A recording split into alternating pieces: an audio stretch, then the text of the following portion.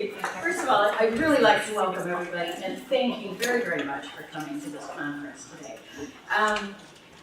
We've got I think what's a very, very exciting itinerary and a number of very interesting talks. And I'd like to just contextualize this a little bit in terms of the university. You know, Richmond is totally dedicated to international education, awareness, understanding, full sort of intercultural, international, all of that good stuff. And quite frankly, has been ever since it began. Richmond is 41 years old and has always been about international and intercultural understanding and education. And that's very important to the university, obviously.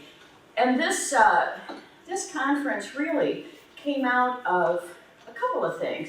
One is a very heightened awareness of the importance of the learning and teaching spaces at the university and the differences that can make to the quality of teaching and learning.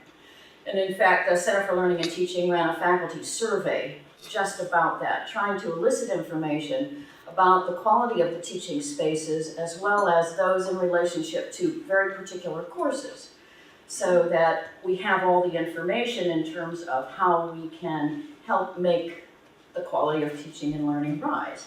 So that's one thing. And the other thing is really an awareness of the faculty of changing behaviors at the university.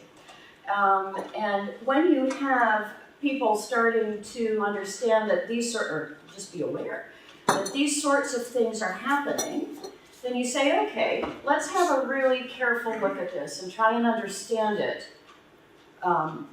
as well as we possibly can. Not that there are always sort of set answers, but there's a lot of information and sharing that can happen. And so the other thing that happened is the Center for Learning and Teaching, earlier on in the academic year, had a seminar which was basically about sharing best practice in relationship to the classroom and the sorts of things that go on in relationship to teaching and learning. And it's really then, this conference is the outgrowth of that, in the sense that after that session, we then said, okay, now what we need to look at is a lot of the research related to this whole area. So we're looking at the challenges of the classroom in terms of behaviors, diversity, and space. And so that's really the purpose of this today, is to hear from a number of very informed people and establish a situation where we can ask a lot of questions and have a really good, healthy discussion. So the way we've designed this is that after each talk, there's enough time too for the questions and answers to happen then. At the end, then, we can have an overall discussion, and I hope everybody will stay and have a drink. I've got some nice white wine and some nice red wine. Carefully chosen. But anyhow, the idea is really to share information and to get us thinking along these lines. And thank you again for coming, and I look forward to a really good day and hope you do too. And partway through then we'll stop and have some coffee, and we'll also partway through have lunch and have a good day, okay? So we'd like to start off with James Earle, who is our Assistant Professor of Humanities. And James has been teaching with the university for quite a long time and is a very popular teacher. And we invited him to lay the groundwork, really, for this in terms of the ethics of inclusivity.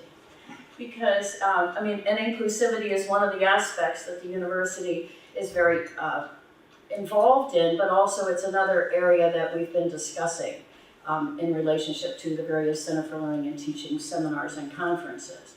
And James is very well placed to give this. He teaches religion courses, philosophy courses, ethics courses for the university. He's also a talented man, jazz pianist, and a counselor too. So, thank you, James. Thanks, guys, and thanks, Mary, for that. And thank you for coming and giving me the opportunity to share these thoughts with you. I'm going to be talking perhaps for about 20 minutes, and I invite you to interrupt me whenever you want. I'd be happy to take questions as we go along, as well as at the end. And at the end, I'm going to give, obviously, plenty of time to discuss any ideas here. I have no idea whether any of these ideas will have a resonance with anybody, but they seem to have made sense to me as I've been working here, particularly in the context of the religion course that I teach. As you see, that's one of the focuses of what I'm doing. So I'm going to be largely following the paper that I wrote. But as I said, please do interrupt me whenever you want. I've got copies of the paper if anybody wants it afterwards. Okay. So my subject today is inclusivity, and I'm going to be arguing for a particular model of that term. And it's going to be based on a sort of existentialist view. And I'm going to explain what that would mean in a moment. And I hope that it will also suggest some implications for teaching. And that's what I really mean by finding an ethics of inclusivity. So the ethics bit is finding professional practice out of this model of inclusivity. But just at the outset, I wanted to point out what I think may be obvious, but nonetheless really worth saying, which is that inclusivity is not a simple concept. And this is not only because there are different views of what the term means, it's also because inclusivity traverses so many disciplines. And I'm sure these have, these are clear to you, but let's just give two examples. Hodgkinson and Vickerman in 2009 discussed inclusivity as it relates to education. There's been a long-running debate, as I'm sure you're aware, about how we should include pupils with special needs. Some argue for complete integration into mainstream schooling, others for a degree of segregation or special provision. So that's one area in which inclusivity is a kind of hot topic. But again, it appears in things like political theory. Will Kimlicker, 2010, examines inclusivity as it relates to the concept of multiculturalism. What do we mean by inclusive societies? How do they relate to the ideas of assimilation, integration? There's many different views about these things. So it's not just that it's a complex, concept, it's also that it appears all over the place. Another reason for the complexity of the term is that it usually presupposes prior theoretical commitments. And what I mean by that is, if we were discussing pupils with special needs, we might have to decide what we mean by disability. So do we mean something which is a physical issue for a pupil, or is it perhaps more a social construct? In other words, a prior model of exclusion, how disabled people get excluded, may determine our view of inclusivity. And of course, there's an extensive philosophical literature that debates so-called essentialist versus social constructionist positions on a wide range of issues, from psychiatry, criminology, disability, sexual orientation, gender, and so on. And I'll return to that debate later on. But acknowledging just how complex the term inclusivity is, it might be helpful to start off just by returning to first principles and asking, what does the term actually mean? So here's a very, very simple definition. Inclusivity means letting everyone in. And if you use that definition, a university would have to be seen as not inclusive at all, as exclusive. It sets criteria for inclusion and excludes others. But a somewhat more attenuated idea of inclusivity might be something like this. Having established certain rules for whom we accept and reject, and thus established a community, do we treat the members of that community so that they feel included fairly? So this is to use the term inclusive to mean being or feeling fairly included. Inclusive included. Now this redefinition comes with its own problems, of course. What is fairness? Does fairness require that we treat people equally? Or does it require us to respect their individuality and treat them according to their differences? And this is an enigma neatly expressed in the phrase unity and diversity, which is of course the university's motto. I think we have to accept that while the phrase unity and diversity is aspirational, it's also clearly the expression of a problematic. So in attempting to unpack that motto, I want to begin in concrete terms with some teaching practice. And the example I want to use is that of teaching religion. I've had the honour of teaching a course here called Comparative World Religion for the last few years, and I've had some time, of course, to reflect on the practice issue it presents. Now, there's a growing literature on the general issues of religious and spiritual identity of students on campus.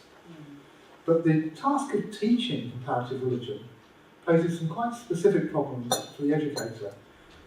And I'll give you an example of why that is. A student that enrolls on a maths course is highly unlikely to have their own maths, or math, I should say. A student that enrolls on a religion course is almost certainly either has their own religious belief, comes from a community with a religious belief, or has an attitude towards religion such as agnosticism or atheism. So this raises the question of how students, and indeed the teacher, should speak or write. Is it okay, for example, to present in the classroom as a Christian, as a Muslim, as an atheist?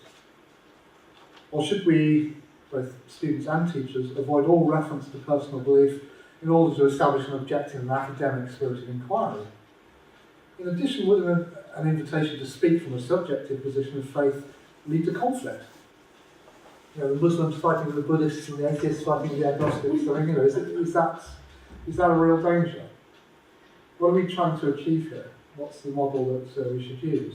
Now, there are currently 110 nationalities, I think that's right, within Richmond's 1,200 student body, and therefore most of the world's major faiths are represented, including some very small world faiths. I mean, you know, take for example the Jains. There's 8 million Jains in the world, and we've had Jain students here. Many others will self-identify as agnostic or atheist. So Richmond really does provide a very interesting case study for these questions, I think quite a unique one in some ways.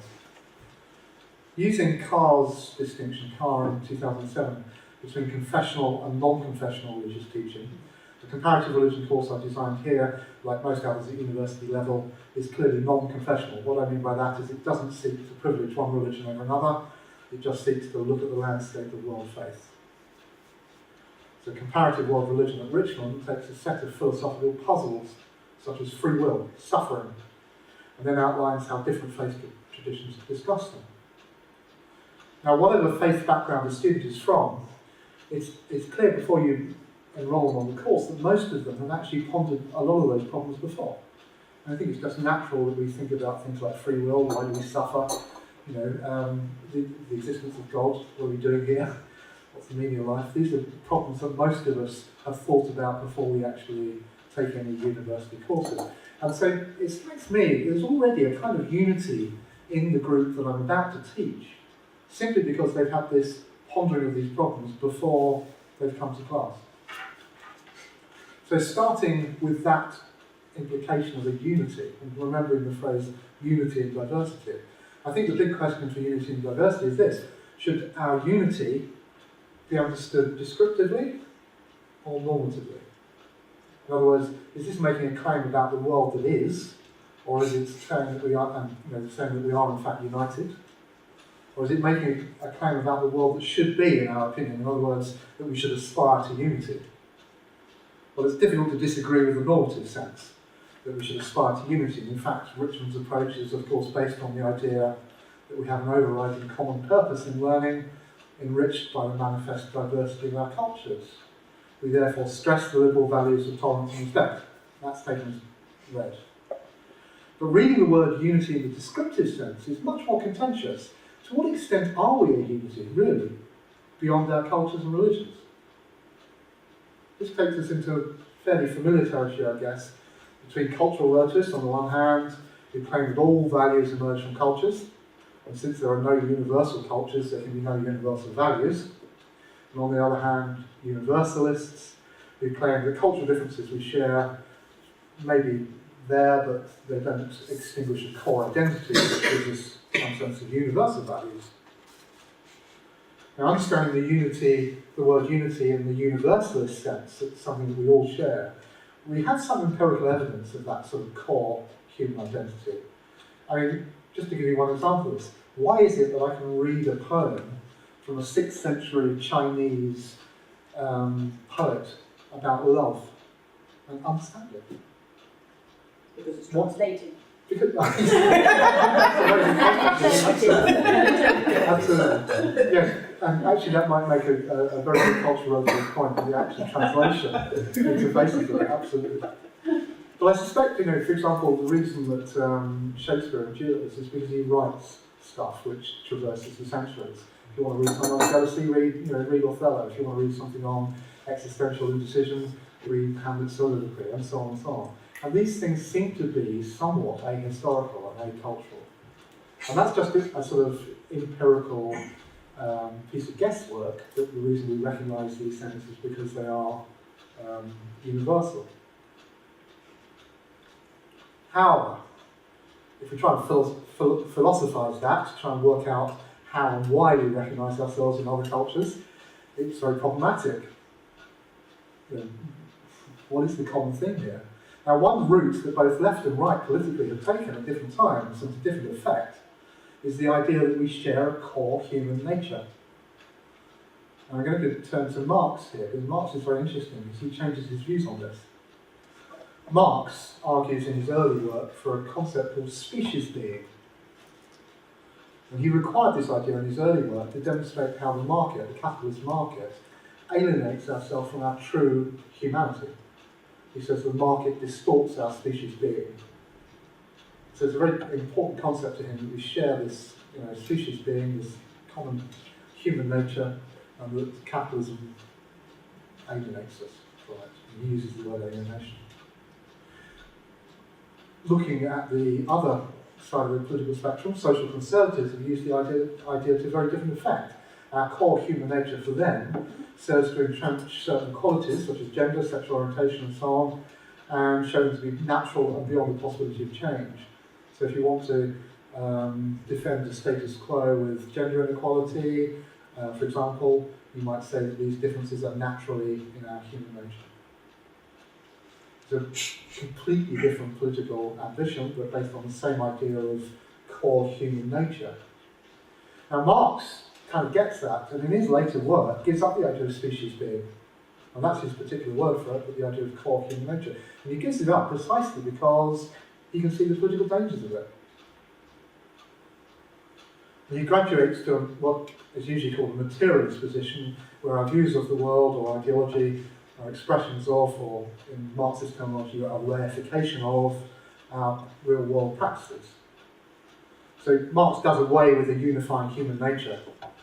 And the long tail of this philosophical trend, and it's a really important one, it covers well over 150 years, is found in the contemporary debate about essentialism, about essences. And it's a really kind of important one, traversing philosophy, psychology, sociology, anthropology, and so on. Is there, for example, an essence which men share, distinct from that which women share? Are ethnicities, or so-called racial groups, any kind of essences? Is there such a thing as a Frenchman? I'm very much convinced, personally, by the anti-essentialist position, which I think is best personified by Judith Butler. Really important philosopher who might come across her, I'm sure some of you have, in the field of gender. So she writes in Gender Trouble in 1999. She's arguing for a radical deconstruction of gender terms, in terms of sexual orientation as well, and consequently terms such as feminism. So her famous position is that gender is performative. It's indicative of her view that gender lacks any kind of essence. There's no essence in us of masculinity or femininity. This is purely a construct. If we are to follow Butler, it would seem virtually impossible to accept the idea of a unity in anything other than normative terms. In other words, we can aspire to it. That's how we'd like the world to be. We're all together, we're all unified. But we couldn't possibly accept the term unity as descriptive because it would imply an essence. Do you see what I mean? And she's quite clearly showing you why that essence is impossible. Well, I think she does.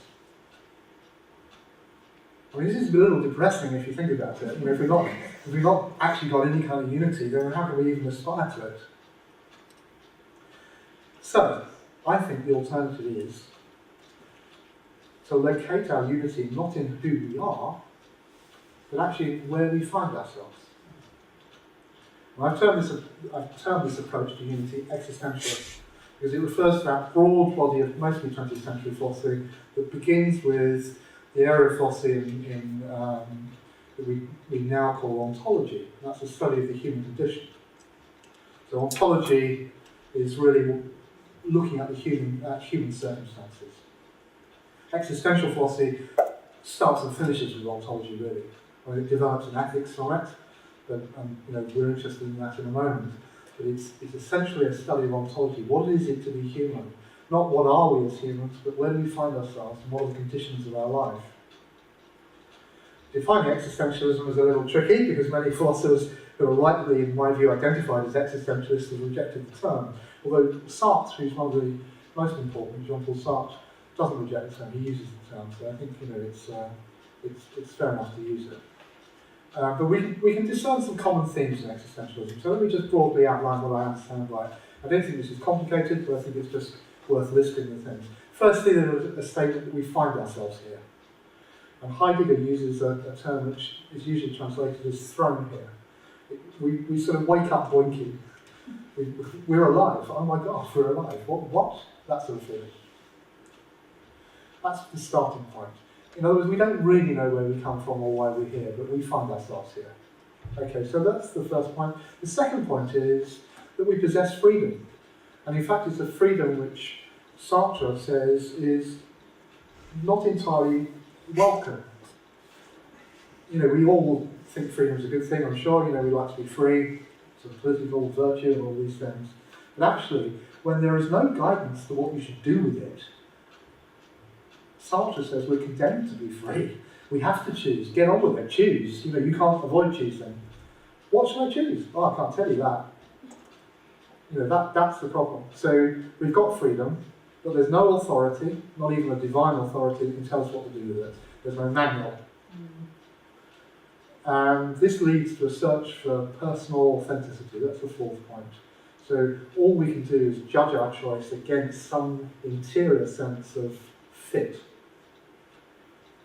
If that sounds weak, I think that's exactly the existentialist point. You can't validate the choices you make except internally, and nobody can validate them for you. Sartre tells a beautiful story, which I'm just going to say in parentheses, which is a guy comes to him during the Second World War and says, Jean-Paul, what should I do? And Jean-Paul says, you think I'm going to tell you what to do? I've no idea. But he says, no, seriously, I need some advice. And he says, what's your problem? And the young man says, well, I should fight in the resistance. I'm young, I'm fit, Nazis are a scourge, we should defeat the Nazis. I really feel I should go and fight. And Jean-Paul looks at him and says, why are you hesitating? Of course you should go and fight. What's the problem here? And then the young man says, well, my mother is sick, and she's in her 80s, and she's not got long left, and I'm her only son. And I feel in her passing few months, I should be at her side. And Jean-Paul says, of course, you're her only son. Go to your mother. What do you do? And then he says, well, what should I do? And Jean-Paul just says, yes. And that is, although that's a dramatic choice, it's one that we face all the time. Was it coffee or tea? Do you see what I'm saying? It doesn't matter how big or small the choices are. They're all infused with this idea that the only way in which you can check out the ethics of your choices is through this sense of personal authenticity. That's what I understand by existentialism anyway. And I think it's a powerful way of looking at things, at life. I don't think it's necessarily one that I completely share. I think it's got elements of individualism which I find problematic. But let's leave those to one side for a moment. So this, according to the existentialist, is our common situation. You might object that this describes a particularly 20th century view of the human condition. That's because existentialism has become associated with atheism. A lot of existentialists, of course, are atheists. But not all are. Kierkegaard, for example, in the 19th century, was a Christian. And, I think existentialism is actually compatible with faith, because it really describes almost everything we do as faith. So, in encouraging existentialist view of the comparative religion classroom, I'm seeking to find a unity, not in underlying human nature, but in our ontological state. We are all, atheist, agnostic, Christian, Muslim, Hindu, Buddhist, seeking ways to comprehend our situation, assert some kind of meaning, and operate ethically with our freedom. And it's this idea which I attempt to promote to students as a basis for unity and diversity. It suggests that unity and diversity is far more than a liberal ideal. It's actually our shared existential state. The classroom then becomes a kind of model of our real human situation. When we do comparative religion, we're learning about what we do in our human condition. So I asked earlier how students should speak and write. Is it okay to present as a Christian or as an atheist, for example? And it might be supposed that the expression of each person's subjective views would be to emphasise the diversity side of unity and diversity. But it turns out that to suppress the subjective point of view is actually, and perhaps paradoxically, to deny the common bonds between us, our unity.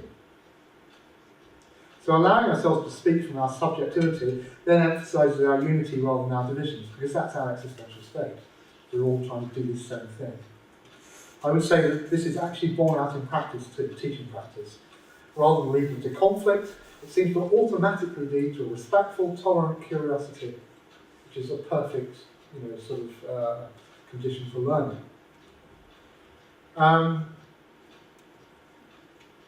I suggest to students, and just going into sort of the practical implications of this, that we can all speak, and apologies for the slightly cutesy terminology here, but it kind of works, I think. They can speak from inside the box or outside the box.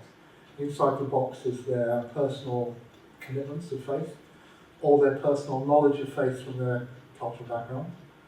Outside the box is attempting a sort of academic objectivity, and you can speak with either tone of voice. So I encourage them to speak with whichever voice they're comfortable. So students can choose to speak or write as Christians, or with a more academic objective tone of voice, display no personal commitments. And I underline this policy by encouraging the student to choose between first and third person in essay writing, and allowing either. I sometimes suggest that first person might be preferable, in fact, because it implicitly acknowledges our subjectivity while we pursue objectivity. So this approach to diversity and inclusivity is based, as I've shown, on an existential model of the human condition. It's not the only one around. There are others, and I want to just, as I come to the end of this, just to consider one other, because it's a very popular one. An alternative approach is to find the search for our unity in a shared assumption of rationality. And this is exemplified by two famous philosophers. One is Alistair McIntyre, a Catholic philosopher. Another is, some of you all heard of John Rawls. Both of them attempt to find unity in this idea of rationality. In both cases, we've acknowledged the rationality of someone else's different beliefs without sharing those beliefs. In Rawls, for example, this takes the form of our contract to respect a standard of public reason. It's a really interesting concept. As long as you observe the standard of public reason, you can express whatever views you have. In many ways, this can function similarly to the ontological approach I'm recommending. However, I think it falls down in as much as it prohibits or privatizes the beliefs that it deems to be unreasonable. And the ontological approach is much more open. In fact, it frames the search for meaning as being universal, even when those others are not reasonable to me. And whereas models based on rationality require all participants to accept the model of rationality, this one doesn't. Just to take a simple example of this, I'm not tolerant of the Taliban's views on educating girl children, but I could adopt a liberal value that says we should be tolerant of it even if we disagree with it. The problem is they don't have any reciprocal toleration of my view. And that sets a problematic for liberal thinking. The ontological view doesn't really suffer from that. I mean, in some ways, you might say that it allows too much. It allows the Taliban to not respect my views because their search for meaning might include intolerance. So I'm not saying it's not got downsides. Okay. Now I argue that an existential model recognises that our human condition is our fundamental unity, it's our condition, not our nature. That the diverse sense we make of this is both individually and culturally determined, but this making sense of, being common to us all, is expressive of our unity again. So I'm doing a loop here. I'm saying our human condition is universal. The sense that we make of it is individual and culturally determined and is our diversity. But in trying to make that sense of, we express a unity again. So to be inclusive in an existential sense, we seek to bridge from unity to diversity and back again. Inclusive teaching practice is therefore to provide a context in which the individual can, alongside others, explore and express their differences and find a common purpose in this. And I've shown some of the practical implications of this in the specific case of teaching religion. I hope in extending this to other subjects and to the teaching situation in general is something I'm not going to attempt here and now. But in general, I think we can put the task in the following way, and this is where I'm going to end. I just want to leave you with this quote, which I think is an absolutely glorious quote. And you may not agree with it, but I think it's wonderful. I'm not quite sure we could really live up to it in the university setting, but have a think about it. And this is a quote from our colleague at this university, Dr. George Bergino. He's an unashamed existentialist. So we're kind of soul brothers in that sense. And he was here talking about psychotherapy. And I'm going to read out the original quote, and then I'm going to refer it to teaching, okay? So he says this about psychotherapy, so just brief. Since everyone is unique, the most respectful, most humane action a therapist can ever achieve is to address the client in a language that is unique to that client.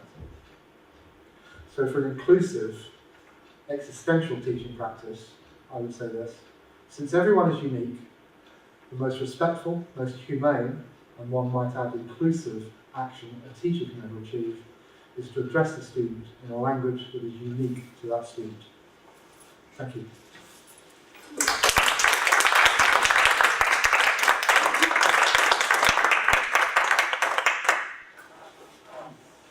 That's a lot to think about. Okay. Questions? Yeah.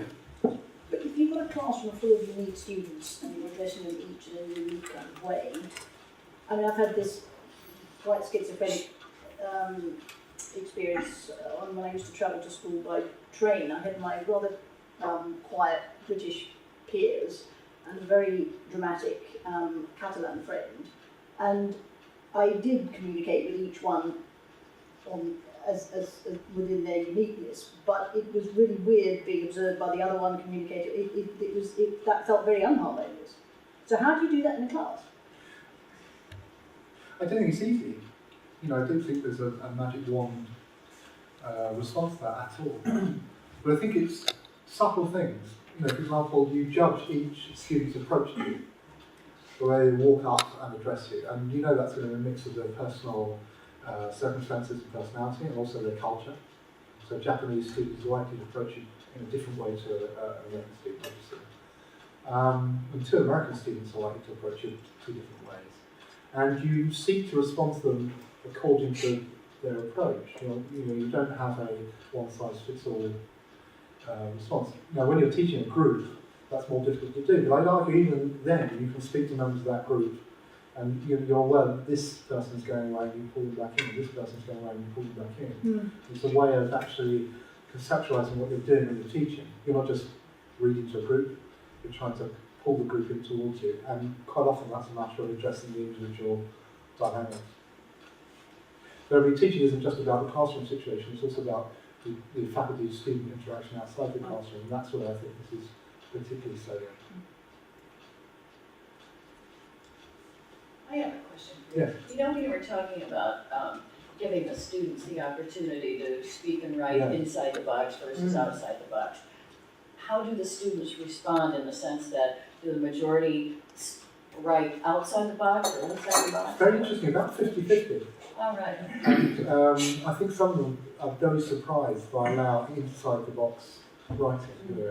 And I have to say, this was contentious enough that the department I was working at the time took it to the Open University, who are our validating authority at the moment, to check out that they were happy with it, because that's what I wanted to do. And they said, no, that's fine, that was okay. And I gave them sort of justification for it. So I feel we've got a sort of a backup, a theoretical backup, but it's one that they use.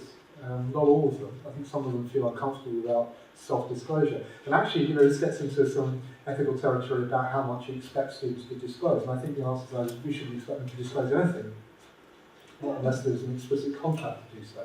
But it's an invitation to do so if they wish. And that's a different offer. But I think about half of them take it up. And does that have fall into particular cultural categories? Does the students' culture have anything to do with that? We have more students from Abrahamic-based backgrounds who do that.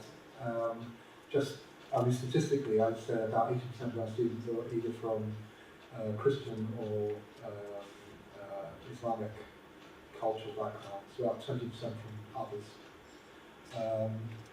So I'm not sure that it's easy to discern whether the Buddhists do it less than the Christians. But certainly a lot of people would write from an academic point of view as a choice. And actually when I'm speaking about religion, I announce that I'm speaking from outside the box.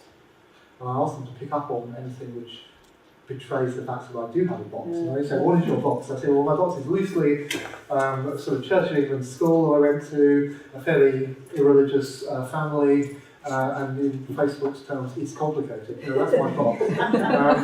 But you know, I'll make the mistake of doing things like when I'm referring to Jesus. You know, when I was at school, this is true actually. When I was at school, I used to think I was James Earl, and Jesus was Jesus Christ, and it was a surname of some kind, Christ. You know, it's actually no, it's more honorific, and it should only be used by Christians. So if I slip into the lazy habit of saying Christ was born in, I'm speaking in inside the box language, and I invite them to pick me up on it. Just so you know. Similarly, if I say Muhammad was born in the 6th century, I'm displaying outside the box language, because almost certainly a Muslim would use a form of words like peace be upon him after the reign of the Prophet. When I say the term Buddha, it's an honorific, but that honorific is so widely used that nobody's going to know who you're talking about if you talk about Siddhartha Gautama. So I then say, well, I can use some inside the box terms without actually being inside the box. So this is not about political correctness, it's about actually understanding these, the positions you're speaking from, which I think is quite important. Yeah, I'm not expecting you to solve this one for us, but you started off with talking about rules define a community, and every time you go into a classroom, there's a community. And then, of course, there's a problem about whose rules are going to define that. And later on, you were talking about rules as notion of defining public reasons, a way of kind of constructing a view of debates. And again, of course, once you're in a classroom, you're at the front.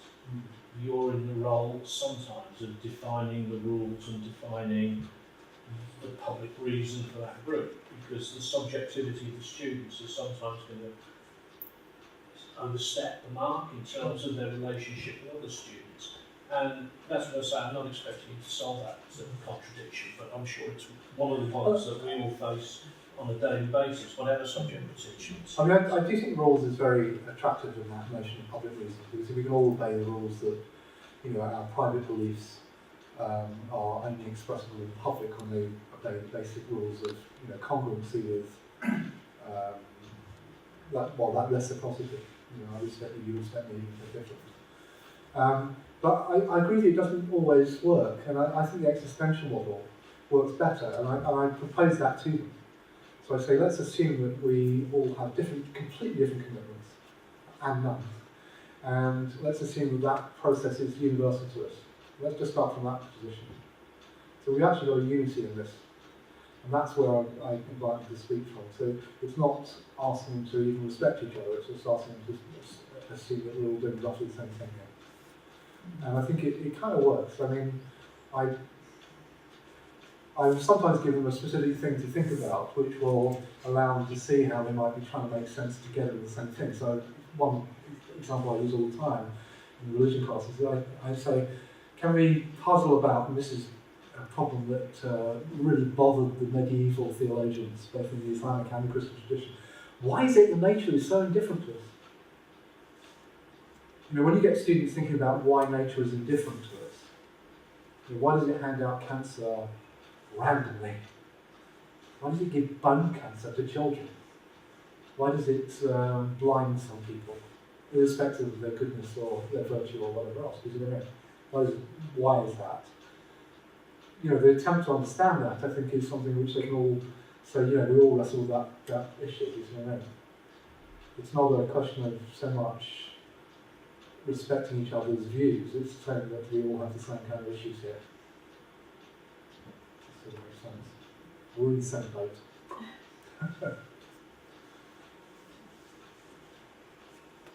Maybe it's slightly depressing. Yes. Get them all depressed and then we can work with them. James, I don't have a lot of these problems because of the field I work in. But on a social level, I'm very aware that I'm probably the only Orthodox Jew in the university, and you didn't mention Jews. There are a lot of Jewish students here, but most of them hide it, and many of them are reform or conservative out in America, and they don't make a big deal out of it until there's a holiday and they appear at my door and say, "Oh, can I come over for a free meal?" and we usually invite them. But because we have a lot of students from the Arab Muslim world, one of the first things I do in the classroom is to try and diffuse potential for conflict by wearing my Judaism and therefore my Zionism on my sleeve.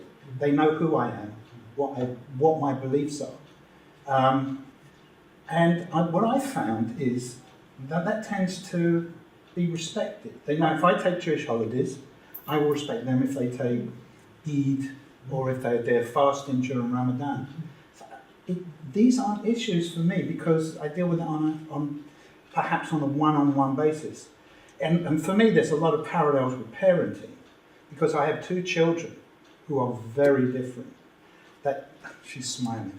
You try and treat your children equally, but in the same time, you have to treat them as the individuals that they are. But you can't apply different rules to them. And in the same way as my wife and I run the house, my rules, I also try and run the classroom. My classroom, my rules. And my rules are very liberal and very tolerant. That I want students to speak. I want them to explore ideas. I want them, even though I'm teaching more objective material, I want to explore what similarities they have and what differences they have. Because once you see the similarities, I mean, you talk about Abrahamic faiths.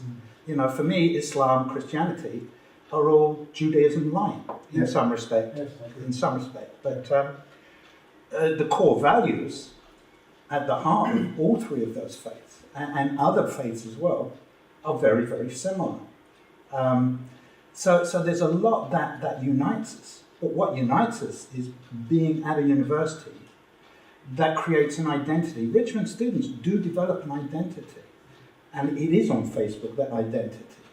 I mean, there are Facebook pages devoted for alumni that they've set up themselves, where that's what brings them together. They spent 4 years here, and they talk about the different things they did, and the experiences they shared.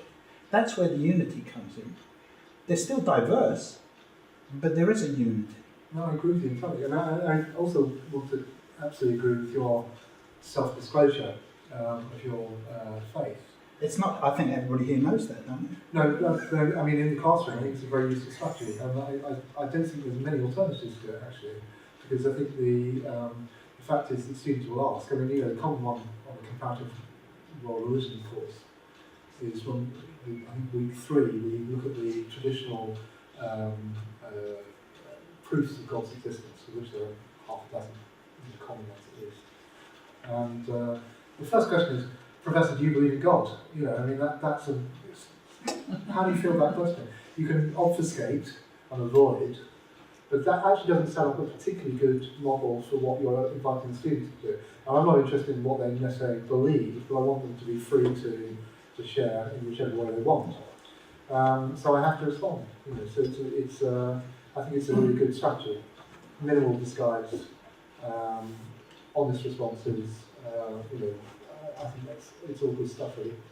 Well, it lets them know immediately who I am in label terms, and therefore they're able to make a judgment as whether they think I'm being subjective or objective. Absolutely, yeah. And it just diffuses, it brings the unity closer and prevents increased diversity. And it works for me. Yeah, I agree. Have you ever had a situation where that didn't work? Students respond to that. I've not had them fighting with each other. I had one student feel I was unfair to their faith in my treatment of it, and sort of testing it about which I presented it. I'm not quite sure that I understand what exactly motivated that. So, you know, it's not completely uncomplicated. I spent there on issues going on there. But yeah, it is interesting because you're talking. You know, suppose I've got a Hindu in the class. I mean, Hindu has so many different varieties. You know, it's not arguably it's not even one religion. I mean, I think it is one religion, but it's certainly something we call henotheistic. The deities we devote to can be, you know, many and various. But just taking, say, you know, people who devote to Krishna. Krishna could be incarnation of Vishnu, that's the common interpretation. But it's also sometimes seen as Brahman, the ultimate Godhead, the unity. So I mean, this one deity being seen in two completely different ways. Now how do you present that to a classroom where you've got Hindus in the class? If you say, well, Krishna is an incarnation of Vishnu, no, he's not. He's the, you know, he's what I'm saying. Christianity is the same. If I say Christians believe in life being a test, well, that of course does not fit with early Protestants who believe that life is no such thing. You know, is Jesus an example to us? Catholic view, or is Jesus the route to salvation? Protestant view. You know, so you've got to be aware of these differences, I guess. But I mean, you know, I think it's a question of being open as science is.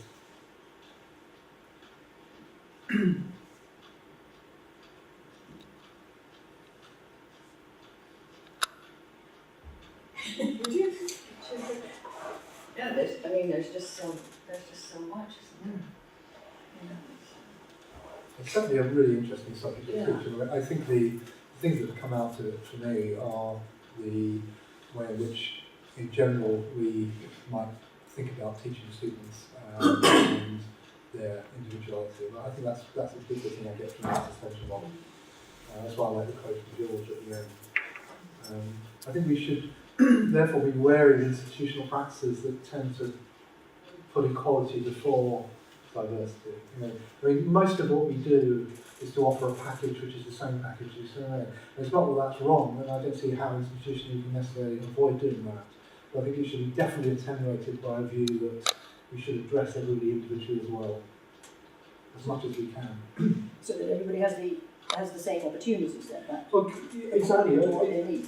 Yeah, and just recognising that everybody's take on this process of growth that they're involved in at the university is going to be different. You know, we don't grow in the same way, and we don't know exactly what's involved for everybody in that. So we have to accept that people are growing in different ways. Now, I'm assuming here something which I haven't said, which is that when you're at university, you're doing two things: you're growing and you're having fun. And you can have fun without growing. You can drink beer and watch rubbish TV. And you can have growth without fun. You break up with your partner and it's terrible, but you learn a lot. You know, or you can hopefully at university have growth and fun.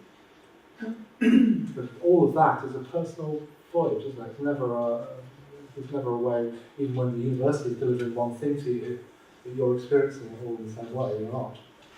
Can you send me that Sartre quote? Definitely. Because I want to use that when I'm advising. I want to have it on the door.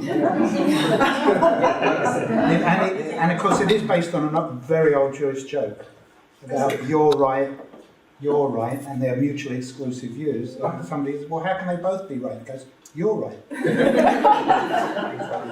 But no, I mean, that's one of the things I try and bring to advising, in a sense, is that you're there to say, yeah, you can do this or you can't do that, but you are an adult, you have to make your choice. That's right. The problem is when Rosemary then throws it back at you. That's a separate issue. I just mentioned the joke. Just reminded me of the joke about the conference of different religions, and the Buddhist gets up and says, "I believe in karma and rebirth and the non-existence of the self." And everybody in the hall goes, "Fantastic! If that's what does it for you, that's brilliant." And then a Taoist gets up and says, "I believe in the balance of yin and yang and the Tao." And everybody claps and goes, "Fantastic! If that does it for you, that's brilliant." The Catholic gets up and says, "I believe that Jesus was the Son of God and that we will be judged after our life." And everybody goes, "Fantastic! That's really good. If it does it for you, brilliant." And the Catholic looks at them and says, "No, not if it does it for me. That's true." and the crowd looks at him for a minute and then goes, "Wow, if that does it for you." So joking. That's great.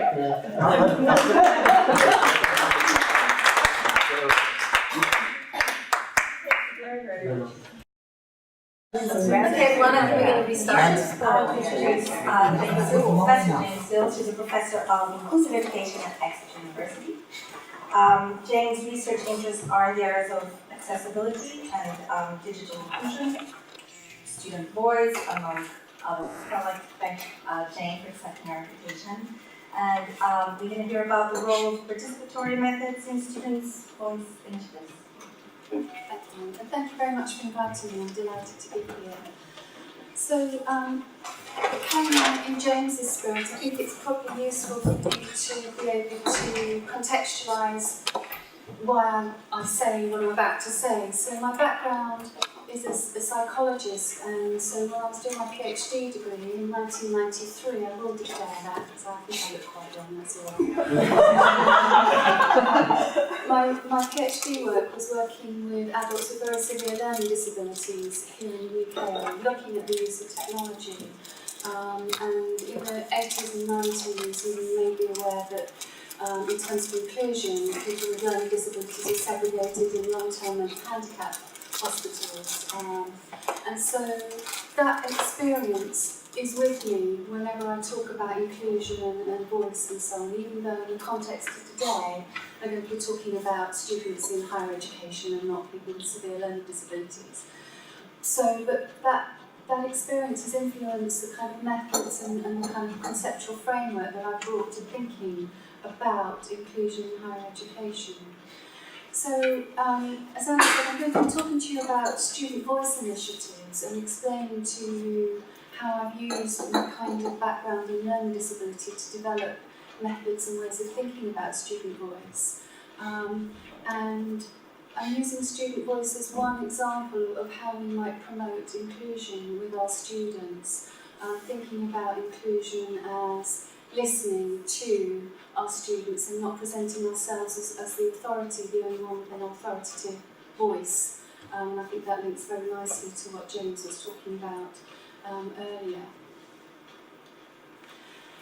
So, when I first started coming and thinking about student voice, it was about 2007, and at the time there was a move towards talking about student engagement and looking at the literature, which I did at the time. Student engagement was conceptualised in lots of different ways. Students were talked about as stakeholders, consumers, evaluators, change agents, partners. However they were kind of positioned, there was lots of talk about students must have more voice in universities and that we should make space for that voice to be heard. But at the time I felt there wasn't really much beyond that in terms of the how. Or why even, beyond a very, what I consider to be a very superficial kind of discourse around, well, students are paying more fees, we must, they're consumers, we must give them more voice somehow. And so that's what I mean by lack of conceptual framework. But the how is also important, because I'm not sure, even kind of like, 7 years later, I'm not sure that certainly in the UK we've really thought in a lot of depth about how we engage student voice that goes beyond a very journalistic kind of, you said we did, tick a box kind of approach to listening to our students and their experiences.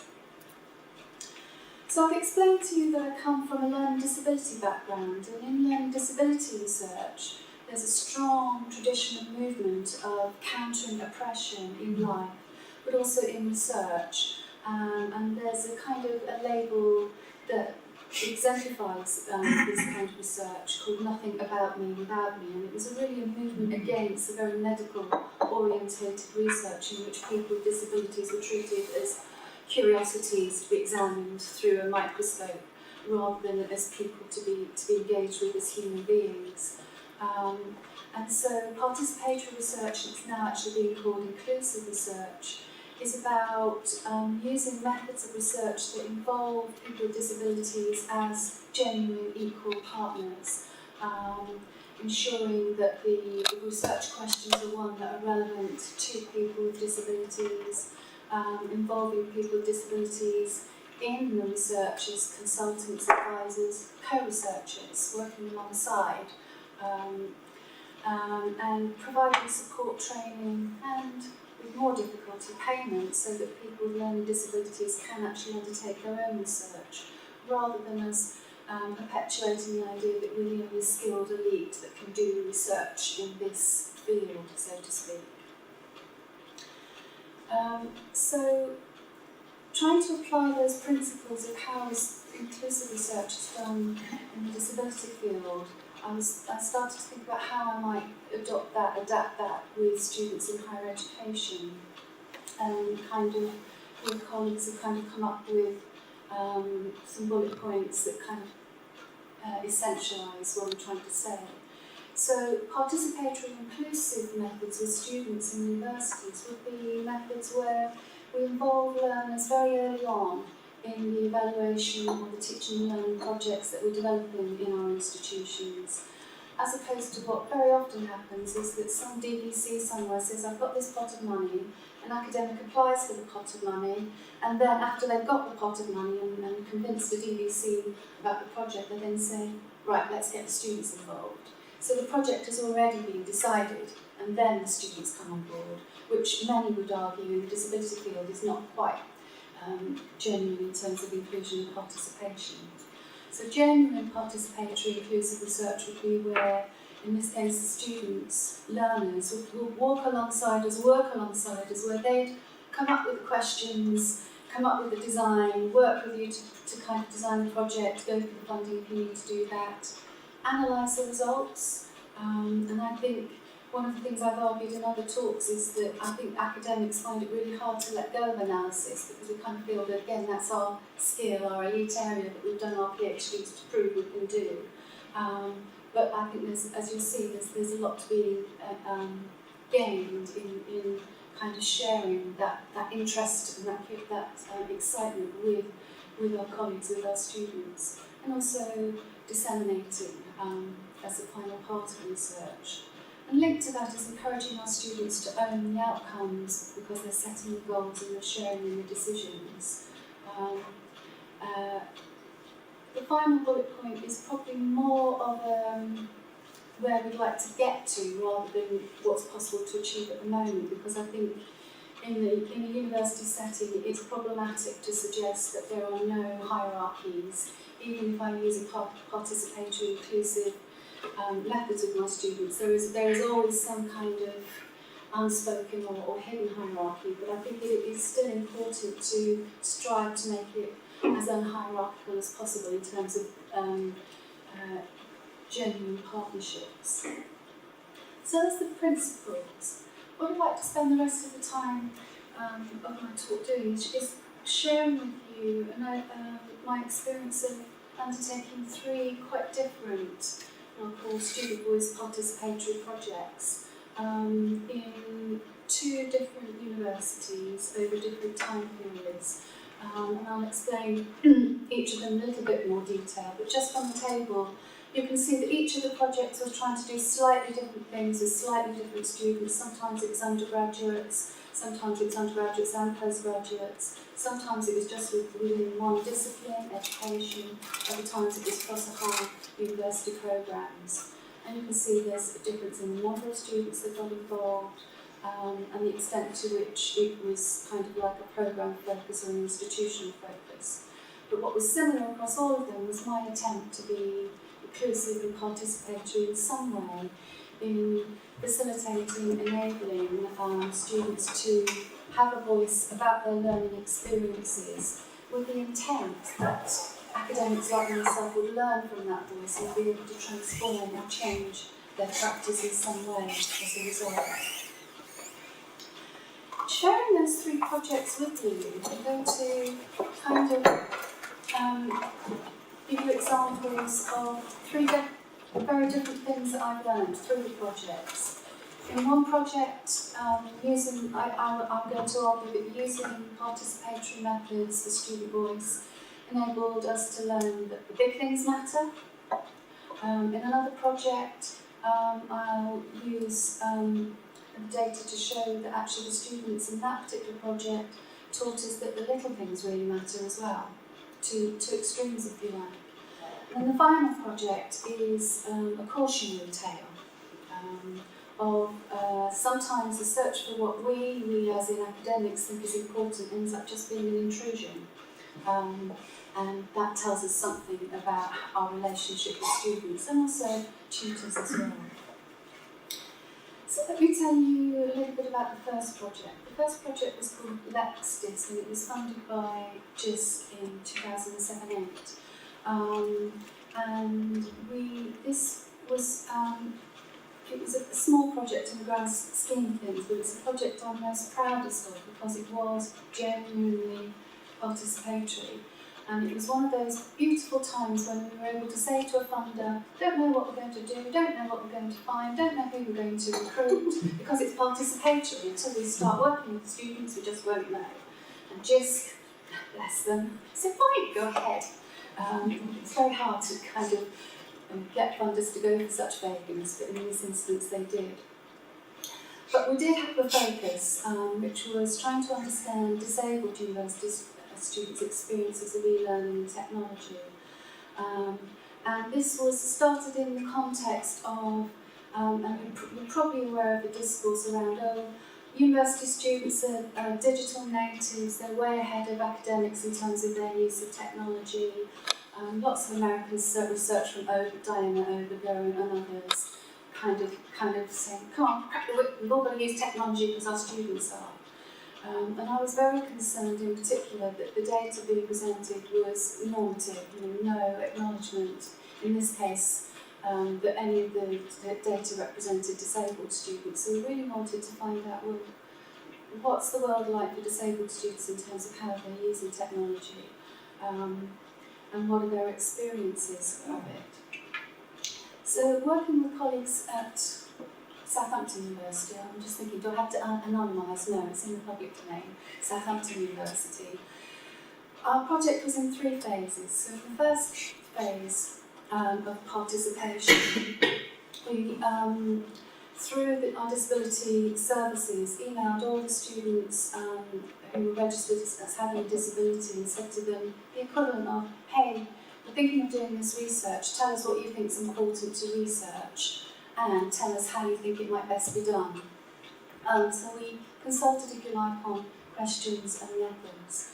And this was really important because it really challenged our assumptions. So we assumed, kind of buying into the digital native kind of discourse, that students would be very happy to kind of share digital artefacts with us, maybe screenshots from their Facebook pages or their blogs or videos of what they were doing. And this particular cohort of disabled students very clearly said, no, we want a bit more privacy than that, we don't feel comfortable sharing in that way. And that told us something very interesting.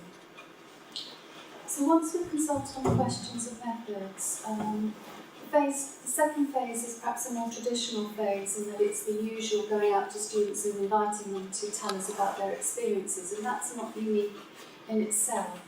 But what was a little bit unique was when we invited students to bring what we called an artefact, something that represented how they use technology, that was a stimulus for the interview. So some people brought their laptop along because it had all their specialist technologies on the desktop. Other people brought photographs and various other different things. And it was absolutely their choice, whatever they brought. And we talked to the students, tell us what technology to use, how you're using them, what the challenge is, and so on. The final phase, the third phase, was the most exciting, in that we then, once we collected the data, we did some preliminary analysis of it to synthesise it in some way, and then invited students who wanted to come back to a focus group where we shared our initial interpretations and said, does this feel right? Have you missed something? Do you have a different take on this? And as part of that focus group, we also invited students to work with us on how we might disseminate what we'd found. And this was really interesting because we kind of sold the project to the funder as this is a staff development project. We're going to produce materials that inform staff. And in working with the students, it was very clear that they conceptualised it differently. They thought this was a student development project. And what they wanted was a website in which they could create a database, if you like, of all their stories for students to search and to use the database, thinking, I have dyslexia, what technology can I use to help with my memory? They'd type into the database and they get some strategies. So that was a complete turnaround, so another really important way in which they shaped the project for us. And because some of the students were computer scientists, they designed the website basically, worked with us to design the website. They worked with us to write articles, present at conferences on what we found, and so on. So in that sense, I hope you can see it was quite an inclusive project in terms of involving all the phases of the research. And looking at the results, this was a project, perhaps not surprisingly in terms of thinking about disability in higher education, where the students were really telling us that big things mattered to them. So we learned some big stuff.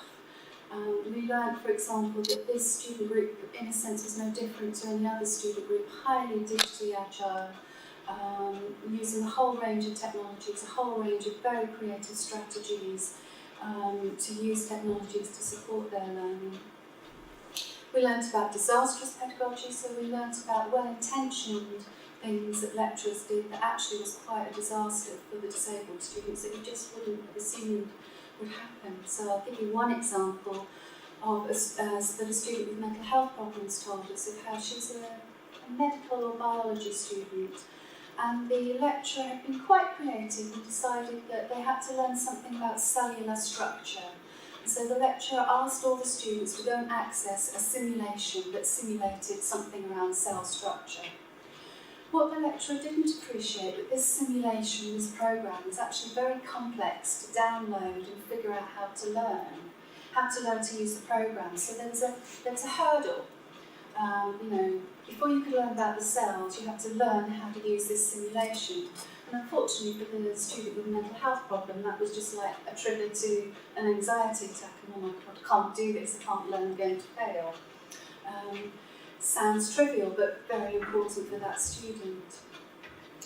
And we also learned digital decision-making and dilemmas is kind of linked together the two related issues, is that disabled students were having to make really difficult decisions about whether and how to use technology. Again, decisions that I don't think their lecturers and particularly staff in student support services were really aware of. And this is a kind of a quote that I've presented a lot, but I think it's a really powerful one from a physiotherapy student.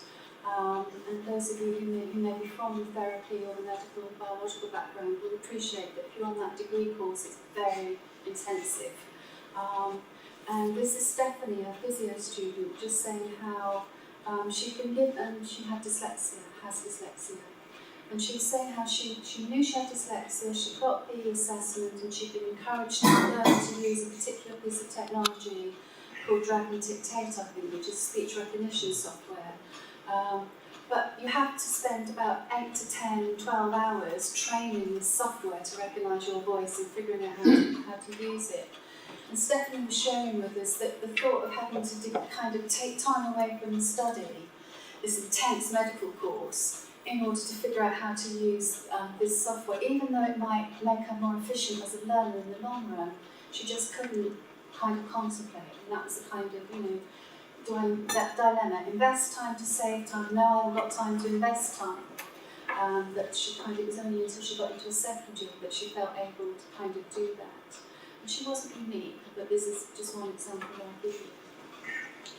And so, LexDis was a project in which I'm arguing that using the methods we did enabled us to find out some things that perhaps, or probably, I'll be stronger than that, probably, we wouldn't have found out by traditional student evaluation methods. But what's also interesting about LexDis is that working with students, in terms of voice, we also were prompted, challenged to really give them voice in ways we weren't anticipating. Because we did that traditional lecturer academic thing of assuming that students with disability would be happy to talk about their labels and to use their labels. And then we kind of said, no, that label doesn't mean anything to me. You might call me dyslexic, but that's not how I see myself. And that was a real challenge when it came to thinking about how do we organise materials to disseminate out of this project that doesn't use labels, because that's what academics are looking for.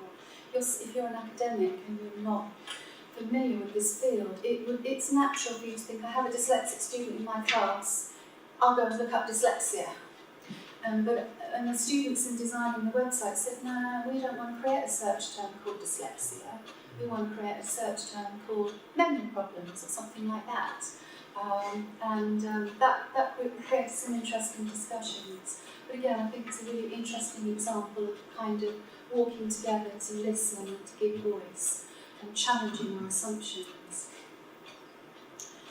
The second project was not specifically about this disability, but it was about inclusion. Again, at the same university, Southampton, but rather than across all the programmes and all the disciplines, it was focused just in the School of Education. And I got some internal teaching and learning funds to evaluate student learning experiences across all our programmes at the time, from foundation degree through to postgraduate research degrees. And to talk to the students about the extent to which they felt that what we did included or excluded them in some way. And there were some similarities in the method of lectures.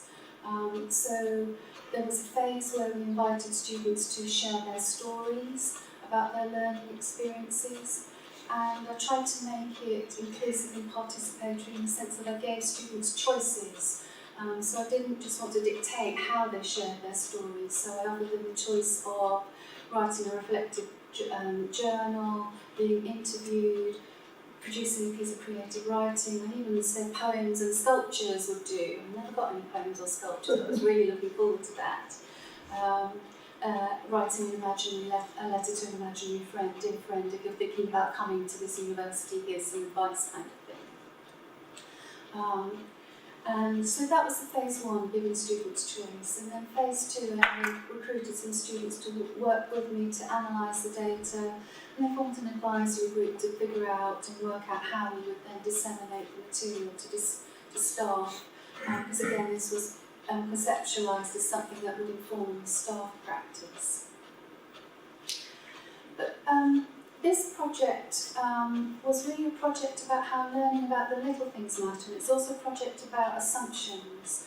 Because this project followed straight on from the Lexities project, where I've been really excited about finding the big things, the really important things, what I thought were important things.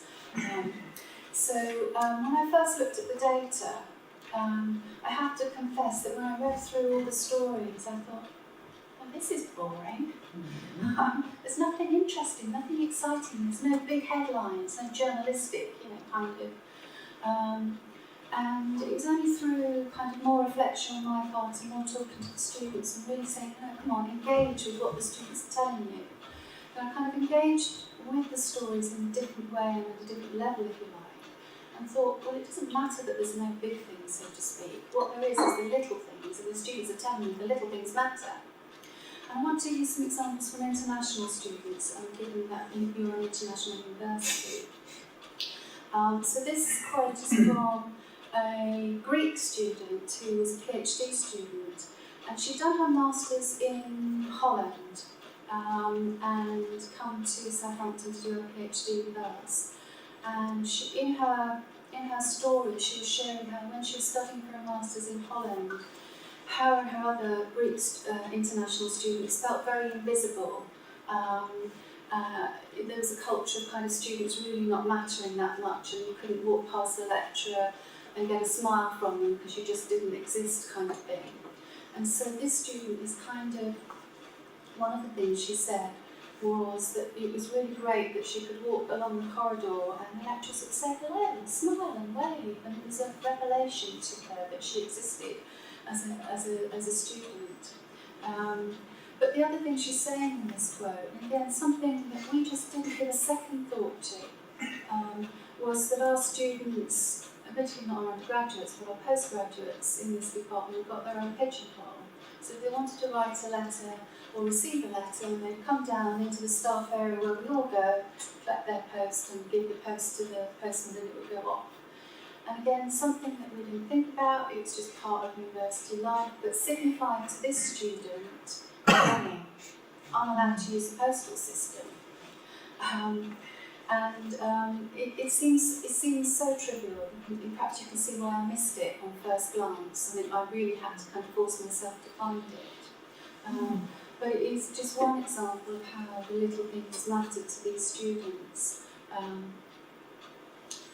But also, what we also learned in kind of getting the students to talk about why did you get involved in this project? You know, why did you volunteer? Because it was a voluntary project.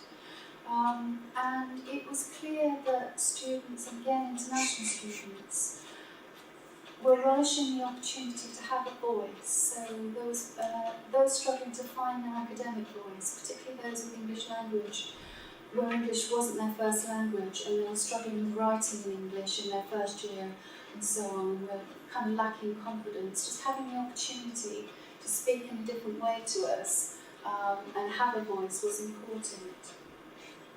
But also, there was another example where students explained why they jumped at the chance to get involved in this project. It's because, and again this is because they were postgraduate students, they were looking for opportunities to learn from other people's research. And I don't know if this is true at this university, but in many universities, as a student, you can walk around a corridor and there'll be a poster saying, would you like to be involved in my research? Please sign up. Sometimes it's voluntary, sometimes they'll get a voucher or be put in a prize draw for a bottle of wine or something like that. And international students were saying to us that, you know, in our particular university, they would walk around, see these posters, and then it would say native English speakers only. Had to be excluded. And so in this project, we hadn't made any exclusion criteria like that, but on top of that, we'd also said as part of the recruitment that we'd more than happily provide interpreters and things like that if English language was an issue, because we wanted to give voice in whatever way we could. So two kind of examples from that project of giving voice that I'm arguing my methods enabled me to demonstrate.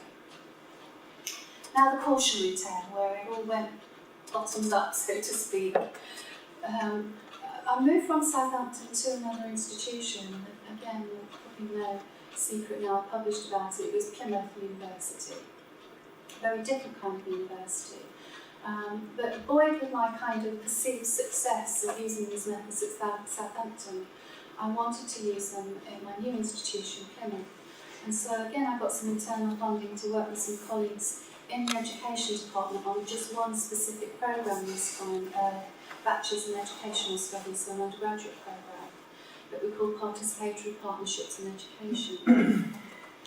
And this, on the surface, was one of the most inclusive projects I've ever developed, in that, in this case, we've got students involved in designing the methods right from the get-go.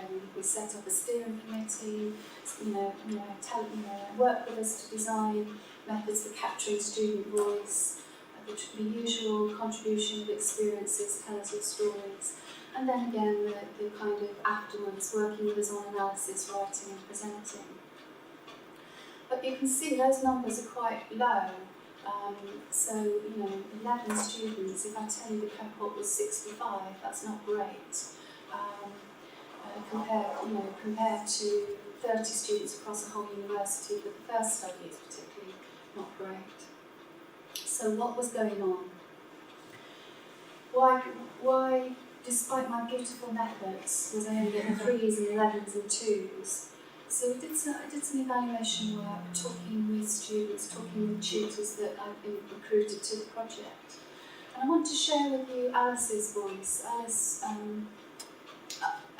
Alice co-wrote with me on paper, and this is in there, but it's particularly pertinent. So Alice was a student who shared her experiences with us and got involved with us in writing up and gave a conference presentation with us on this. But she was honest in her reflections, so when we were talking to her about, why did you get involved in this project? Was it because you were really interested in, because you thought this was the only opportunity you had to have a voice? And she was kind of being a bit, not cynical, but, bringing me down to earth a bit in a sense. When she says, the purpose of the project was to access student voice, And she's acknowledging her awareness that this could be very political, and tokenistic gesture on universities' parts, because she was acknowledging that this has increased significantly with the consumerist focus of students as stakeholders, fee payers and so on. But she actually says that this wasn't the motivating factor for her, because actually she was very happy with her university experience, and she did not have a grievance that she wanted to air. And actually she goes on to say that actually what the university was doing already was fine, thank you very much. She said that the tutors gave them the standard university evaluation questionnaires, and if she had any problems she'd use that. So she wasn't getting involved in this project because there was some bug that she wanted to sort out because nobody was listening to her. Her involvement was actually an interest in research methods, and she wanted to go on to postgraduate work, and she thought this would be a good way of gaining some skills. So that was a jolt to me in terms of what I presumed here, in terms of students' motivations. But also talking to the tutors, again it was clear that I've made another error of judgment, so to speak, in that when I was talking to the tutors and reflecting on why it was so difficult to get these students involved, they were explaining to me the history of the programme. The history of the programme was embedded in critical pedagogy, it's embedded in Frere, Giraud, and they said, look, our whole course is designed around student voice, that's how we designed it. So essentially what they were saying to us is, maybe you chose the wrong course, because we're doing okay, thank you very much. But also what was interesting is that these, just like the student was a little bit cynical around this consumerist focus on student voice, I've highlighted at the bottom there, it's a kind of quote direct from the tutors, who's kind of expressing real discomfort about what they called marketplace leaking, this marketisation of discourse leaking into the relationship between academics and students, and feeling really uncomfortable that student voice was one of those tools that was kind of could be seen to be kind of leaking or putting a wedge into what was already quite a reasonable relationship. And one example of this, which troubles me, is that of the 11 students who gave feedback, 6 of them moaned about student fees. And 6 of them talked about, I'm paying all this money and I'm only getting 6 hours tuition. And so on the one hand, that is a reasonable comment to make, and it's not uncommon. I see some recognition in your faces that it might happen in other places. But what I want to share with you is that in working with the tutors, we're looking at the results and how it can inform their practice. That bit of the data just did not get referred to. It was as if it didn't exist. So you could say, well, that's denying student voice. How dare they ignore complaints about student fees? But unpicking it and talking to the tutors, and given that the tutors have designed a course that's all around student voice and all the rest of it, what became clear is that the tutors felt disempowered. What power did they have to change the fees? So, in a sense, they felt like they had no voice. So, if they were voiceless, how could they give voice to the voiceless, in a sense, around fees? I'm interpreting it. My tutors did not say that explicitly, and I'm interpreting it, but I think there's a good case to argue that. So, this project was interesting. In terms of all kinds of things, what it says about student voice and where to focus our efforts in terms of inputting and so on. So, in conclusion, I kind of started off with a title that had an implicit question, which is, how can participatory research methods inform student voice initiatives? I'm hoping that through certainly my first two examples, I've given enough evidence to kind of comfortably conclude that it does give us a way to creatively engage with students in a different way and find out things that perhaps we wouldn't find out through some of our more traditional student evaluation methods. but, and the third project gives me that but, if you like, we do need to be careful about our presumptions regarding who wants a voice and why. And what I've learned from that third project is I exert power in the assumptions I make about who wants voice. And when that jolted me, I then went back to my beginnings and went back to my learning disability research, and then was reminded, well, of course. So in learning disability research, the quote I'm giving you there from Dyson is a lovely example of a learning disability researcher who went in and tried to work with some people with learning disabilities because he assumed they were oppressed and wanted a voice. And these three people with learning disabilities kind of turned around to him and said, no, life's fine, thank you very much. Don't put your political agenda on me, thank you very much. And so that was a useful kind of link for me to make back to my roots.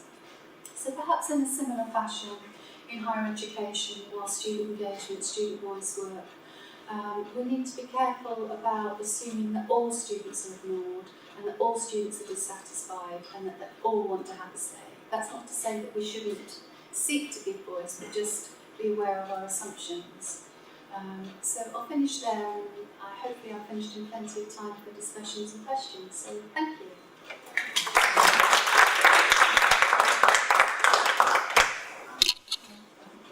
We, one of the things that in a couple of projects that I've been involved here and found difficult is actually getting students involved. One of the things we've gone through the last 2 years was redesigning our general education program at the university, and there was a student involved in the committee from the beginning.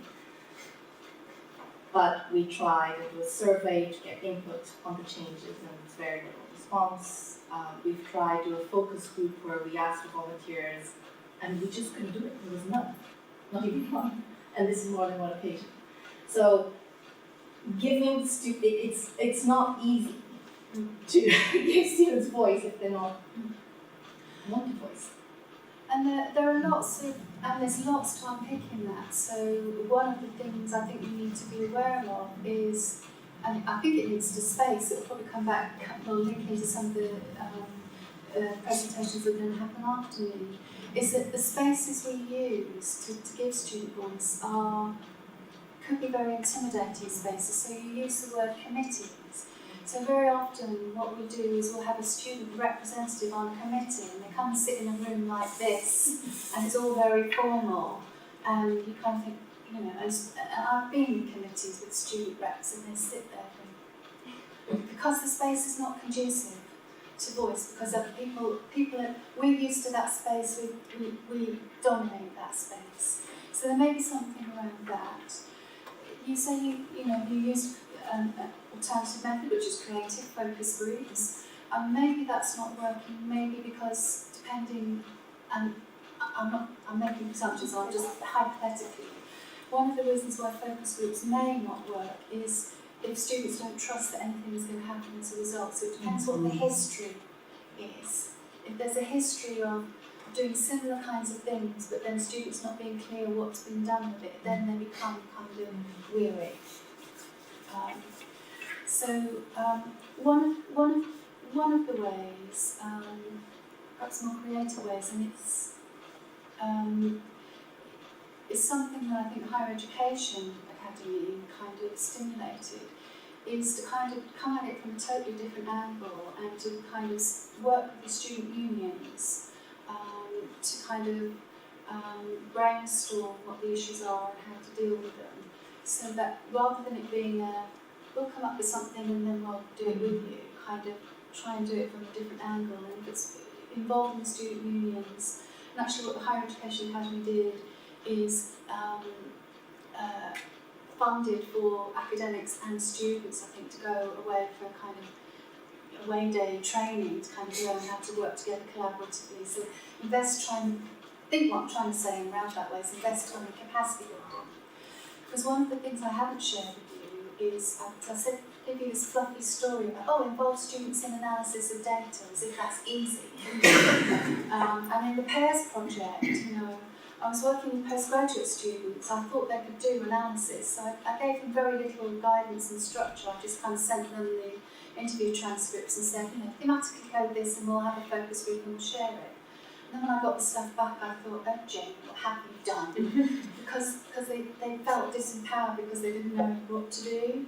Because I've made assumptions about, so I hadn't built in capacity building time for skills that I thought we all had and I took for granted because I got them. So they made something around capacity building too. And I'm sure there's lots of others, but I'll stop talking because other people might have some suggestions.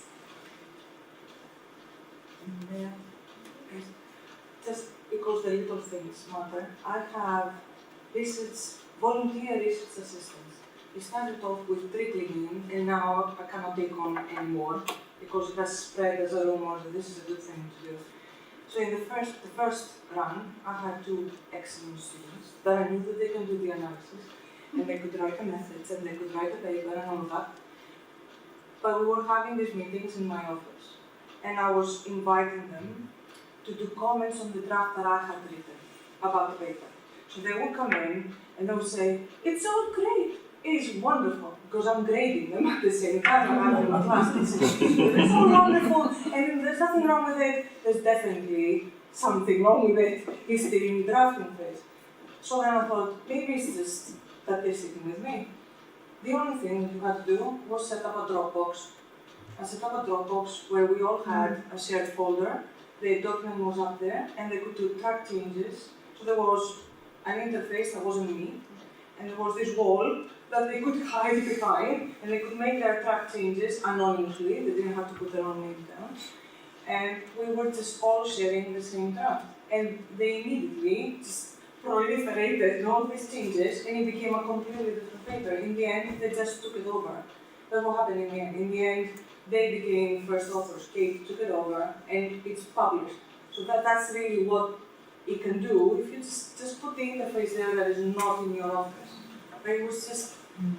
So it's a really nice example of space again, different spaces, taking the space away from the academic's office and into virtual space. But your experience resonates with the Pi project, something I've written about in that first reference, that's why I've just gone to the slide, is that Alice, the student, I've shared a quote with you from already, in another part of her evaluation, which is in the paper. She says to us, as much as you try hard to make us all equal, we're not.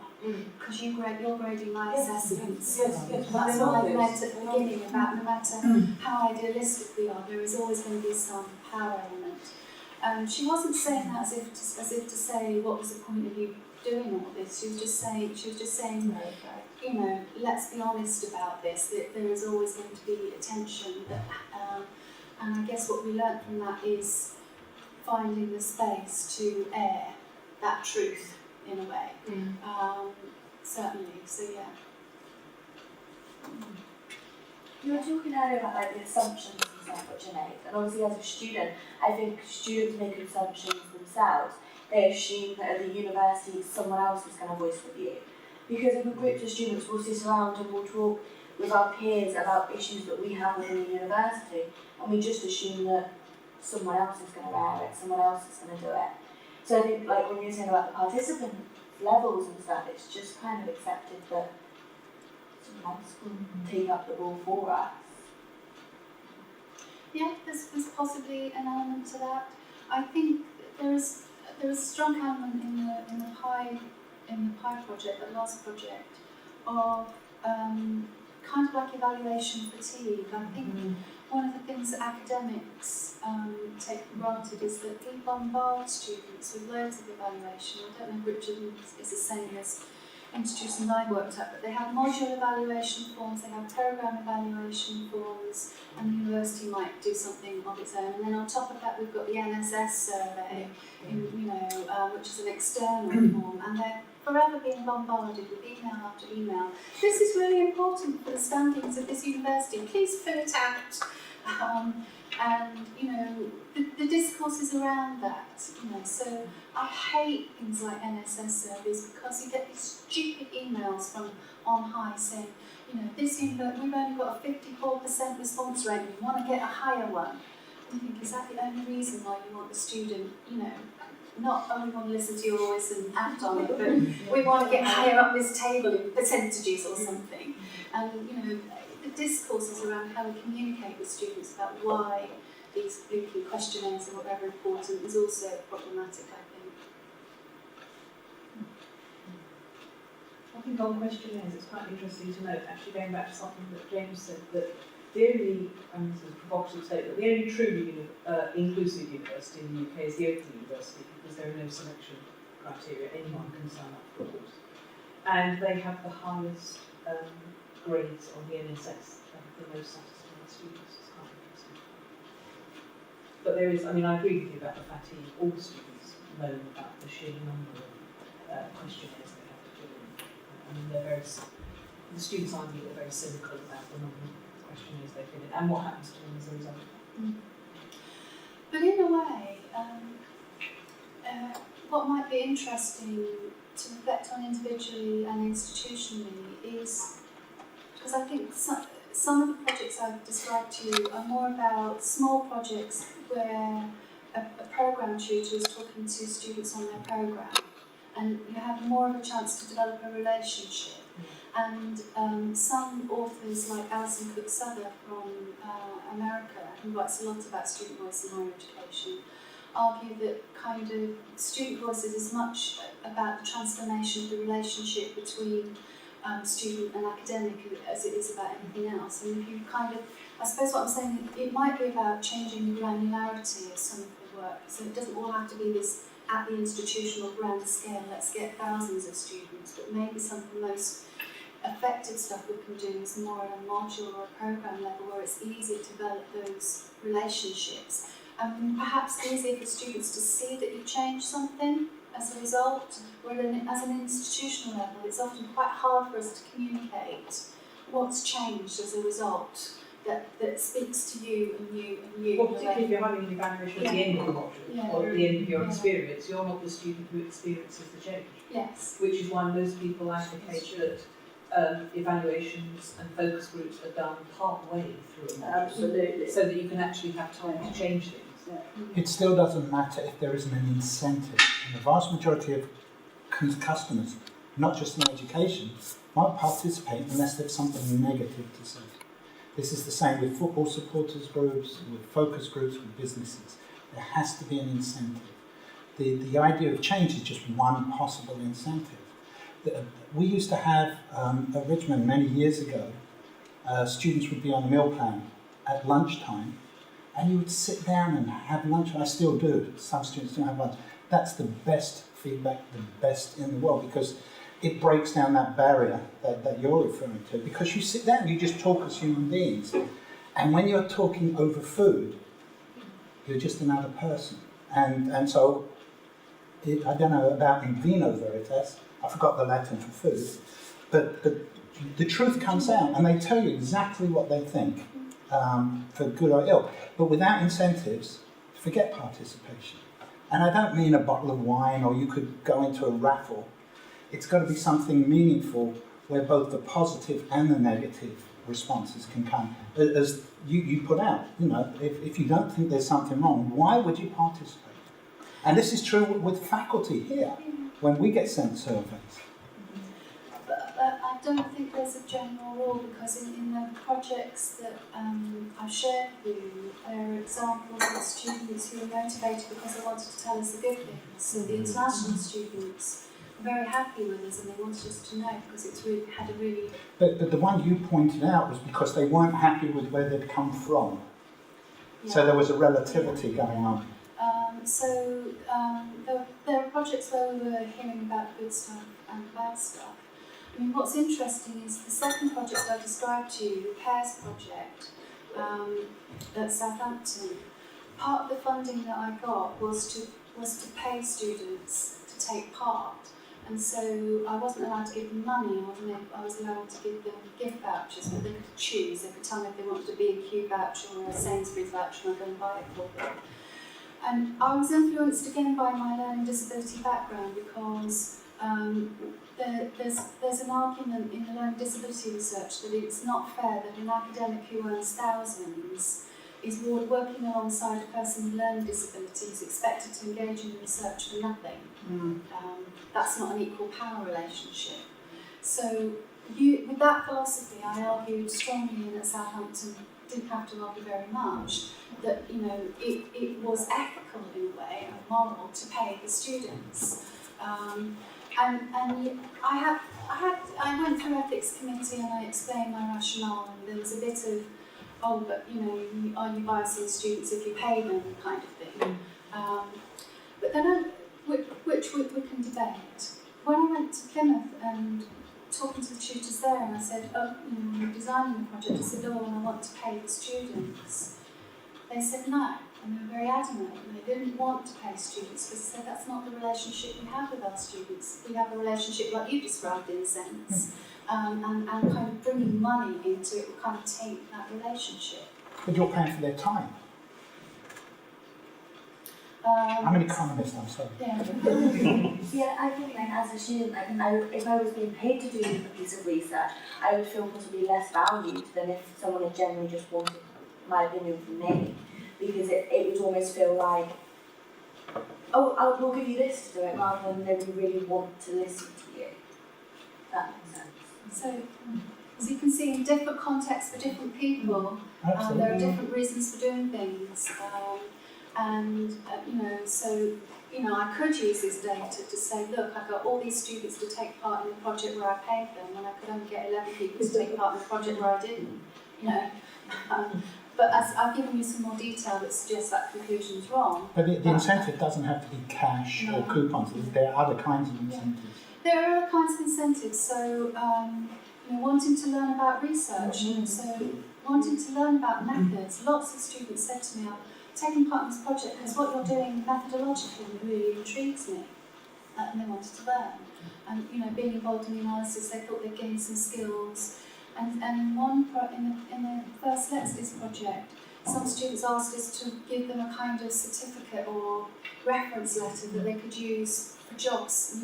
This is to certify that so-and-so helped us with our research, so to speak. So whether that's kind of developmental or strategic, maybe it doesn't matter, but it's another interesting motivation. So, yeah. It seems to me kind of, something that kind of puzzles me, and I kind of go more in what you were saying than what you were saying, is that this go back to power relations, and about anonymising data, maybe giving you a more truthful response than actually just sitting down and talking to students in a friendly way. Because we have to be aware that we still have that power relationship, and students are just like us. We say things to please people. And I'm not saying that you don't get that. I'm not saying that you don't get some of that. But, I just wonder whether, in general, the research shows that anonymised data generally gives you a more accurate response than this building relationships with students.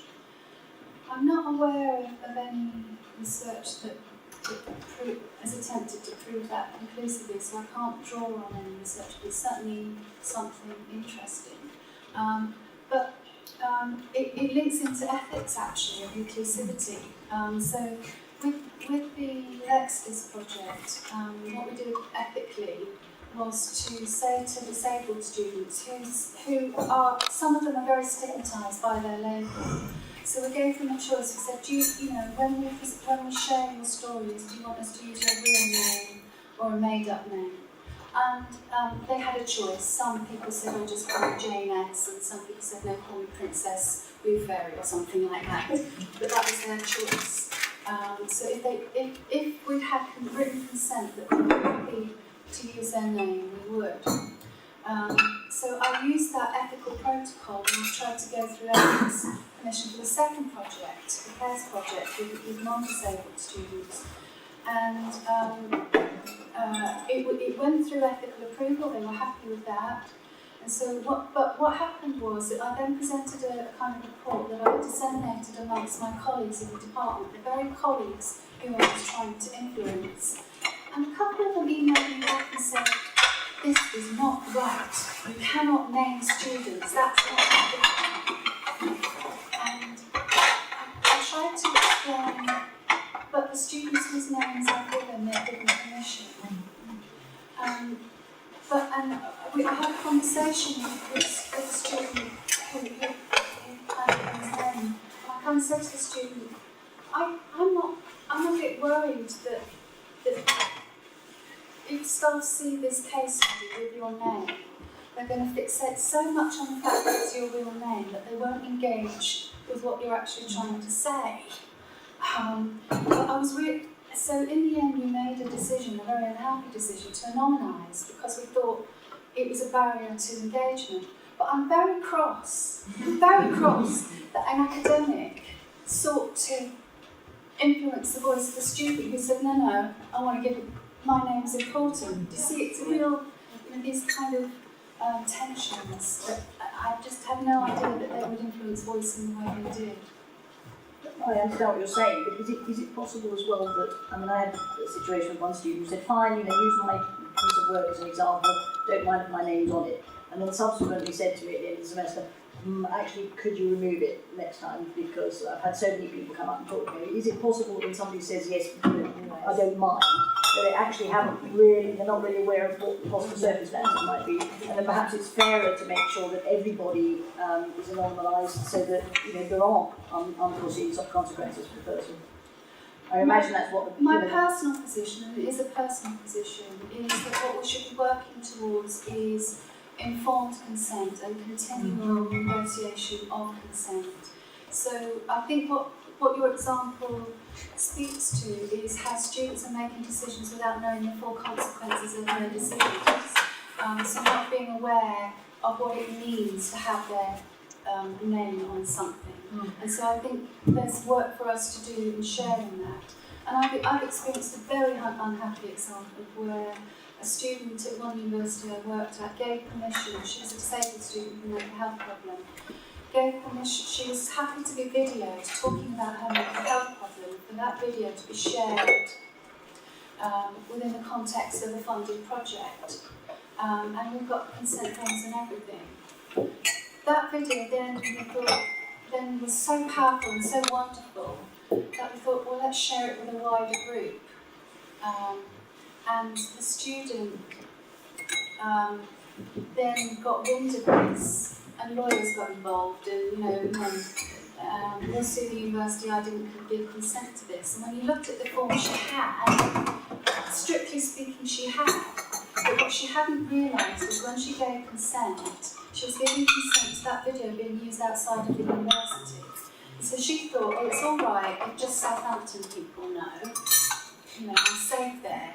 But the thought of, other people elsewhere knowing, she kind of said, no, that's too much, I can't cope with that. And that's when, so we made a mistake in not revisiting consent, and we made a mistake in not informing the student of what they were really consenting to. Isn't that a reflection, though, of present day electronic media? People put something out for their friends or for something else, and then suddenly it's splashed all over the world. I mean, that is a reflection of what's been done. It is a reflection, and I don't think it negates my conclusion. And my personal position is, I think the easy solution is to say, let's anonymise everything, but I think that's too easy, because I think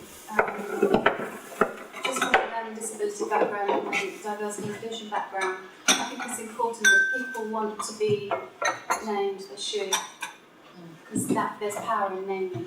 So how do you define disability in your studies?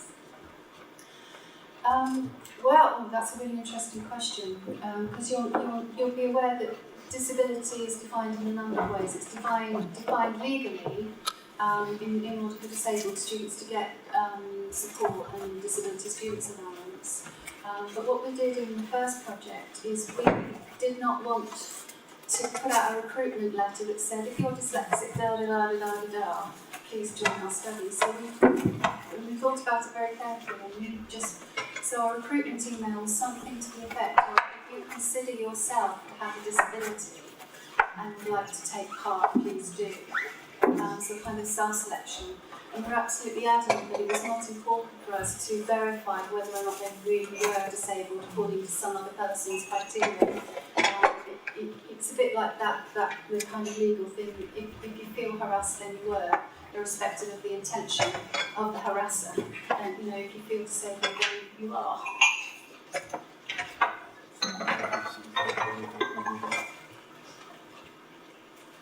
Any other questions? That's very, very interesting. Thank you so much. I mean, the two talks together have really opened up a lot of questions and also given a lot of real information. And I think a lot of things to think about, but also a lot of very practical approaches for us to try and to see it and really highlight the importance of the student voice. Because it's interesting, especially in terms of what you're saying in relationship to, assumptions and other sort of possibilities. I think the fact that there are so many possible opinions to these situations is a lot to think about. Thank you so much. Okay, so we've had a really interesting and stimulating morning. I think everybody would agree. And so we're on to an even better afternoon. And I'd like to start by introducing Harriet Harper, who has been in education for 37 years. So a long time. Congratulations in the first place. And I met Harriet actually through our Higher Education Academy connection, Jim Durant, who was the rep that we were with last year. And Harriet and Jim and two other people basically broke off from the Higher Education Academy, escaped, that's the word, and started a group, a company called 4PF, which stands for 4 Principal Fellows as well as 4 Professional Friends. And we're a collective, we're not a company. Right, okay. A collective. And a couple other important things to say about Harriet. She produced a book in 2013 called Outstanding Teaching in Lifelong Learning. And also, hot off the presses, is a chapter in a book called Reflective Teaching. So, Harriet? Thank you, and thank you very much for inviting me. I'm going to talk about the impact of space on pedagogy. Despite the title, it's not about today's solar eclipse, I'm afraid. It's about physical space. I'm actually going to talk about the impact of space on good, effective, outstanding, exemplary pedagogy, because that seems to be important. So I'm going to start out talking about that. And the first thing I'm going to do is ask you to think about where you might be on this continuum. I'm going to explain it in a moment. Now, can I just ask by a show of hands, how many of you have a teaching role here? Okay, so quite a few. Okay, right. I'm assuming the others of you do other things. I'm going to... you just gate crashed the event. They're space management specialists. Oh, excellent. That's what I'm good. And IT specialists. Brilliant, brilliant. Okay. I'll just explain what some of these terms mean, and I'll explain the reason why I'm asking you this later on. But some of them are self-explanatory. So if we've got that side, which is my right, your left, pedagogy versus andragogy. I mean, we could spend all day talking about this, but just very broadly here. Pedagogy meaning teaching people things. Andragogy, broadly, for those of you who know about it, associated with adult learning and something called Malcolm Knowles, and there's lots of literature about it, but finding out for yourself. So we've got those two extremes. Didactic is normally associated with the sort of thing I'm doing now, which is telling and talking. Participative is where your students are engaged and doing something. Assessment of learning means that as a teacher, you're assessing people to see what they have learnt, usually at the end of a module or the end of a course, end of a year. Assessment for learning is using assessment to diagnose what students need to do, but more importantly, to diagnose what you need to do in your teaching next.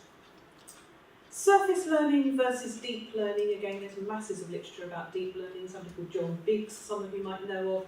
But surface learning is where students regurgitate facts or write very shallow essays based on notes they've taken during a lecture on what the lecturer said because they think that's a good idea. Deep learning is what it says, where students really genuinely understand something. Dependency versus autonomy, whether you're teaching in a way that makes your students more dependent on you, because you're the teacher, we've talked about the hierarchical figure, the power relationship, or whether you're teaching to make your students more and more autonomous as learners as they go through the degree or the postgraduate or whatever course they're doing. Students as consumers, we've already touched on this morning. This is a big issue at the moment for UK institutions. I know American institutions have had a fee structure for a while now, but it's relatively new for UK institutions. And the idea that students, and often students' parents have, of being at a university and we're paying for something, therefore we want a product. To counteract that, there's quite a movement, a growing movement in the UK higher education sector called students as, or labelled students as producers. This has primarily come from Lincoln, somebody called Mike Neary, who actually picks up on some of the things that Jane said about engaging students genuinely working in partnership with students, where students work and undertake research, they're co-producers of knowledge. And that movement is growing quite a lot in universities. It's a very popular theme, where students are seen as genuinely co-producers of knowledge. And then we have the training versus education argument, which has been around for decades, whether you see yourself as training your students or educating them. Now, if you're a teacher, I'd like you to think about for each of those, and I'm going to ask them, I'm afraid, to do a bit of work on a piece of paper now, put down the numbers. I'm not going to ask you to share them, don't worry.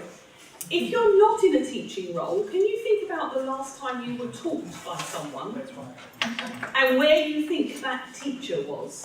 So I'm just going to give you 1 minute to do that, and there is a reason for this. So piece of paper, I'm afraid, and just jot down 1 to 10, a number for each of those, where you think you are.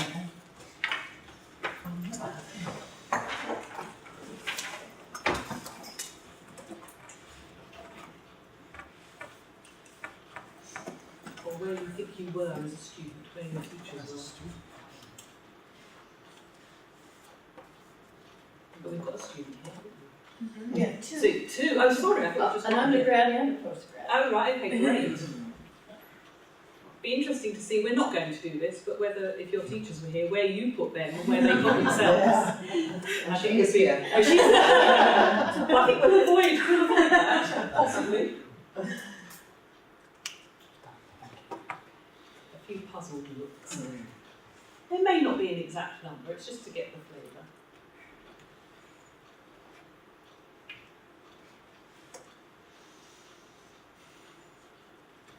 Sorry, Harry, bearing in mind the previous discussion, would it be an argument then if one works for students as producers for actually paying students rather than students paying the university?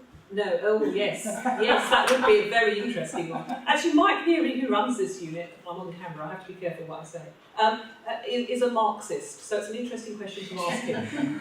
But Mike also reminds us that, according to Adam Smith at the University of Edinburgh during the Enlightenment, the students pay the professors based on performance. Yes, yes, that's right, excellent. And how do they define performance? Oh, let's not go there.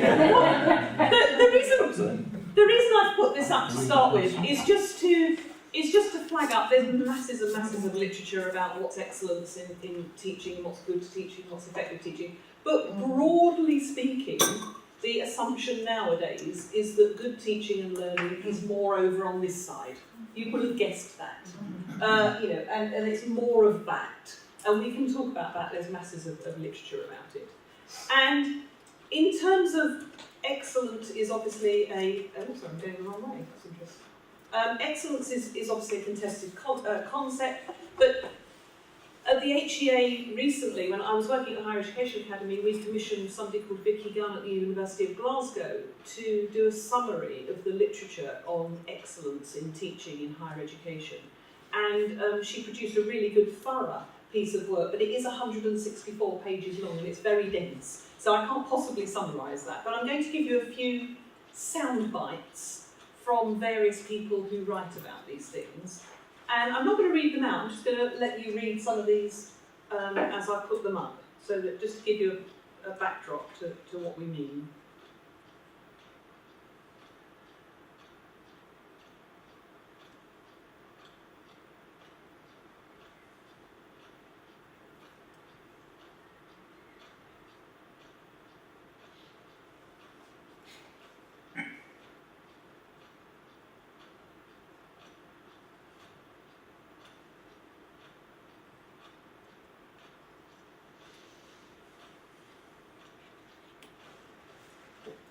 Put the references down the bottom there, but I don't imagine any of this will shock or surprise you if you've been teaching. It's about knowing your subject, being passionate about it, putting students first, starting from where they're at, trusting them, being a reflective practitioner, always wanting to improve yourself.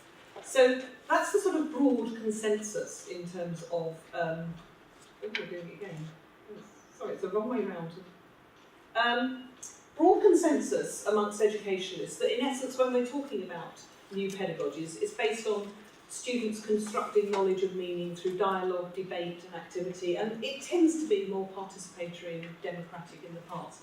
There's a caveat here, and this is when I say broad consensus amongst educationalists, bear in mind this is about the US and the West, and I'm going to reference that at the end, because that's quite an interesting point.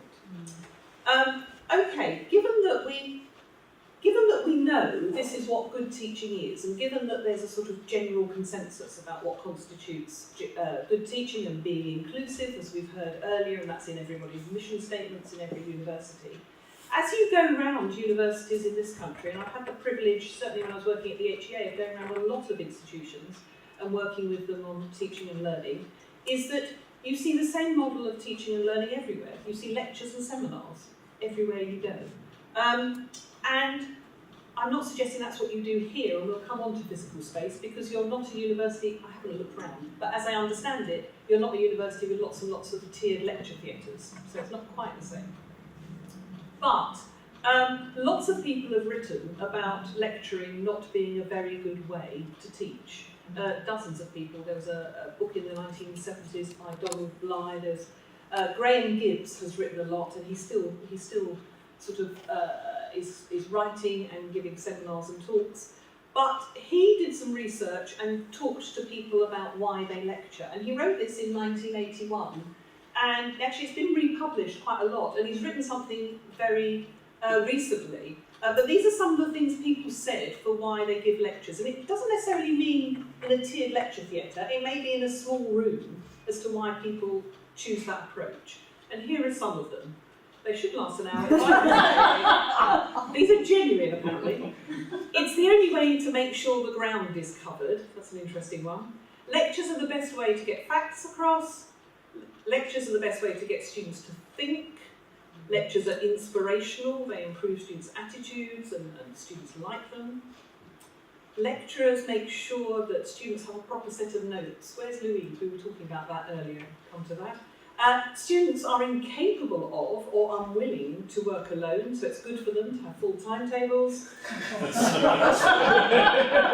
Criticisms one can make of lecturing only apply to bad lecturing, and that the value of lectures can only be judged in the context of other things that are going on in a university. And some of those are obviously very valid, some aren't. There's lots of issues there to discuss. But it does link into space, so bear with me, I will get there. The issue that Gibbs then goes on to say, and he's not the only one that says this, but if that's the case, why do we carry on doing it? Now, he would argue, and still does, that we're ignorant. Ignorant in the sense of curriculum design, of really designing curriculums that are inclusive and around students. That we're overworked in the sector, we're just doing so many other things. The idea of completely revamping the way we teach is just too much. Our attitudes obstruct change. We use lectures as a coping strategy. We're used to them, they're easy, we do it. Course validation and other external factors often support lecturing. For example, external examiners you're using peer reviews, they use it themselves. I'm an external examiner, I go to other places. And the next one, there are institutional constraints, one of which is physical space to a certain extent. There are institutional constraints which support lecturing. Now, some people, given that we've got the physical space that we've got the students that we've got the teachers that we've got, think that flipping is the answer. Now, does anybody know what flipping means in an educational context? Would somebody like to tell me? Or tell us? No, I will let you because I am good at this. Okay, that was very well done. Yes, so that I am a little bit embarrassed. It's when you give the students the materials for them to prepare beforehand, and they come to a classroom and discuss the material, and you basically guide the discussion. Absolutely, spot on. Yeah, it's flipping. I mean, in the traditional method, you're absolutely right. Traditional method is when you're face-to-face with students, you give them information. And then afterwards, they go away and do something with the stuff that you give them. Flipping is flipping that over. They go away and get the information first, and then when you're face-to-face with them, they do something with it. So they're designed so that students read, listen, observe the content of your lecture in advance. And then when you meet them face-to-face, the students, you use that to inquire about the content, to test skills in applying that information and knowledge, and interact with each other. Teachers then don't teach, they don't lecture, rather, they take on the role of coach, facilitator, advisor, encouraging students in individual inquiry, a sort of collaborative effort. Now, there isn't any one single model of flipping, and actually there's nothing new. It's very fashionable to talk about flipping, but for those of us that have taught for a very long time, it used to call, we did it years ago. It's just we've given a different label. Doing your homework before, but preparing. Yes, read. And the interesting, you're absolutely right. I mean, yes, I used to, teaching 100 years ago, say read this before the session.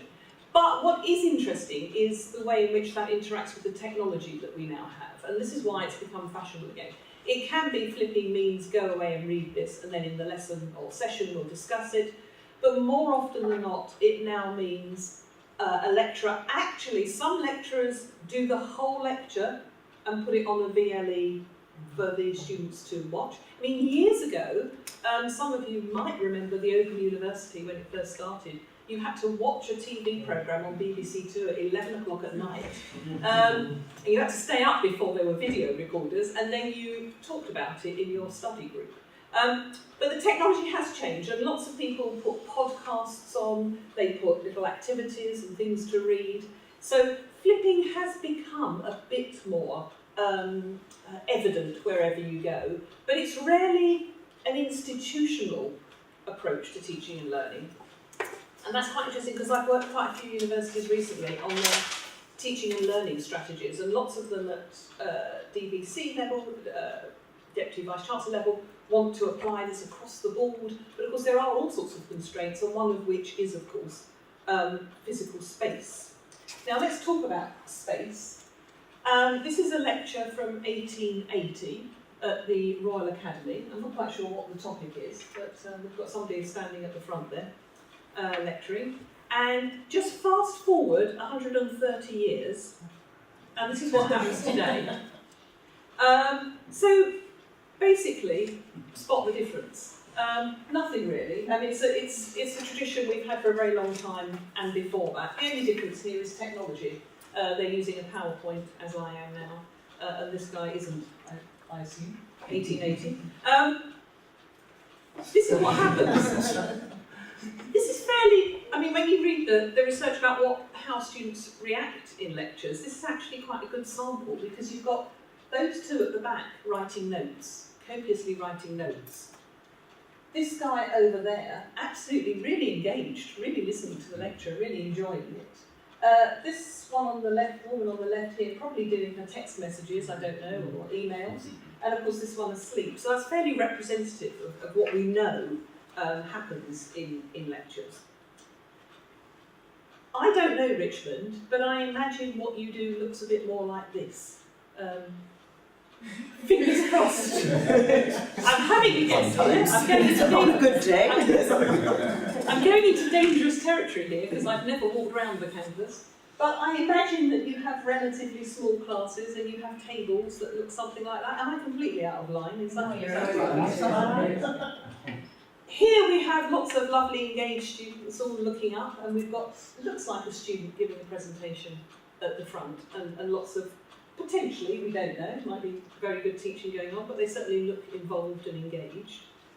What lots of universities and what lots of teachers do, and lots of schools do, if they don't already have this, is they pull the tables together, like we have here in fact. Just turn a few tables around so that people can work in groups, face to face. And we know, there's no need to go into all the research about this, that obviously when you're facing people and you're in a group, it's much easier to interact, you've got eye contact, it's more difficult to hide. And you can target people with questions like I did to you at the end. It's much easier in that kind of group environment. What do we think is happening here? Anybody want to give a guess as to what's happening here? Lecturers explaining something. Okay, lecturers explaining something, yeah. It could be. On the other hand, it could be a young teacher with an adult learner, and he's explaining something to her and she's listening. But when you show this photograph to people, that's an assumption. I'm not picking on you, everyone, absolutely everybody says the same thing. The man's talking, and it's a man and female, and the man's sort of explaining. But actually, in a good teaching session, you would hope teachers were doing less talking and more listening. So it could be her listening to him and students in the background, but we don't know. It's also the body language, though, isn't it? Yes. It's very much he does. Yes, she he does. just looks a bit. How old is this photo? Because there's a blackboard. There's you do find it's amazing how many blackboards you still find, I'm afraid. Now this group of students, what do we think they're doing? They look as if they're having fun. This looks like your campus actually, doesn't it? It looks like, I don't think it was taken here. They look as if they're having fun, chatting, talking. Actually, they might be doing some very serious work here. They might be planning a drama production. They might be planning an art work exhibition. They might be business students working together on a business plan. We don't know. The physical space doesn't matter there. We don't know what they're doing, but they're interacting with each other, which is quite interesting. So, what the research tells us, there's not a massive amount of research on space and teaching and learning, although it is increasingly of interest to people. There's much more on schools, and we've got a talk. Who's doing the talk after me? Okay. There's much more on schools, and obviously the building schools for the future. And there's much more in the States, that's come from the States, than certainly in this country. But there have been quite a few case studies, and I'm drawing on quite a few of these, and also a major project that was funded by the funding agency, HEFGI, in 2008-2009. But firstly, the campus spaces, and again you might think, well, this is obvious, express and embody institutional cultures and values. And again, an interesting one in terms of how and why.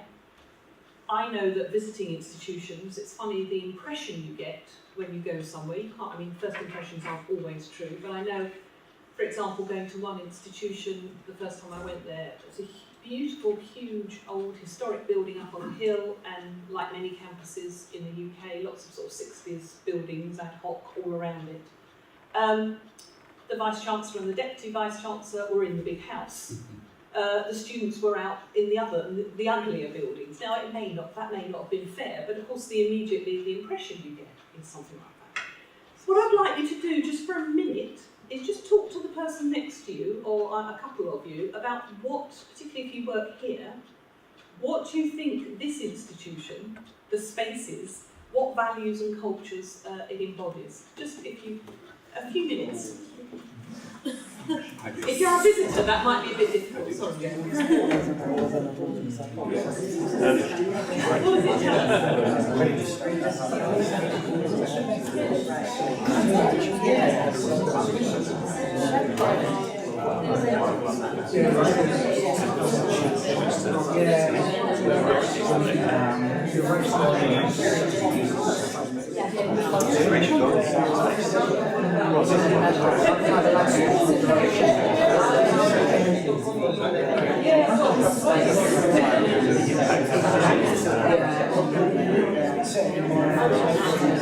Okay, let's come back again. Any observations anybody's willing to share? Any observations? We started with small and caring, Okay. based very much on the fact that the gardens are very well Yes. Yeah, absolutely. Small things matter, or big things matter. Absolutely. Functionalist. In what sense? Put me in a space, I'll do my job, and I'll do it well. Oh, right, okay. And a lot of the buildings we have, I have an office in 16 Young Street, which is where Thackeray used to write. I keep hoping he'll be amused, but we have classrooms in there that weren't designed as classrooms, they were a front room or something else. And a lot of the older buildings, they're functional, they weren't designed for teaching. Yeah. I suspect that this is probably the only building, this library building, that's been put up specifically for teaching. The main building here was originally a convent. Yeah. I haven't seen any nuns there. Methodist training. Methodist training. Methodist training. Well, it was actually So, but you know, we do the best we can with the facilities we can. Yeah. They weren't necessarily designed Absolutely. for what we do now. Yeah, I mean, there are all sorts of issues about where, car parking spaces are and where people are located that give certain messages. And also, spaces convey non-verbal symbolic messages that influence student motivation and morale. And actually, I mean, like Stranger and Bannon talk about student motivation and morale. The same goes for staff, of course. It can make a difference. I know, I used to work at the University of Greenwich, and we moved from Elton. Avery, did you work at? I'm just nodding because I love the new building. So I was there when we moved into the Royal Naval College, and it was just fabulous. You just felt wonderful compared to being out in Elton. No offence to Elton, but we moved and we just moved into this building. It was just such a wonderful feeling. You look out the window. And Tessa Blackstone had the Admiral's office. She did. She did.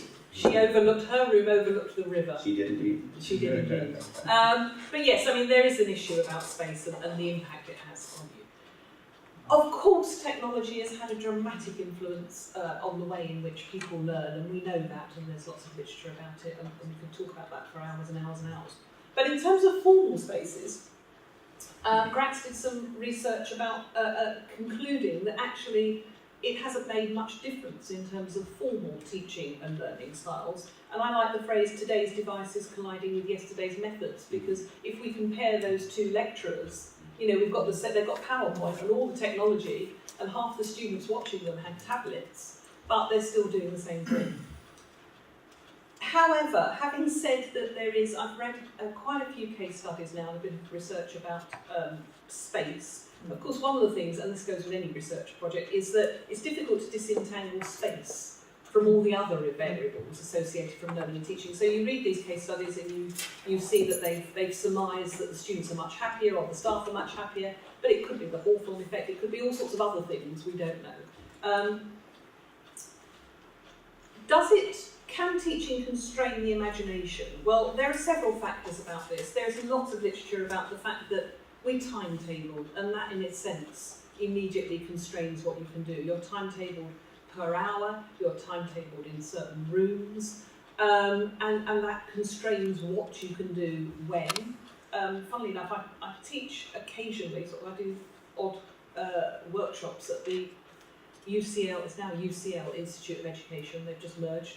But this week I had to give them my availability of when I could teach some courses, and I sent a list of dates, and the admin person came back to me and said, sorry, but we've got to start with room availability. That's the starting point, not my availability or the kind of room that I want for the work I'm doing, but room availability. Comfort zones. People are obviously comfortable in the way that they teach, maybe the way they were taught.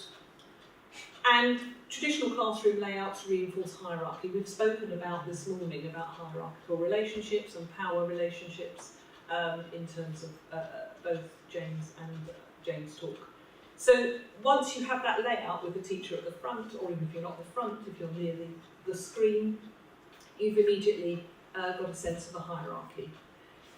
What ways does it encourage new forms? Well, most of the new designs, and we'll look at some of them in a moment, are about flexibility of open spaces. So having spaces that you can use in different ways. And there are all sorts of designs. You've got them here, a wall going halfway, flexible wheelie chairs that you can bring in. not having a screen at one end. I experienced this myself. I went down to the University of Falmouth, and they have something called an innovation centre. Have any of you been there before I say anything about it? Okay. They share it with the University of Exeter, actually. And I took with me my little USB stick, because as I did today, because I was doing a presentation.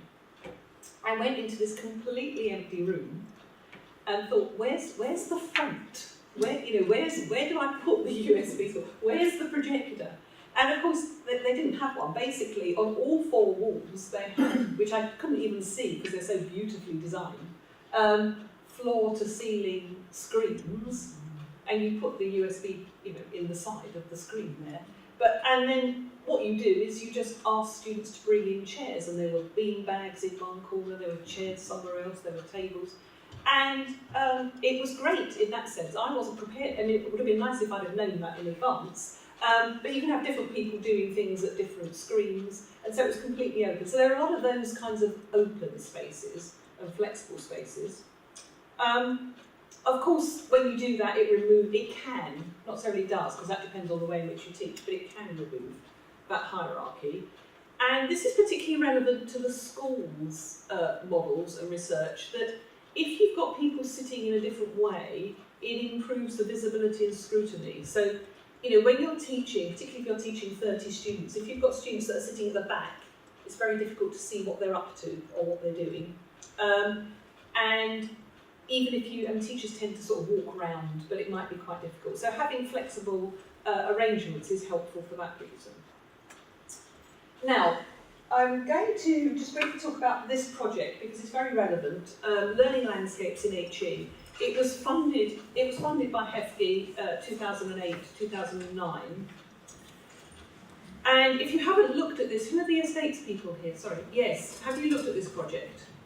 Yes. Good. And there's a very similar thing that came out from Effie as well. Yes, absolutely. So this project is very, very useful because they did 12 case studies with these universities. It was led by, and the booklet that comes with it gives all the case studies, it was led by Lincoln in collaboration, and that list of universities down there includes, very fairly, some from Scotland, some from Wales, and some from England. There's a very careful choice there.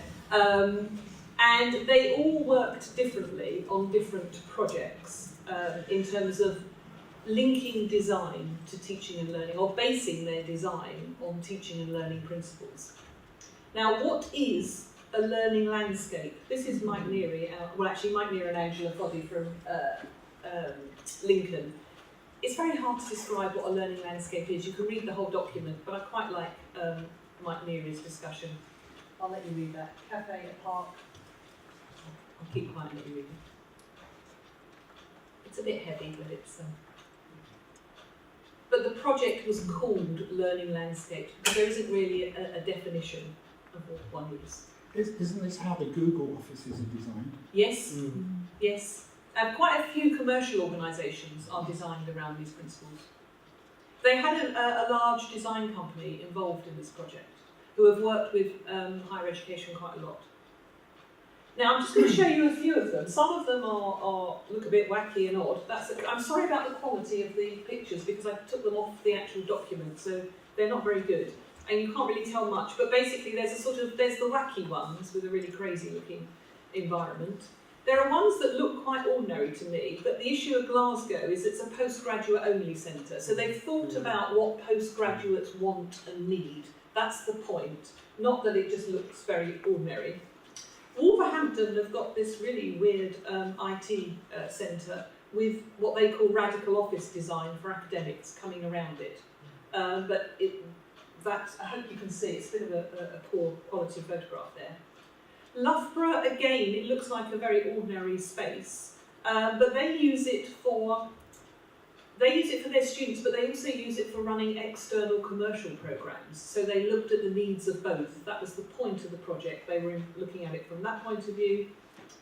University of York, the law school, this was very interesting. I don't know if you've read this case study, but it's based around, the starting point is in the law school, their teaching is all problem-based learning and blended learning. So they've started from that and created the buildings around the way in which they want to work.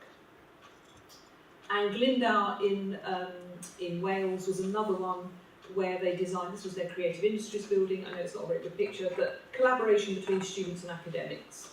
And again, Oxford Brookes, this was about teaching and research. They wanted an area where teaching and research were sort of interlinked, and it wasn't clearly teaching spaces, and this is where you go to do your research. And they did quite a lot of preparation for that. So I'm going to finish up with what were the principles, what were the main principles that came out of this major project. I'll leave you don't need to write them down because I'll leave the slides here, but the projects themselves are all, if you're very interested in this, it's worth reading the individual case studies and going to visit some of them. I've also drawn on a colleague of mine at Ravensbourne, the art college, because Janthea Taylor, she was involved in the design of their project before they renovated the whole building, and she's looked at it but from a specialist art point of view, or arts point of view. Certainly they would argue that you need to use research to inform development. So there is quite a bit of a growing amount of research out there. Use it before you start, as an obvious thing, you start planning. This one I think is quite important, provide support for staff and students on how to use innovative spaces, because actually, if you think about me suddenly turning up at Falmouth, I mean, I'm quite an experienced teacher, but just giving people big open flexible spaces, they'll probably just go back to teaching the way they normally do it and moan about the fact the chairs aren't there and they've got to get them themselves. So it has to be linked to professional development about teaching and learning strategies. You can't just sort of put people in those situations. Coming back to the student voice and Jane's presentation, this was a really important theme that came out all the way through. It involves students, they are clients at the end of the day, but collaborators in the project, making sure that they're involved. Not in this project, but another one at Winchester. It was very interesting, the student reaction to the project was they weren't really bothered as much as the staff were about the design, the layout. They just wanted comfortable chairs and comfortable tables on which to write notes, even though a lot of the lessons they were going to, they weren't writing notes. So there was quite a difference. But in all of these projects, they included students at the very starting point in terms of the design. Evaluate the spaces in ways that are academically credible, based on measures of success that reflect the kind of activities that are taking place. This is really interesting because if you go to universities and say, how do you use their space? How do you use your space? They'll talk about occupancy. They say, it's great, we've got 68% occupancy. Last year we had 63, we're on a sort of upward trajectory, this is brilliant. Nothing to do with how that space is being used, or if it's the right space for the right activity. Nobody's measuring that. Very few people are measuring that. So it's about thinking about measures of success. The other one is thinking about time, space-time, is that if you're going into a different kind of room, it may be appropriate to be in there for the whole day or half a day. This comes back to the constraint of timetables. You know, that if you've booked a room, if you're doing some kind of Dragon's Den event in business, you know, you're going to want different breakout rooms and people to go. You know, there's all sorts of issues around that to think about in terms of time. Connect the design to the overall mission and vision of the university. That's another interesting one, because having been involved with universities over their teaching and learning strategy, as I said, sometimes they're sort of all very grand and wonderful, but it doesn't happen on the ground because of physical space. So link what you're trying to do as a university with the way in which you use your space. Reward leadership that supports the development of learning and teaching spaces. This came out of quite a few of the projects where the person really keen in the organisation to get this project done was not at a senior enough level and their voice wasn't heard internally. It needs to be, the idea here is that if people want to talk about space and design and link it to teaching and learning, reward them, recognise them. One of the projects talked about space champions, which I thought was a weird title, but having people that are wanting to talk about it and giving them recognition for it. Again, this came out in all the case studies about the need to clarify roles grounded in supportive relationships between and across groups. Now, this is a relatively small university, and I don't know how things work, and I may put my foot in it here, but most universities in the UK, particularly large universities, have very formal committee structures, and it's really hard to get estates, teaching, different people from different faculties, all talking about this together. It might be the time issue, it might be cultural issues, all sorts of things. So it was about clarifying roles if you're doing this project, getting it right from the beginning. And these are designers, so they come up with things like think tanks and sand pits. That's a very sort of design phrase. But get people working together and clarify how they're working together. And finally, there was a thing that came out of the whole project, which was about intellectualising the issues. We're talking about design, we're talking about buildings and space and tables and chairs, but actually it's a really good opportunity to use the whole project to talk about teaching and learning, what HE is, what you're doing. It's a really good starting point to do that.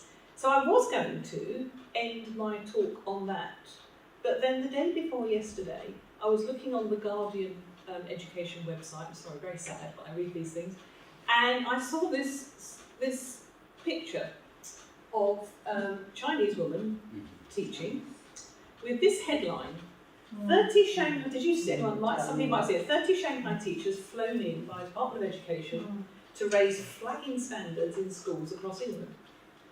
So I read the first bit, which tells me that Liliana Liu stands in front of 21, 7 and 8-year-olds in a London classroom as she attempts to teach them about fractions. She's a maths teacher. The Department of Education here has decided that excellent teaching in maths happens in Shanghai, so we'll bring in all these expert teachers. So she comes here, and what's one of the first things she does? Reorganises the classroom. Yeah. Takes away the lovely desks and chairs and puts them in rows. The complete opposite to all the research about what space should be. So that takes me back to that slide earlier on where I said educationalists agree with participative approaches. It is actually the West and But the article went on to say, and I was quite impressed. Yeah.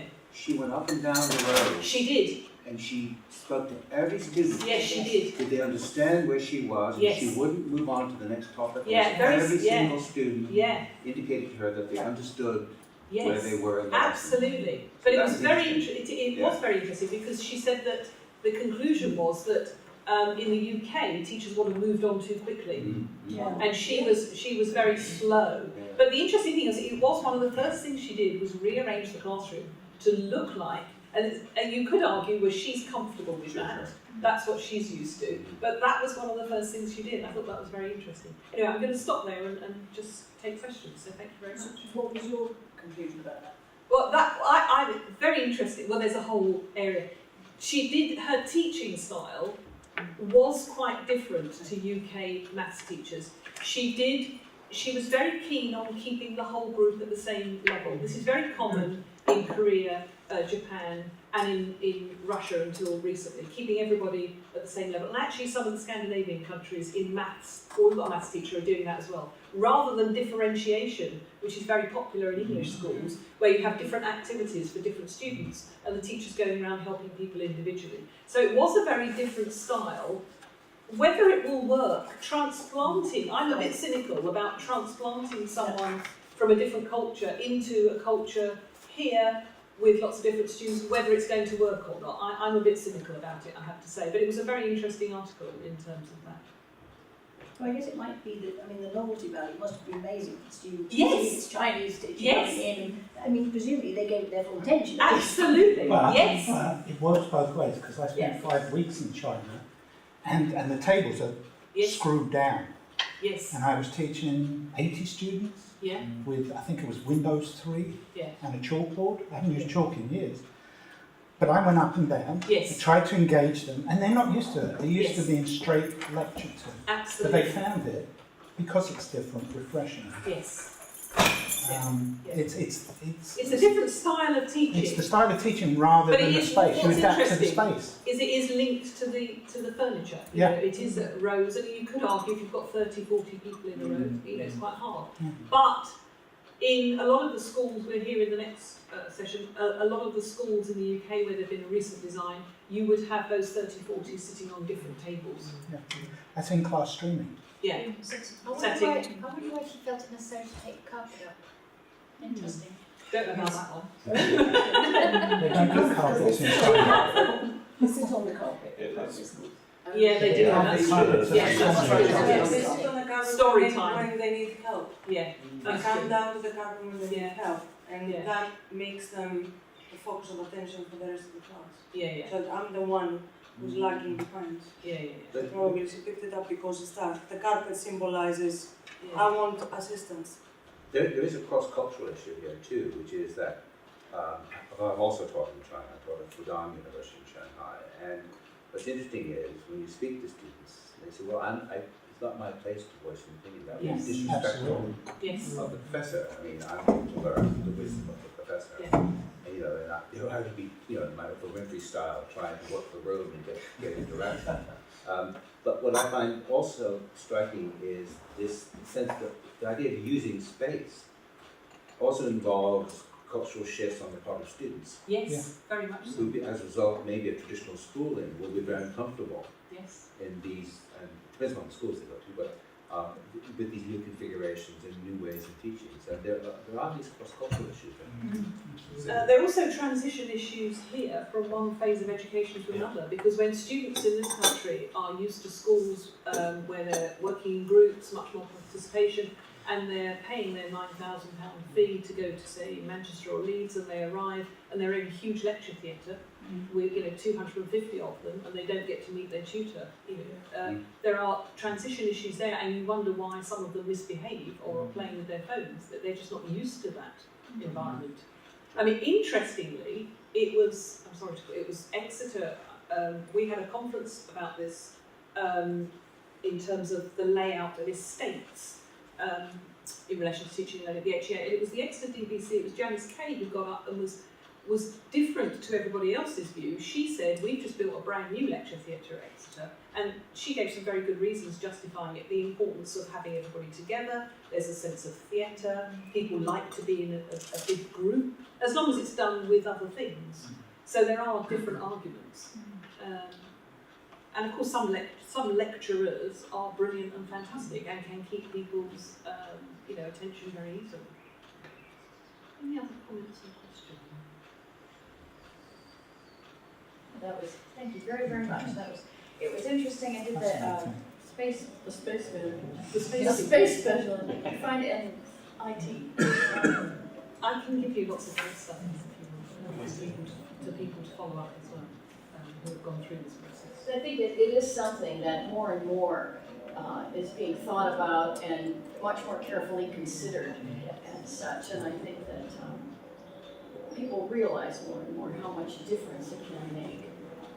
And also with things like the flipped classroom. Yes. That sort Yeah. of thing. If that's the approach you're going to take across the university, then Well, you need to think about the layout of your rooms and the way in which you timetable. Yeah. I mean, I don't know that we're thinking about doing that yeah. across the university by any means, but there certainly has been discussion about it, and aspects of that are being considered in relationship to some of the courses. Yeah. So, great, thank you very much.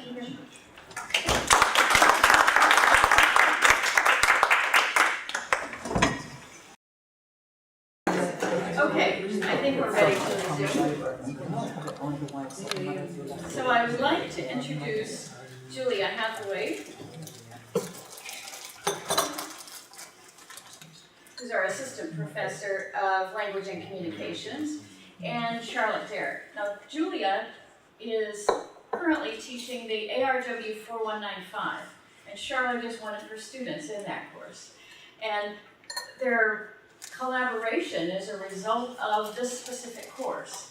So, and it fits very interestingly into the context of this conference. So, thank you very much. Thank you. So, good afternoon. Our presentation today is going to be questioning the spaces and designs and the pedagogy that it can lead on to. We'll be linking with the Building Schools for the Future programme and discussing how the design elements that they use and how it can impact on the learning styles. Architects have been talking about the relationship between space and learning for years. This is a page from a book by Le Corbusier. I'm sorry, it is crooked. It's a 1927 something wrong with the computer. And he says, What the student wants is a monk cell, well lit and heated, with a corner from which he can look at the stars. We can do that. So in 1997, New Labour obviously became into power, and their main element, or one of the key things that they wanted to look at, was our education system at the time. They were described as being educational idealists, and they believed that this was a key point in bringing social change about for society at the time. They were very eager to emphasise education and its impacts that it could have on Britain as a society. However, when they came into power, they began bringing in the PFI investments, which there were lots of queries about the quality and cost of these investments, and they were basically told that they needed something more coherent and more concentrated and more to the point of what they wanted to do. It came across quite wishy-washy to begin with. So in 2004, they launched the Building Schools for the Future programme, which I'm sure you're aware has been very controversial since. The aim for this programme was to renew 3,500 secondary schools within Britain by the year 2020, but of course it never got to that point. They aimed to rebuild 50% of all the schools, and I love this quote which came from the Department of Education's booklet, which was released at the time when they launched the programme. It's basically saying that they wanted to do the right ways of teaching the right things in very different buildings and just to improve what we already had. And they described our society at the time as very patch and mend. Anything broke within a secondary school, they just put a plaster over it and fixed it away. And it was time that we needed to renew and rebuild our education system. So as much as they were looking at the building, they were very eager at looking at the system as a whole, and it was a very holistic approach that they took. One of the underlying principles of the programme, right from the beginning, articulated in this document from the Department of Education, was that decisions were to be taken locally. There was a great deal of autonomy. In other words, there wasn't necessarily an imposition of methodology or approaches from the centre. They were to be determined locally, according to local conditions. And that meant a lot of inclusion of all the parties involved, so lots of participation, which meant lots of consultation. Quite soon after the launch of this programme in 2004, design became a major focus, and CABE, the Commission for Architecture and the Built Environment, produced a report in 2006 saying that the design of the schools that were being built didn't necessarily match the educational aspirations. So they set about establishing some design recommendations, design criteria indicators, and these design recommendations were actually incorporated as a condition of getting planning approval for any new designs by 2009. So they started off as recommendations, as guidance, and then they became conditions. And what were they? They were divided into sort of 10 categories. We're not going to cover all of these, but we're going to look in more detail at 2 of these categories. As you can see, they covered sort of more or less all aspects of design. With regard to interiors, they asked guidance questions. So, for example, will occupants experience variety and delight as they move around the school? How do you measure that? Are circulation and social areas inviting to students? Well, Charlotte's got something to say about that later. Will the internal environment help students feel valued and motivated? There's quite a lot to say about that. Learning spaces, well proportioned and pleasant. Will it work well when it's being fully used? And look at this, acoustic requirements, which they thought about that in pubs. Another of the categories was called long life loose fit. We actually looked at it. Does the design provide enough flexibility for different types of teaching and learning? can it accommodate different organisation structures and pedagogies over time, recognising that they're going to change? And allow for future expansion? And can the furniture be used for a range of layouts which are suitable and required at the time? Looking through the rest of the categories, we picked out these words, which we thought were quite interesting, which came into the questions. We're not going to take you all through them. Ventilation, passive surveillance. Can students be watched and looked after, but without someone sort of marching around? Is it inviting to the local community? Is the school actually integrated in the local community? Is there a sense of place? That's an interesting one. Is it easy to find your way around? And we like this last one, uplifting spaces. So, how was all this put into action? We've got a real life example. I was a student at Robert Blake Science College, which is a secondary school down in Somerset, from 2007 to 2012. And as you can see by the date on the board, they began the Building Schools for the Future programme in 2008, and the school opened in the October after I left. So I saw the whole run of how it began and the finished product of it.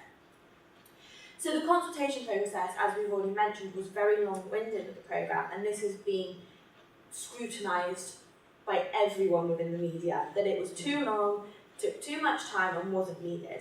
Whereas actually, in my experience, it was totally needed. We began, be a bit worried if we didn't have it. In 2008, we began with, they launched it to us in our art classrooms, and they basically gave us a big piece of paper and asked us to design our dream school. And they put this forward to us as like a competition. So the winners of these competitions got to meet with potential contractors and potential builders to put forward what we liked and what we wanted our school to look like, the place we wanted to be every day. So that then when they met with these contractors, they went away and drew up designs and built 3D models. The one on the screen is actually the winning design in the end. But they came back with 3 or 4 3D models of what they thought our school could look like. And BAM in turn won the Robert Blake Science College contract. So this was a design that they came forward with. Seems quite straightforward and quite simple, but it is the most beautiful school, and I've got lots of images to show you soon. But the consultation process didn't stop once we had the design. They kept keeping the students involved with it. A student committee was created, and then we had discussions with our teachers and with the BAM contractors about the features we wanted in the school, the problems we had at the school, so bullying, movement, light, ventilation, things we didn't like about our school, and how we could make it better. And also a key thing that was brought out was how we could improve independent learning.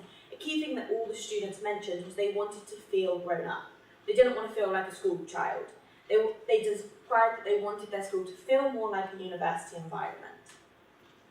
So once this had finished, they took us all on site visits, everyone who was on the committee. These are some awful images of when we went on site visits of the school building. They took us around and asked us and explained to us what each room was going to look like in each building, and how, if we liked it, or if we thought that this was a good material to have, or is it light enough, is it airy enough, and constantly asking our feedback whilst it was being built. So this is what they came back to us with. They took on everything we had, and these were some key elements that I feel address our issues. One of the main issues that the school had was a lot of bullying within the restrooms of the school. Mm-hmm. So what they decided to do, in particular the female toilets, behind the closed doors, a group of girls would stay around and put their makeup on for hours and make it uncomfortable for other students to go in there, which was something that was obviously a big deal for the students and made them feel very insecure. So BAM took this into consideration and built these door-free toilet blocks. So there was no main door at all, it's like a section of the corridor. And all the toilets then are separate cubicles with separate areas. But opposite these areas is a teacher workroom, which has windows all the way around. So teachers don't have their own offices, they have a staff room, but 9 times out of 10 they're in these work areas, which have windows, so they can see out and you can see in. And they are often placed opposite these areas. So as you can see, the sink area can be seen by the teachers at all times. helping to reduce bullying, make the students feel safer, more comfortable, and to be fair, the students really like them. This was the image that we put on our front screen. It's quite a unique design, in my opinion, and basically the students came forward and said, we need a space to do more independent study, we want to feel more grown up. So underneath every staircase, or wherever there was empty wall space, they cut these designs and shapes into them and laid down wooden planks, and they called them the reading pods. And basically the students will lie up in them with their feet up one side and their heads dangling the other way, and they'll sit in there and do their work. And again, it's something that the teachers and the students have reported that they find a lifesaver. Another element that they asked for was more areas so the classroom wasn't stuck between four walls. There was more ways of breaking out, having more movement, having more life. Because being in the same room, the children weren't connected. So they created what they called these breakout spaces. Now alongside a lot of the classroom there were collapsible walls, which we'll come back to later. But what these meant was that the students could leave the classroom and continue their work where there was more light, more air, a new environment, and it just helps to keep them engaged. The more new environments you enter in, the more engaged you're going to be. So they basically then continued to look at the classrooms. So now I'm going to zoom into what they did to each classroom, because obviously that was the main aim of this. So they said that they wanted to allow more student communication as well as more student and teacher interaction. So it was important that communication wasn't limited by the rows of chairs, by desks. And so they also wanted to integrate technology into the teaching, which allowed the students to develop more skills and allow different types of interactions and use technology that they would never have got to use before. So this is one of the classroom layouts. This is in the science department and it's called the Super Lab. And basically the tables and chairs are made up of two horseshoe shapes adjacent from each other with a corridor section down the middle. The teacher can then deliver the class wherever they want, because everyone can be seen all the way around and up and down the centre of the compartment. So it means there's not the front of the room and the back of the room. The teacher can move around freely. This central section down the middle is also really helpful because obviously it's a science department, so there's a lot of experiments going on. So there's more interaction between the whole classroom, and it's light and airy and just a nicer environment to be in. This was taken in the English department. Now all of these tables are on triangles and have little wheels on them. So they can be changed to make whatever shape that you want. So I went in and visited the school at 3:15, so just after all the students had gone home. So this was the design they chose for the last class of the day, I'm assuming. So it's quite a bizarre shape, but you can see that there's no set lines, there's no structure, you can just move around and move freely. But interestingly, the English department are the ones who like these. In other departments, they said they didn't work as well. So they were very eager of making each department have what they needed. So for English, communication was needed, these were a must. Whereas in the science labs, they wanted more structure, but different shapes, but the same shape at all times. Another element that they added were these collapsible walls. Now these walls have beautiful images on them that fit this scene. So this was a geography classroom. So the teacher can use the world map because it's along the whole length of the wall to help teach. But as well, they can move the walls, similar to the walls in here, slide them back out of the way, but they will break out either into a breakout space, so it makes the classroom part of the school, so you're not restrained into the classroom, or they can move them back to show two classrooms next to each other. So what this means is, say a teacher was really strong at delivering a section on volcanoes, but wasn't so strong at delivering an earthquake section. They would collapse the walls and then they would share the teaching time, which obviously means that there's more linking between the staff members as well as all the students. Another element was that all around the school there was a lot more light than I could imagine that there ever could be. The amount of windows is incredible because they wanted to bring the outside inside. But they didn't use these windows for nothing. There's chalk pens in most of the rooms and they will write all over the windows of their class notes. So this was the art classroom. So this is their themes for their art exam for the Year 11 year group. So what they've done is on every window they've written what they want to look at, what they could look at, how they want to do it, key points. So when they're in the classroom, it's not on a whiteboard, they're not having to dig out their notes, it's all the way around them at all times. Utopia. Does it work? We looked at some research linking environment with teaching and learning, and there are two famous studies that were done in the US, one at North Carolina and one at MIT, Scale Up and T. And both of them introduced technology-enhanced classrooms, so round tables, laptops, projectors, etc., and at the same time a more student-centred pedagogy. And in both these experiments led to a great improvement. This was a teaching of physics, by the way. So someone else, at the University of Minnesota, said, well, is it the space or is it the pedagogy?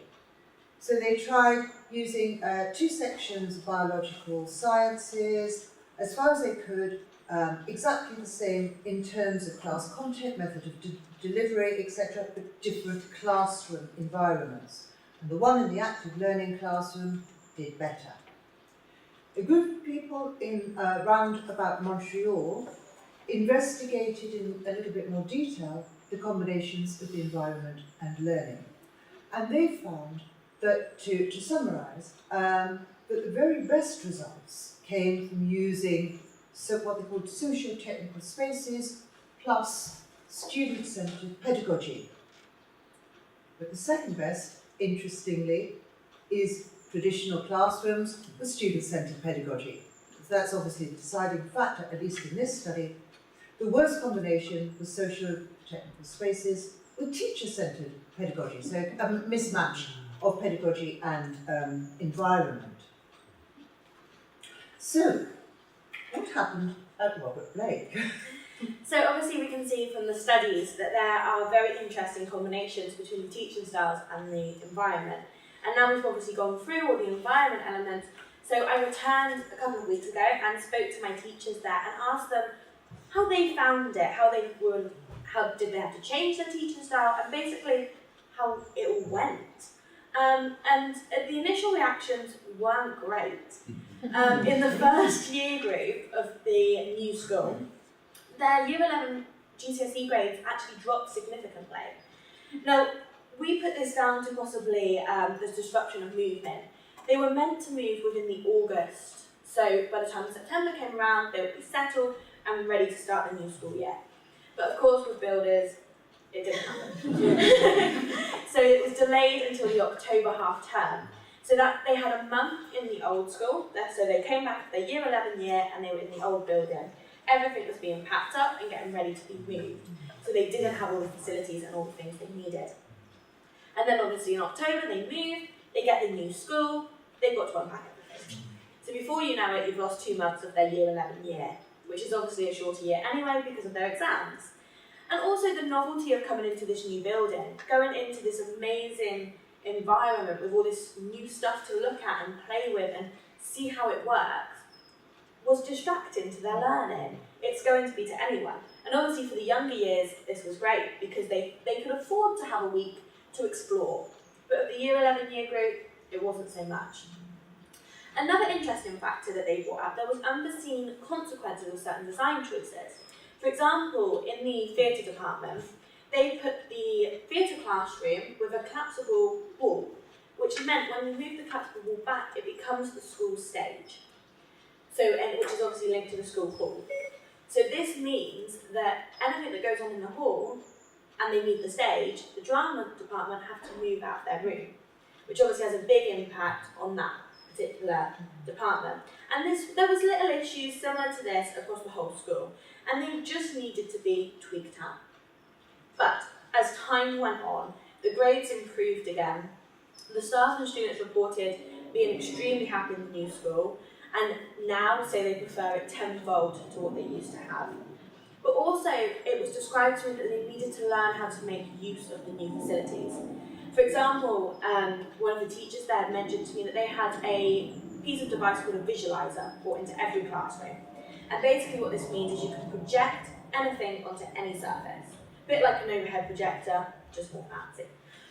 So when they first got these, they weren't really sure how to use them in the classroom. It was something they didn't really know what to do with.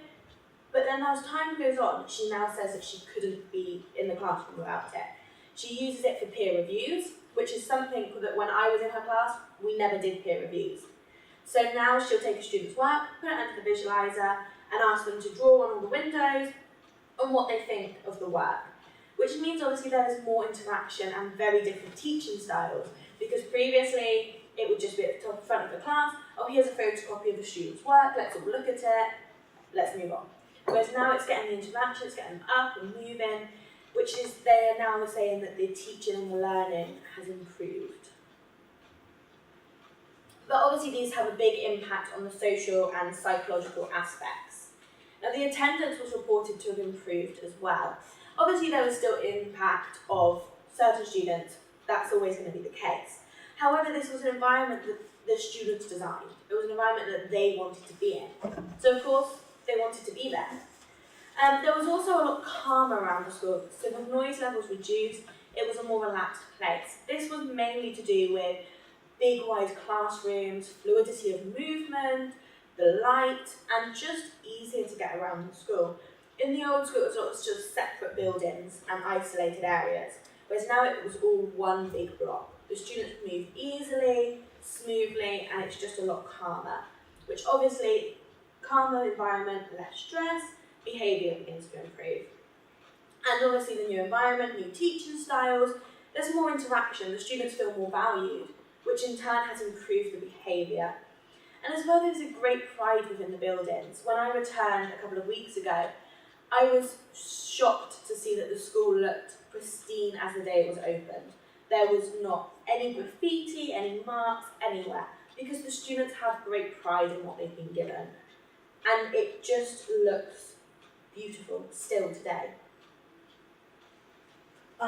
This improvement in behaviour has been noted in other places and is in the literature. Behaviour has improved. The school feels like a calmer place. The sense of pride and sense of identity has also been noted in other places. So it does seem that that is actually quite central to the nature of learning spaces, and indeed in '98, HEFGE did a report in which they said that maintenance really, really matters in learning environments because of social cohesion. We ran into a few problems in trying to get at an understanding of the interface between technology and spaces and teaching, and that is that some of the literature often conflates pedagogical approaches and the use of technology. In other words, new technology is improvement in teaching. We question that as an assumption, and we also wanted a more exact definition of what exactly teacher-centred and student-centred learning is than some of the literature was working with. Links to new, and therefore links to technology and the new environment. We found in some of the literature, some of these terms are a bit sort of conflated and merged and muddled up. We've got two postscripts. This is the first one. What's happened to that programme, Building Schools for the Future programme? It was greatly criticised, as everybody knows. It was cancelled in July 2010. Just when a report came out from the Partnership for Schools, which was actually buried according to the Guardian, which said, in most of the new build schools there has been a significant improvement in both exam results and attendance. Good report to bury then. And of course, the building projects were cancelled, and now 2015, a third of all head teachers are now saying that their schools are not fit for purpose. This can be seen as well in my hometown where Robert Blake was built. When the planning permission got put ahead, at the time all 4 secondary schools within the town were being into the programme. However, only 2 got built because at the summer that the building began, the programme got scrapped. And the 2 buildings which are left crumbling, and the the students that are potentially going to the schools are thinking they're going to schools for future schools, which are beautiful, state of the art, and the other schools within the town are just dropping off the radar because they're no longer fit for their use anymore. The other postscript we've got is we just wanted to reflect very briefly on the whole process of putting this together, because as Mary said, we're together in this 4195 class where we look at academic research, and so in a very, very real sense, the pair of us together walked through, in putting this together, walked through and did all the stages of research that are covered in 4195 in the first part of the semester. And even now we're discussing the second half of the semester and what we're doing now, and every time something comes up in class, it's like, oh, we've got an example of that, or we've done that. So, did you want any other comments? Yeah, no, basically, I think that the programme itself has just meant that, I mean, doing this and the 4195 programme has really improved my research and academic skills. More practice. Yes, absolutely, absolutely. Thank you.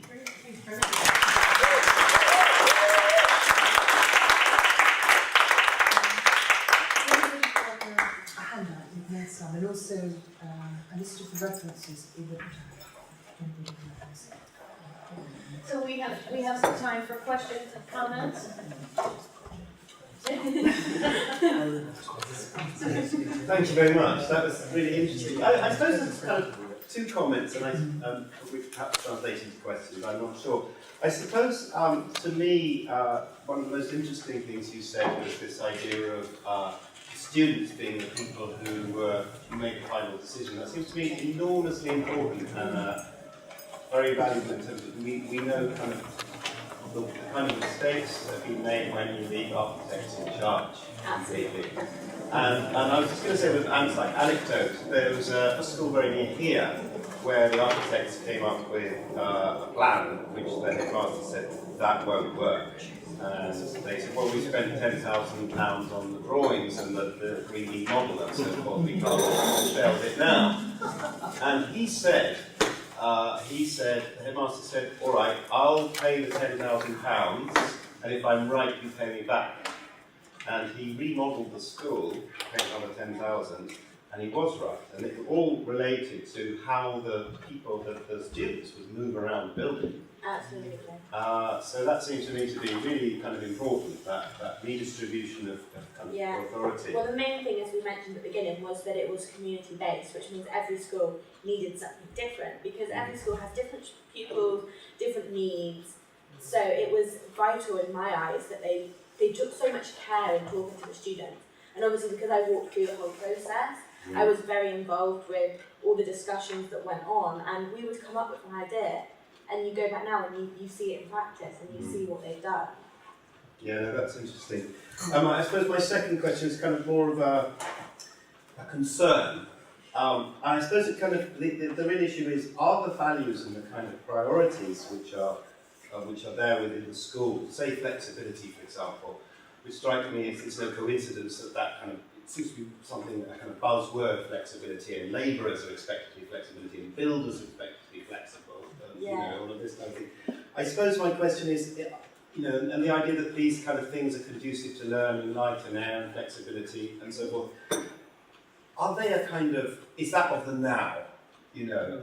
Is it that we're all going to look in 50 years' time and go, oh God, you know, look, all these horrible open spaces which are windswept and even though they're indoors. Yeah. Well, like obviously, you look back at how education was designed 50 years ago, and we look back and say similar things then. I think it's just as times move forward and as we have new technology prepared to do new things, we can. And I mean, I think we'll all agree that you learn happier and you'll feel nicer if there's more sunlight coming into a room than if you've got more strip lights. Simple things like that. So I do think it is, I personally like visiting the school, and I went back and helped as a almost like assisting the teacher for a week there. And it is a beautiful environment to be in, and it is a lot nicer than the old school. Obviously, I don't know how long that's going to last, but we've both said it will be interesting to see down the line, to look back further, because obviously this is still brand new and what's been put forward, and we have both already said that 10, 20, 30 years down the line, it'll be fascinating to see what's changed. Yeah, 15 or 20 years ago, in lots of educational institutions, they put in these huge IT rooms.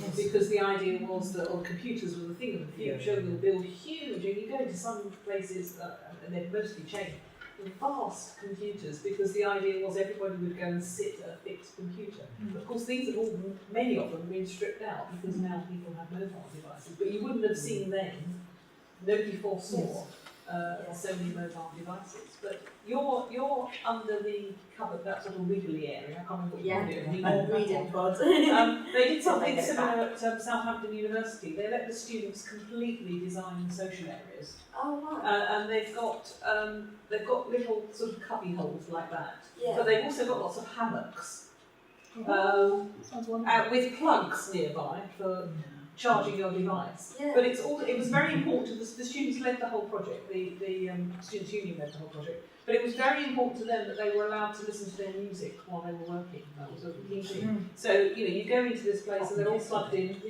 They're all plugged into their music, sitting down, but working really hard. All these things.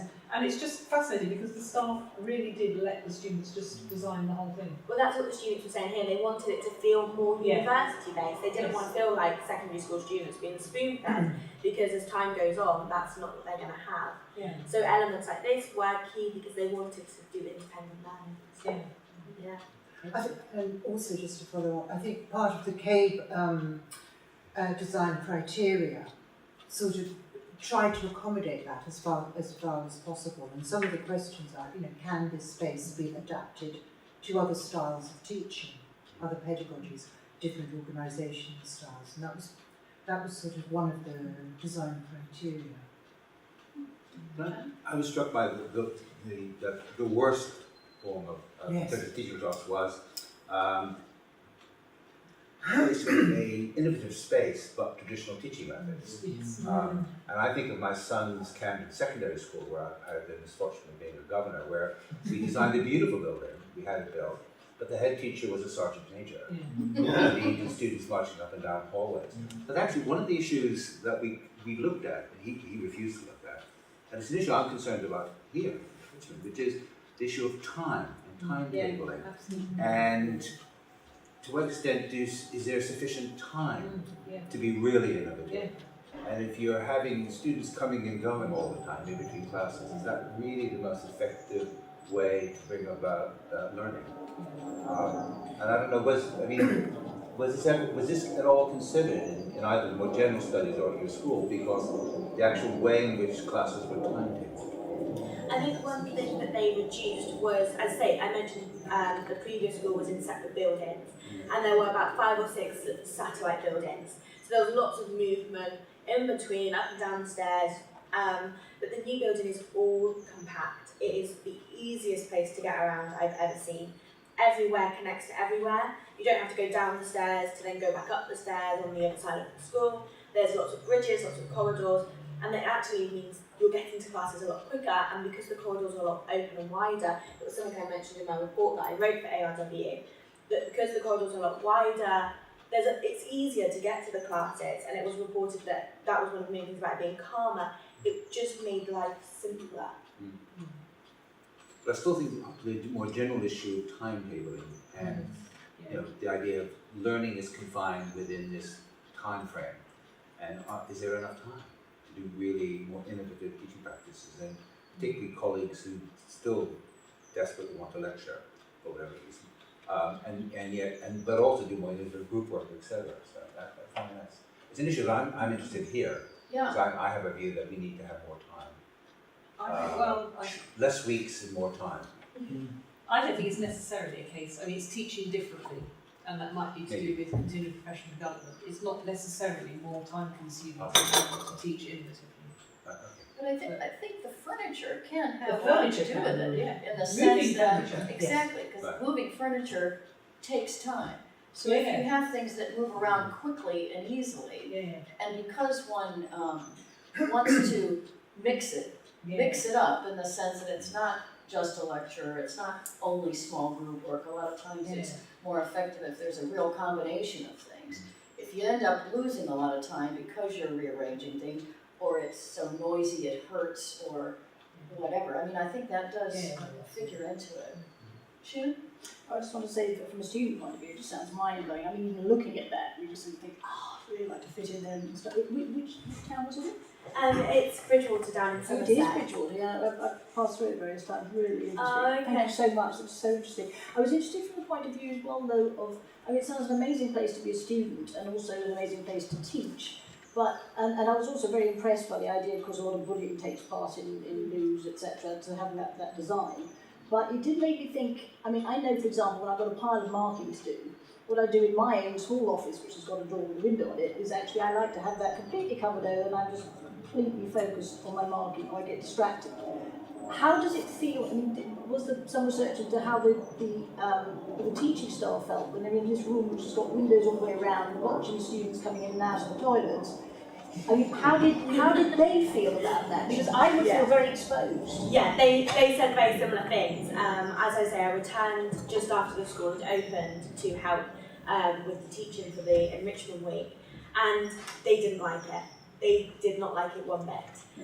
The teacher workspaces, they said the same, they just wanted their own area, because sometimes they do just want to go into their office, do their own thing, get their work done, and go back to Because you're on class. show all the time. Exactly. This is actually Susie supported. One of our researchers looked at schools in Scandinavia, and there were also these reactions of, oh, I don't want to be exposed, and that was from students and from teachers. Some left. So that kind of balance between the private and the community is actually really difficult to get satisfactorily, I think, and needs a lot of thought. Well, then, perhaps from the point of view of bullying, and you really don't want secret private areas for students, but Exactly. perhaps the teachers do need that area, or hopefully they won't be bullied. Yeah, exactly. But as we said, like, the school was built when the Caves things came into consideration, and as was mentioned, one of them was the surveillance. So it was kind of an element that they had to consider. Yeah. And as much as the teachers weren't a fan of it to begin with, when I discussed it with the same teacher when I returned a couple of weeks ago, she said it's normal. Right. So I think as much as to begin with they didn't like it, it does just become part of their day-to-day life. Right. So it's like anything, it takes time, because obviously I've been left 3 years now, so the school's been open for 3 years. They've got used to that constant surveillance thing, and it's something that they've just kind of adapted to. Now, I'm not too sure whether you'll be able to answer this one, because it's a bit of a stupid practical question. But all those lovely rooms with the huge giant windows, one of the things we have down at Ace of Briggs is some of the rooms would be nice with big windows. The problem is though, whenever I want to just stop and start showing a film, I then have to go around the classroom pulling down all the blinds. I mean, are there technological things in your new building, or sorry, your ex-building, that solve that problem? Or do they just have separate rooms where people who are going to show clips and things like that would be time-tabled into? Things that they brought into with the windows to make life easier.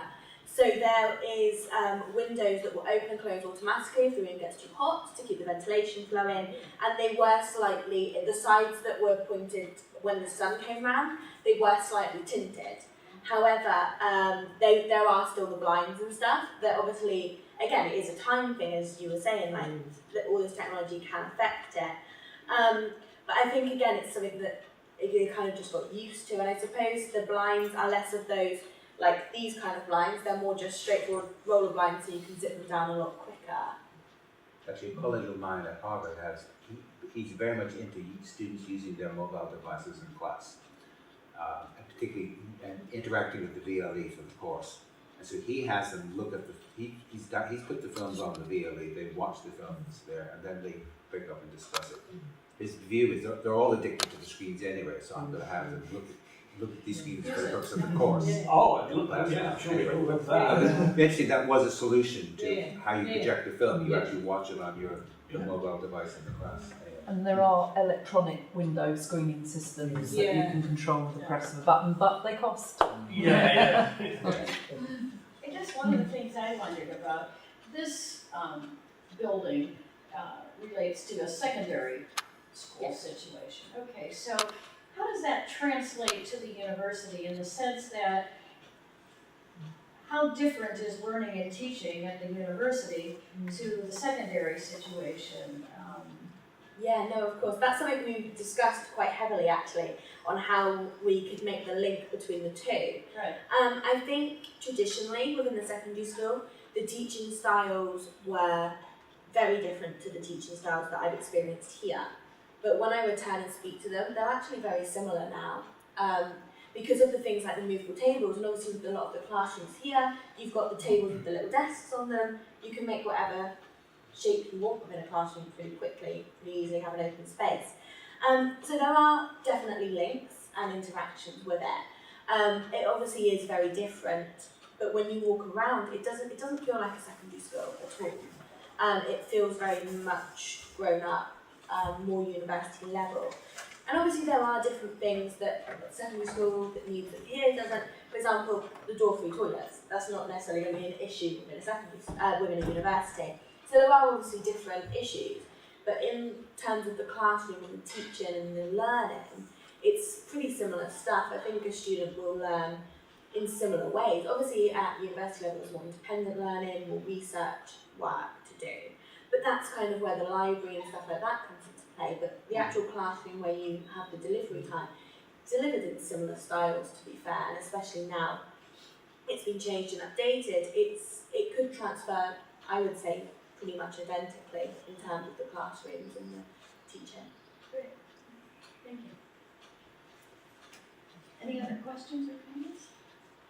Okay. I was just, one last thing. This sense of place seemed to me to be, I know it's a can of worms, but there seems to be a kind of interesting kind of paradox where we're looking at, we're interested in architecture which is effectively, can be replicated in different places. So, okay, look, there's a great school, it's worked there, let's see if we can make it somewhere else.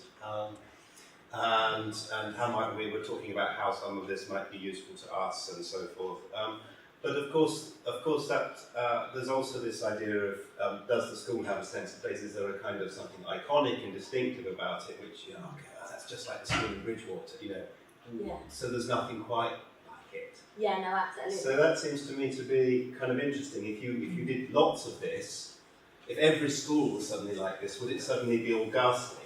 Or, I'm just trying to... And also, I mean, it was designed almost locally. Yeah. Yet each of the designs was a result of consultation.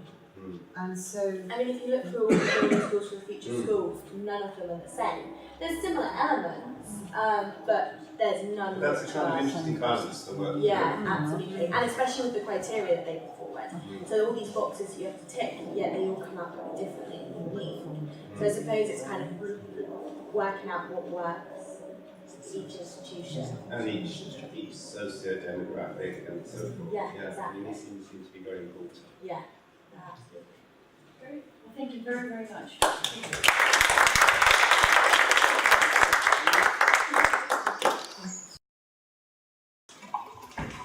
So Dr. Ayana Bernal is a senior lecturer in education at the University of East London. Her research interests include widening participation, diversity, equity and inclusion within higher education. And today she will talk to us about the inclusion and success of non-traditional students in higher education. Ayana, thank you so much for accepting our invitation. Oh, thank you for inviting me. I really appreciate it. Thanks very much. I feel quite honoured to be here. I've never been to Richmond before. Not the university. Obviously, I know the area, but I've not been to the university before. So it's really, really interesting. So thanks.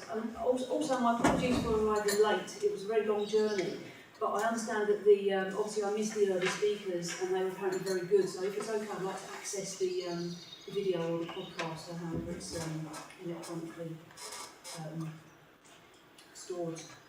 Okay, so I've been sitting here thinking about the space at the university that I work at, which is the University of East London, and how we sort of utilise that space. And what's interesting about the campus that I work at, which is Stratford campus in East London, is that it's traditionally a very old building. It's been there for a long time. It's the university is an ex-polytechnic, and before that it was a technical college. It was the West Ham Technical College. And the building itself is about 180 years old, so a very, very old Victorian building. But of course, over the years, it's been added to new buildings of you know, the university have bought up land around the original campus and have built new buildings. In fact, I work in the Cass School of Education, and that's only been open for about 5 years. So we're in a very privileged position of being able to work and teach in the very old Victorian building and also the very new education building. And they are, in some ways, very similar, but in other ways, very different. But we've kind of got the best of both worlds, which I actually quite like. I like both buildings for, you know, different things. I like the old Victorian building because it's got lots of original architecture, and it's got, you know, sort of the corridors and the high ceilings. But I also like the new buildings because it's very open. You know, Charlotte, you know, talked about her secondary school, and I could relate a lot of that to what's in the Cass education building, sort of, you know, open learning spaces.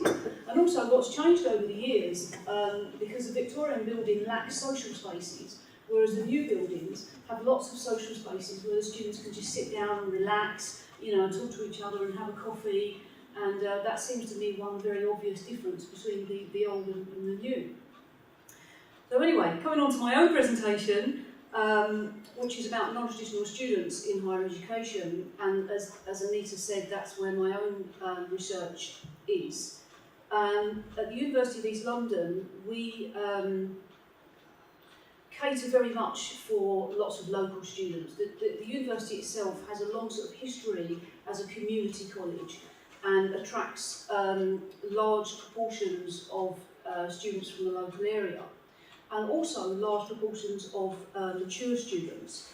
So often what happens is that people that have had a long break in education decide, for whatever reason, maybe they've had jobs and families and other commitments, that they want to return to learn. And you know, often if they've got children and jobs, they can't just up sticks and go and move to another university like often young students do, but they are often confined to what's what is on offer locally. So if students happen to be living and working in East London, and you know, they decide they want to return to learn and they want to go to university, often they go to their own local university, and of course for us that's the University of East London. So we have a high proportion of mature students at UEL. In fact, in the year 2012-13, 49.9% of the cohort were considered to be mature. Now obviously mature has connotations of older people, maybe in their 30s, 40s, 50s, but the HESA website defines mature as over 21. Now that's not really helpful because that may mean you've only been out of education for 3 years, and that to me is not a very long break. But you know, nevertheless, it's a break in itself. What tends to happen, and Marion David has done a lot of work into this. She conducted her own research and published a book in 2010. Is that one of the findings from the book was that mature students do tend to come from the low socioeconomic groups. They tend to be working class students from working class backgrounds.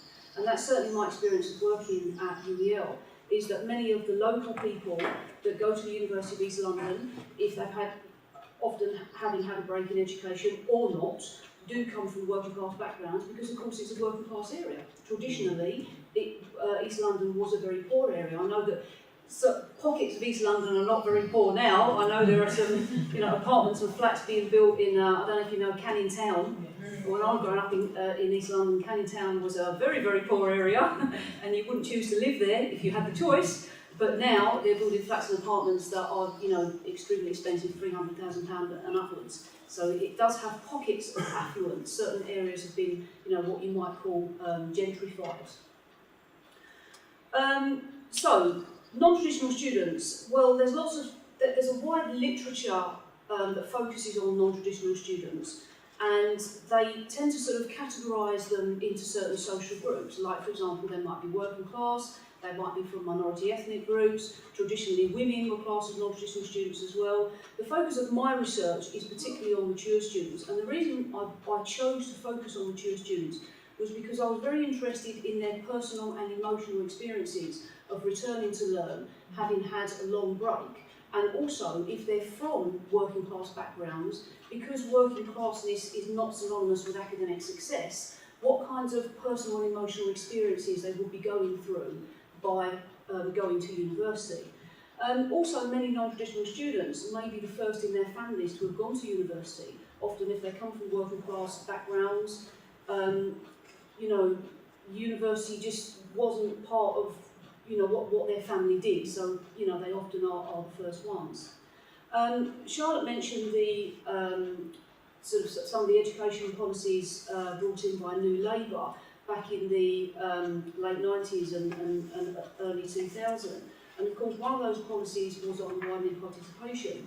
And New Labour set the objective whereby they wanted to get a 50% participation rate by 2010. Now, of course, that was a huge undertaking, and they actually achieved 47% before they left office, so they did quite well. But of course, what that did, by widening the participation in higher education and opening up the doors to these non-traditional groups, you know, groups that may not have traditionally taken part, of course, what that meant was that many students came to university who may have lacked the desired cultural capital in Bourdieusian terms in order to succeed in higher education. So they may have had, you know, sort of very negative past educational experiences. They, as I've already said, may be the first person in their families to go to university. And because of this lack of sort of history and culture in higher education, there's often this sort of hesitation to go. Even though the opportunity was presented, the hesitation to go and the sort of feelings of not being able to fit in, maybe feeling like a fish out of water, maybe feeling like you don't really belong there, start to bubble to the surface. And this was what my own research, when I was doing my doctorate and writing my thesis, this was something I concentrated on. Now, cultural capital, of course, was something theorised by Pierre Bourdieu, and what he said was that it really concentrates on certain forms of knowledge, the skills of education, and advantages that a person has, which give them a higher status in society. So the working class habitus is limited not to include educational aspirations, Bourdieu said. And he also stated that cultural capital consists of familiarity with the dominant culture in a society. Now, of course, historically in the UK, it's the middle and upper classes that have dominated higher education and been successful in higher education.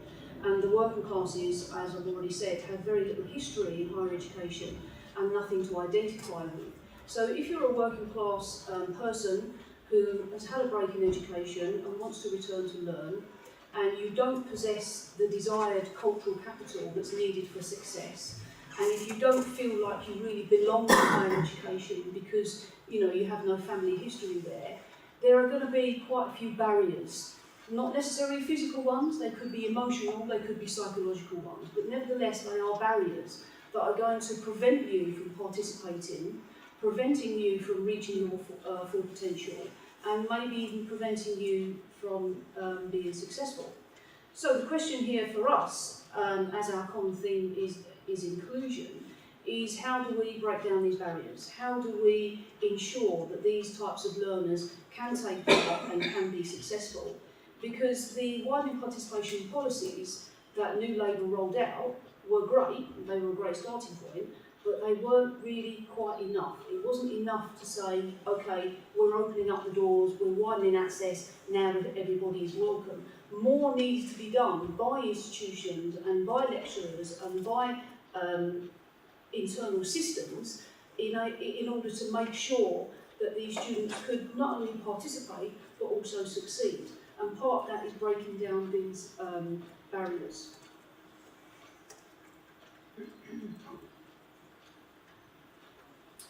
So I've already said that Bourdieu referred to the possession of the dominant culture as cultural capital because within the education system it can be translated into wealth and power. Now, of course, what widening participation policy aimed to do was kind of overcome this in a way by enabling and widening access for those non-traditional groups. Bourdieu also said that parents needed to provide their children with cultural capital by transmitting certain attitudes and knowledge needed to succeed in the current educational system. Now, what he meant by providing their children with cultural capital, we're not quite sure, and he's not around anymore for us to ask. Because, of course, you can't go out and buy cultural capital and feed it to your children. You either have it or you don't. So how are parents supposed to get cultural capital in order to pass on to their children? Well, of course, one of the things that widening participation policies have done is enable these types of non-traditional, mature students to take part in higher education. And one of the things that I focused on in my own research was that of role modelling, and how now, in many working class families, there is education as cultural capital, and that can be socially reproduced and passed on. Inequalities in cultural capital reflect inequalities in social class. We already know that. That was sort of a central theme that Bourdieu built his research around, that cultural capital is reproduced within the middle and upper classes but has to be created by the lower classes. And this is exactly one of the barriers I just referred to earlier when I said that often students will feel like they don't belong in higher education. That if you're from the working classes and you may be the first person to go, that you might feel like a fish out of water. And because, of course, what you're doing is you're trying to create, for the first time, that type of cultural capital that's been lacking in your family. Okay? So for the middle classes and the upper classes going, having that socially reproduced through the generations, automatically going to higher education, because the cultural capital is already there, for them it's not a problem, it's not a barrier. But for working class students, it's something that has to be newly created and added to their existing habitus. Okay, now, teaching non-traditional students is often rewarding but challenging. They need more time, they need more resources, they need more support and more attention in order to succeed because of all of the things that I've already mentioned. For them, higher education is an unequal playing field, and they do often feel that they are starting at a disadvantage. In comparison to what you might call traditional students, who are going straight from school, they may not have had a break in education, they've sort of, taken the traditional route straight from school into sixth form and then into university, so they're carrying with them their study skills and their academic practices. For mature students, having been out of education for a long time, they are sort of, got lots of disadvantages going on. Okay, if they're from a working class background, they lack the desired cultural capital. If they are the first person to go to university, they've got nothing to identify with and no cultural history in the field. If they've had a break from education, it means that they're returning without their academic and their study skills, and they may have to sort of start again and learn how to write an essay from scratch. And they're kind of juggling all of these disabling disadvantages. Now, Bourdieu did say that lacking the desired cultural capital for working class students is like a disability. So as we're talking about inclusion, the question is, how can we overcome that? How can we create an inclusive educational environment? How can we change and adapt within the institution in order to meet the needs of these students, which, as I've already said, is difficult but rewarding. UEL has a strong social justice agenda, and because of the area, because of the socio-demographics and the economics of the area, because traditionally we attract a lot of, we cater to the needs of the local community, we attract a lot of local students, we are very aware of what we need to do, or what we need to be working towards and what we need to achieve in order to enable our students to achieve. Now, we have adopted many practices at the University of East London, many of which obviously other universities have, and I'm sure you do here. And I'll just run through a few as an example. We have Skills Zone for academic and library support. So what Skills Zone does is it provides specific, so individual, not groups, but individual support for students in terms of their study skills. So if they need help writing an essay, referencing, putting together a presentation, Skills Zone is the place that they can go for support, and they're based in the library. We also have peer mentors, where we get the students who are at level 5 and 6 to pair up with the level 4 students, the newer ones, to mentor them. And because they're their peers and they're not their lecturers, it tends to be a little bit more effective. We also have a personal tutor system, which I'm sure most universities do. We have learning and achievement advisors and learning and achievement mentors, which students can be referred to by their lecturers and their personal tutors. And again, this is one-on-one support, which directly targets their areas of need, so that their own weaknesses as learners, but they do have to be referred. The most important thing for us, lecturers working at University of East London, is the relationships that we build with our students. Relationships that are often built on positive, healthy, understanding individual needs, building self-confidence and self-esteem, and enabling them to fulfil their potential. Now, this for me as a lecturer is the most important thing. The rapport that you have with your students is paramount to their success. Because if they are the type of student that has come to university and they are really feeling like they don't belong there, they're questioning, why are they there, they haven't got anything to identify with, they may not have any family members before that have gone, they're going to be feeling low on self-esteem and low in self-confidence. So part of my job is to raise that for them. Because once their self-confidence and their self-esteem is raised and they start believing that they can do it, that they can be successful, and that they do belong there, and that rightfully they have a place there, then they will start to produce work that is going to meet our standards and make the grade.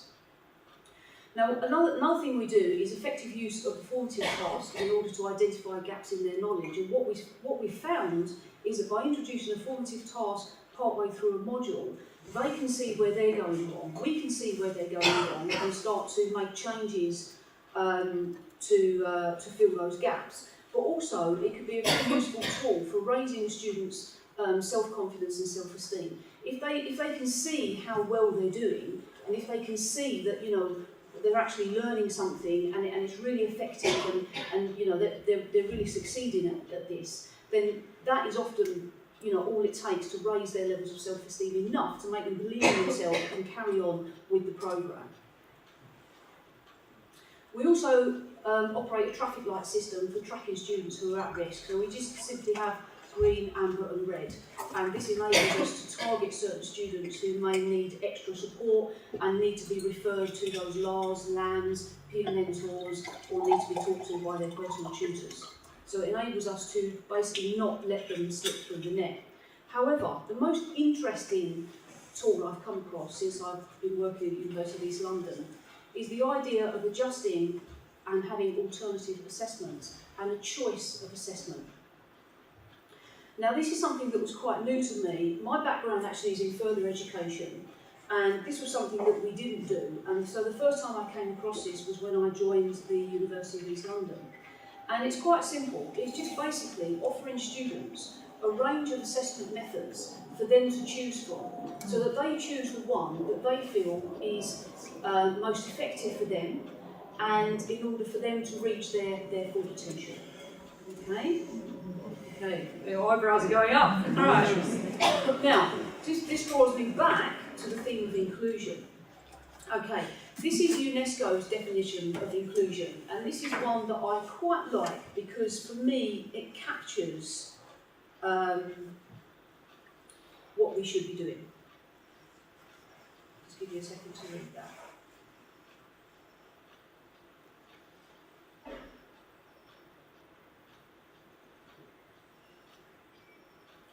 Now, obviously UNESCO is concerned with the welfare, health and education of children, but this can be sort of translated into the higher education world as well. So inclusion is about breaking down barriers to success. It's about enabling students to meet their full potential. Those barriers, as I've already said, they may be physical or they may be emotional. If a student has a physical disability and turns up to learn in a wheelchair, we will make adaptations to the physical environment to enable them to access the building and to access the learning resources that they need. That's great. However, why are we not doing this on other levels like emotional and personal levels? So, in other words, we need to enable learners to reach their full potential in other ways, like in teaching and learning. And being a fully inclusive environment or education institution is enabling all learners to fulfil their potential in any way that needs to be done. So, giving a student a choice of assessment. Now, obviously, if a student has a disability, we make reasonable adjustments. We can change conditions, we can allow extra time, we can allow them to use software, we can bring in different types of furniture that meet their needs. And, you know, we kind of do all this by, we're kind of on automatic pilot now. We don't question that we need to do this. But my concern is for those students who, in Bourdieusian terms, are disabled by their lack of cultural capital. What are we doing for them? Now, I've already said that UEL is a fully inclusive system, and we operate this alternative assessment method. And this involves changing assessment methods, i.e. using coursework instead of exams, or using presentations instead of essays. This allows students to go some way to meet their full potential by using a method that they feel that they can excel in and not be penalised by lacking the appropriate cultural or desired capital.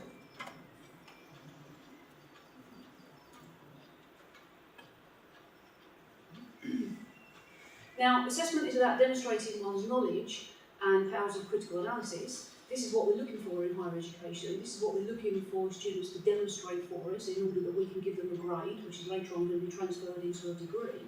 Now, this can be done in many different formats. And traditionally, we've just prescribed those formats for students. We've just said, right, you're going to write an essay on this, or you're going to do a presentation on that, or you're going to go out and do some research, and you're going to put those findings in a report, and then you're going to present that for a grade. Okay? Now, this new way of thinking, if you like, is about enabling students to choose their own assessment method in order that they can maximise their own potential. Now, this was pioneered at Trinity College in Dublin as an inclusive system that gives everybody a choice of assessment. So nobody knows who has a disability. So it was originally rolled out in order to make disabled students invisible. Those with special educational needs who would ordinarily have been given, you know, an alternative assessment or additional time or an additional space, in order to kind of conceal them, because they often, you know, they don't want to be singled out, they don't want their disability to be made obvious, they don't want to be segregated away from the mainstream of students, they want to feel like they're part of the main group. So in order to kind of make them invisible, Trinity said, okay, let's just roll it out for everybody, and then nobody knows who that student is, they're not singled out. So they blend in, they become invisible to the rest of the group. And what this approach does, of course, is it avoids the deficit model, which traditionally focuses on the learner, their disability, and really puts the onus on them and what they cannot do, rather than what they can do.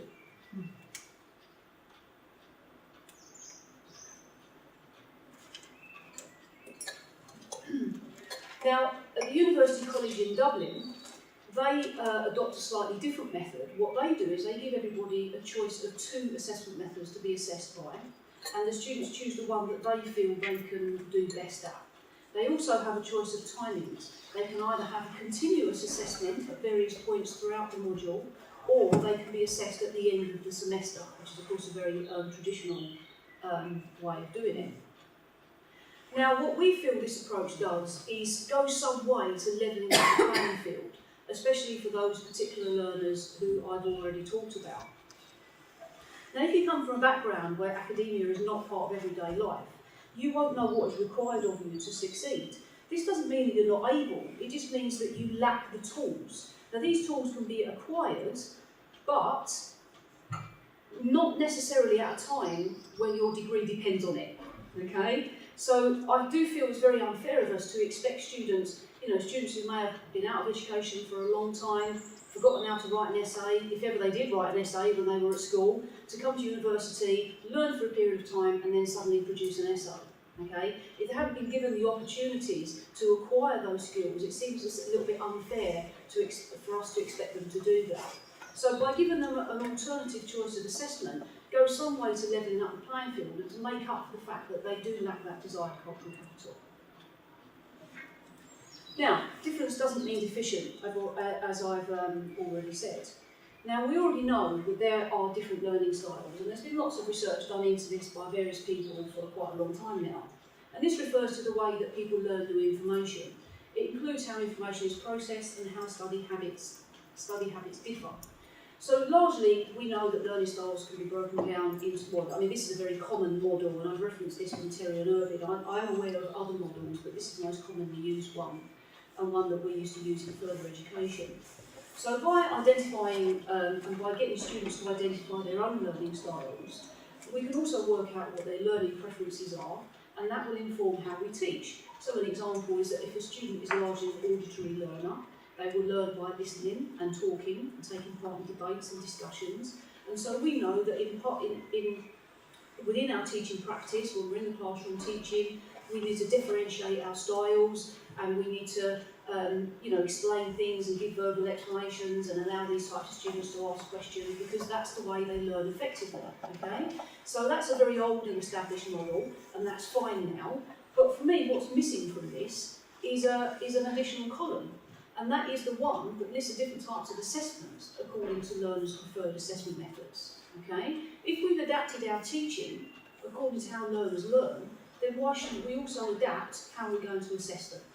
So an additional column might look like this. If a student is an auditory learner, we should assess them according to their learning styles, and that could be by a presentation or a discussion or a debate, for example, and so on and so forth.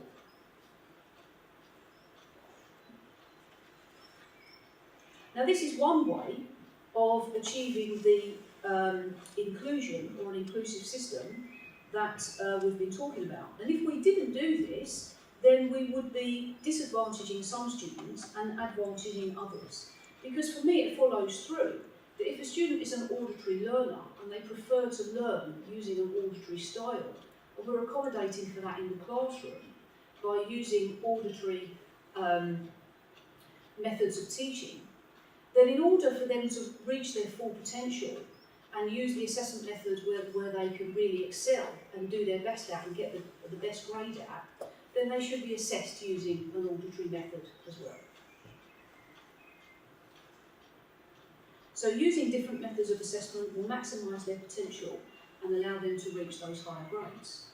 Now, learners themselves can make decisions about this. They will know which is their preferred method.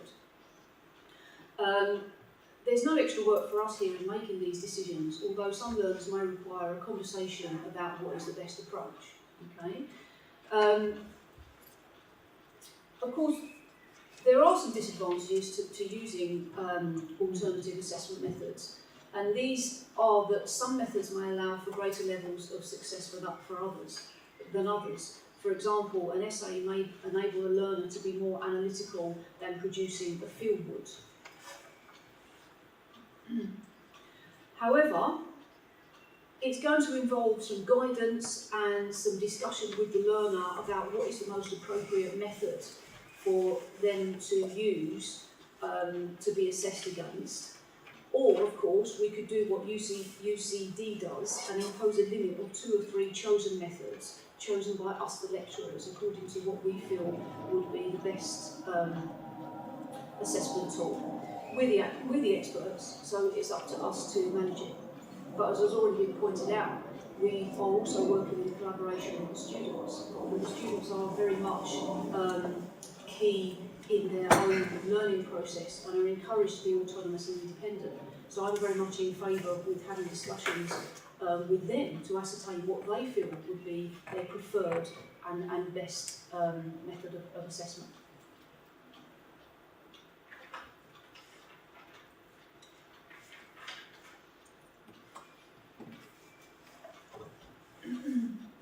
Now, University College Dublin provides a practitioner's guide.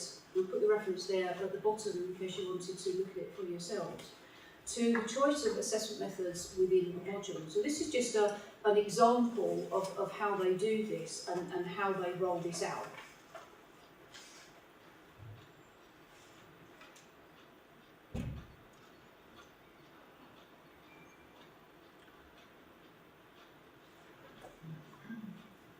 So the example is taken from a module called Environmental Biology. And what the team have decided to do is offer 2 different assessment methods, and of course the student will decide which one they want to use. The first one is an exam, and a 1-hour scene exam, which will take place at the end of the module. And the second assessment method, as you can see, is a problem-solving type of assessment, which is submitted at 4 different points throughout the module.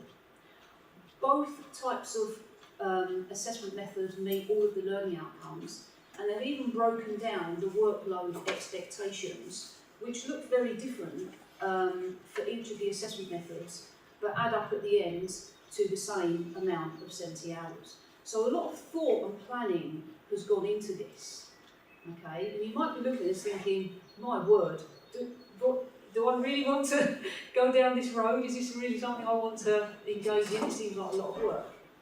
Well, when you teach in an inclusive school or university, it is hard work, because what you're doing is you're trying to enable each and every one of those learners to access and reach their full potential. Now, in the borough that I work in Newham, in the primary schools in Newham, because we are such a culturally diverse borough, amongst the children in those schools are spoken in over 300 languages. Okay, so it's a very, very challenging job to be a teacher in the borough of Newham, and it's very, very difficult to try and meet each one of those individual learners' needs. Okay, as I've already said, it's challenging, but it's rewarding. And if you choose to work in an environment like that, that is multicultural, that is diverse, that has lots of different, not just special needs, but individual learners' needs, then it is going to be a tough job.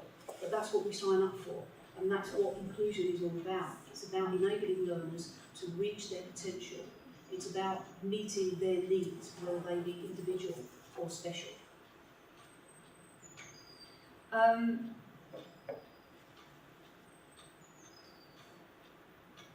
These are some of the results from UCD's first pilot year that they posted on their website. So what they did basically was they spent a year rolling this out, and then they collected some feedback, both from lecturers and from students, and they condensed that feedback into this report. So as you can see there are some advantages, there are some pros, and there are also some cons. And there's maybe a little bit of tweaking and adapting needs to happen to this system. But I think you can agree that largely it's working very well. Can I ask a question? Is it possible for a student to go through a 3-year degree without ever writing an essay? I would say no. At some point they would have to produce an essay. But whereas now, essay is the main and probably preferred method of assessment, under this scheme, it need be a sort of a situation where they're mostly writing essays all the time, and that's what they're being assessed by, which is disadvantaging the students who maybe are not very good at writing essays, or if that isn't their forte, or if they've been out of education for a long time, it may be many years since they've written an essay, or maybe have never written an essay if they didn't do that at Well, I school. was coming at it from a different angle, really, thinking that if you're not helping students to develop, I mean, I'm all for a variety of assessment, don't get me wrong, But if you're not helping students to develop essay writing skills, are you putting another barrier there? Because if they decide to leave UEL and apply for a master's at UCL, they will have to write a lot of essays. And so in terms of social mobility, are you stopping them moving on to other institutions because they haven't developed that academic skill? Yeah, that's a very good point. And what we decided was that we wouldn't prevent students from acquiring and building on their essay writing skills. We would encourage them and support them to do that, but what we wouldn't do was leave it right until the end of the module as an assessment method, you know, with them producing an essay that they're going to be assessed by and graded by, and which their final class of degree would be derived upon. That we would coach them writing essays at different points within the module. But do you do this at all levels and all courses? Well, at the moment, At UEL? At the moment, this is quite new to us. We underwent a restructure back at the beginning of the academic year. So last summer, August, September, the University of East London underwent a massive restructure. All courses were revalidated, and all the modules that we're rolling out at the moment are new and they've been newly written. So for us, this is the first time in doing this. So we haven't actually reached the end of our pilot year yet, okay? But one of the modules that I teach on is philosophy of education. And what we decided to do was introduce a choice of 2 assessment methods for the students. So we said to them, okay, we want you to provide a beginner's guide to philosophy, and you're going to have a choice of 2 assessment methods. You can either produce a brochure, or you can do a PowerPoint presentation. But within it, we want you to obviously meet the learning outcomes for the module. And as a team, we sat down and we mapped the assessment against the learning outcomes to make sure that they can be fully met. And we offered the 2 assessment methods to the group. And it was, you know, received really well, and they were really happy with it. And they said, you know, some of them said, yeah, that's great, I'd love to do a presentation. And some said, no, I'm not very good at presentations, I'm not very confident, I need a bit more time to brush up my presentation skills, so I'd rather produce a brochure instead. But, you know, the point is that offering them the choice enables them to make decisions about how best for them to reach their potential, whilst they're still acquiring skills that they will need for other types of assessment. If you take subject benchmarking studies, but also mapping it out, one of the advantages the 3-year degrees have is that the first year is pass-fail in effect. So you have a lot more flexibility. There are some American universities that are doing pass-fail freshman years to have a lot more innovation in their first years as well. But it does seem to me, you know, that I've heard of universities offering choice of assessment, but that's at a mapped out degree program, which ensures that overall the students will do X number of essays, X number of oral presentations. I mean, I once chaired a lifelong learning network, which had UEL in there, and you had an outstanding careers, head of careers in Ophelia Bola, who was absolutely stunning. East End, a young woman who was head of careers. Her biggest concern was UEL students, not just UEL, I mean, this was also true of Birkbeck where I was, students weren't being prepared, these students, with the social skills they needed for employability. And East London Business Alliance was saying, these are bright kids, but some of them don't really know how to write essays, and some of them lack the social skills, the presentational skills, the eye contact, all of those things. And when we at Birkbeck and in UEL, we were running these workshops, we were being criticized by colleagues and imposing cultural imperialism on these kids. Because we were saying, I'm sorry, if you go to a job interview, you know, middle class kids know how to do this. You have to make eye contact, you have to hold conversation. Anyway, but so it seems to me, is there a via media between allowing choice? I think it's an excellent idea, but up to a point, in the sense that it's still about mapping out overall in a degree that there'll be a writing assessment that all students won't necessarily experience. Yeah, absolutely. So what happened at the beginning of the year, when we had our courses revalidated, part of that process was to produce an assessment schedule where we could get an overall view of how the students were going to be assessed. And what we wanted to achieve was a broad balance of assessment methods, because up until that point, it had been essay heavy. You know, it had been, you know, write an essay for this, write an essay for that, and very little opportunity to really do anything else, and no choice. So really, we decided that by giving them a choice and by having a wide variety of assessment methods, which enabled them to acquire and demonstrate a wide variety of skills, including presentations and some academic writing, that would enable us to enable them to reach their full potential and to succeed. Antonio? What feedback have you got from external examiners since you already submitted some of the assessment?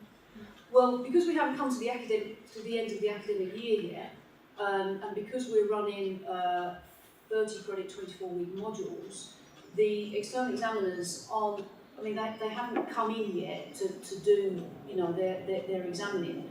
But from what I've learned, they were all up for this at the beginning of the year. You know, they helped us validate our programme, and they, you know, they didn't sort of say, no, you can't do this, this doesn't fit traditionally with what we do. They were very much in favour of us adopting this model. And are you seeing a preference for one method versus the other, based on age or? Not really, to be honest, no. There doesn't seem to be an emerging pattern at the moment, although obviously we need to wait till the end of the academic year and take a retrospective look back to see just how effective it's been. But I mean, I kind of expected students to, you know, mostly want to do avoid writing essays, but that hasn't been the case at all. One last question. What happens if one of the methods of assessment has a higher average compared to the other one? Higher average in terms of? In terms of the students do higher grades compared to the other one. Yeah. Well, I mean, as I've already pointed out, this is one of the possible pitfalls or disadvantages of rolling out this type of module, is that you are giving students, you know, one set of students an advantage by allowing them to be assessed through a method compared to another group who use it. And this is why it needs to be kind of managed and well thought out and mapped out in the way that UCD has done this. Okay. Yeah.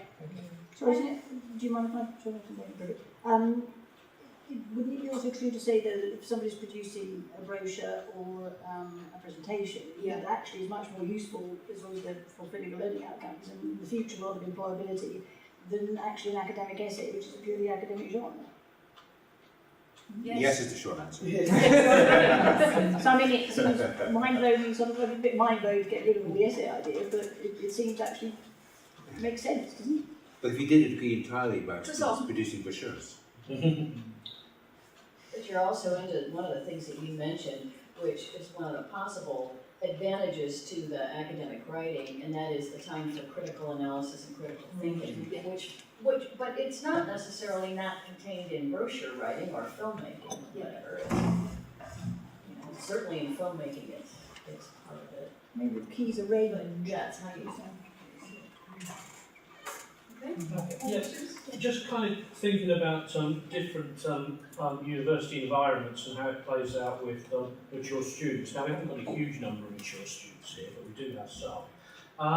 One of the things I could think back to a couple of other places I've worked is that mature students integrated better when they were going into an environment where there was already quite a large body of mature students. That's right. And that would be probably one of the barriers here if we started to make any kind of attempts to change that, is that the first groups coming in would come into a kind of a very radically different environment than could be presented. Yeah. But on the other hand, I mean, you know, even compared with the Open University, it's certainly a lot different from London Met. The sort of one-on-one relationship that we can have with students and give them counselling and advice is incredibly much higher here than I've ever had at other institutions I've worked at. So there's that kind of thing going on as well. The one thing about the critical analysis is that in terms of writing essays, I kind of obviously agree with all the points you've made, but in terms of kind of classroom work, I've always found mature students actually, you know, thinking on their feet and being able to develop ideas that are being thrown at them actually much quicker off the mark. And that's something that they actually raise the standards in the entire class environment. Absolutely, yeah. I mean, that's been my experience as well, to be honest. I find by and large that mature students really enrich the classroom environment and bring their life experiences with them, and that does sort of tend to raise the quality of teaching and learning that goes on. That's not to say that the younger or more traditional students don't have any useful experiences to bring, because they do, but they're just different. Yeah. I understand why this would work amazingly for mature students and, as you say, non-traditional students. But obviously you're going to get traditional students as well. So obviously by giving traditional students a choice, say they're used to essay writing but just find presentations easier, you're going to be allowing them surely to get better grades, which then isn't leveling the playing field. Yeah. As I've sort of already acknowledged, that's one of the pitfalls, possible pitfalls. It depends how it's managed. Obviously, by allowing two different assessment methods, you are allowing, one set of students to be advantaged and maybe achieve higher grades than another. And that, as I said earlier, it involves having a conversation with the student and finding out what their learning and assessment method preferences are, and how they feel they might be able to fulfil their potential better, and also discussions as a team to work out how best modules should be assessed. Does it always happen? Does it always happen, that discussion about the assessment method? Have you found some students making the wrong choice because they didn't have the confidence to come and speak to you or whatever it was? And they got it wrong. Yeah, absolutely, of course. That's the reality of it. That happens all the time. Often students, one of the really frustrating things as a personal tutor is that often you don't get to find out about a crisis in a student's life until it's too late. Whereas if they come to you in the beginning, you maybe would have been able to help them in a more effective way. So, often, unfortunately, it is the case that we realise that it's too late. By then, we can't do anything about it. All we can do is just kind of, keep talking to students and keep encouraging them and keep saying to them, and this is why relationships with students is so important, because, I feel, in my experience, if you've got that rapport with students, if you build that relationship, it's healthy, it's positive, it's open, they will come to you and they will talk to you, and you can often nip these problems in the bud quite early before they sort of set in and you get to the point of no return. And that's why I sort of emphasised early on in the presentation that for me, you can have all these fancy support systems in place and that's great, but if your student hasn't got a rapport with their lecturer and they don't feel like they're approachable or accessible and they can't go and talk to them, then unfortunately that does impact negatively on their learning experiences. Okay. If I may, I'd like to kind of go back to the beginning of your presentation when you were introducing widening participation and talking about disadvantage in a broader sense than mature students. And I wanted to share an experience that I think reflects something important. My experience is actually with somebody who's from a disadvantaged background. So I was only the second generation to go to university, but actually although my mother went to university, she dropped out. So maybe I was the first generation. I was from a poor family, so I was getting free school meals. I failed my A-levels, couldn't get into university, went to polytechnic. This story is, I'm here now. But the reason why I'm telling you that story is because it links to something we were talking about earlier, about disclosure, actually. So I ended up working in a Russell Group University who thought it was better than it was, actually. That sounds familiar. And I had the privilege or the disadvantage, however you see it, of teaching on a new lecturers programme and teaching about inclusion. And I bravely or stupidly decided to disclose my background. And I'll never forget these very privileged lecturers who were all saying, the reason I've been provoked into disclosing is because they're all being very negative about widening participation, and we're making assumptions that in order to widen participation they'd have to lower standards, and they couldn't see the idea of potential of people to develop and grow and learn and all that. So I was kind of provoked into it, and I disclosed, when I'm from a poor background, I failed my A-levels. And the sharp intake of breath, as if I suddenly now didn't belong to this group anymore, was quite, oh my God, what have I said? But the point of me saying this is not for it to be kind of like a story you tell over a glass of wine, but I think it makes a really important point about widening participation is more than just who we bring in as students. It's about the academics, the staff.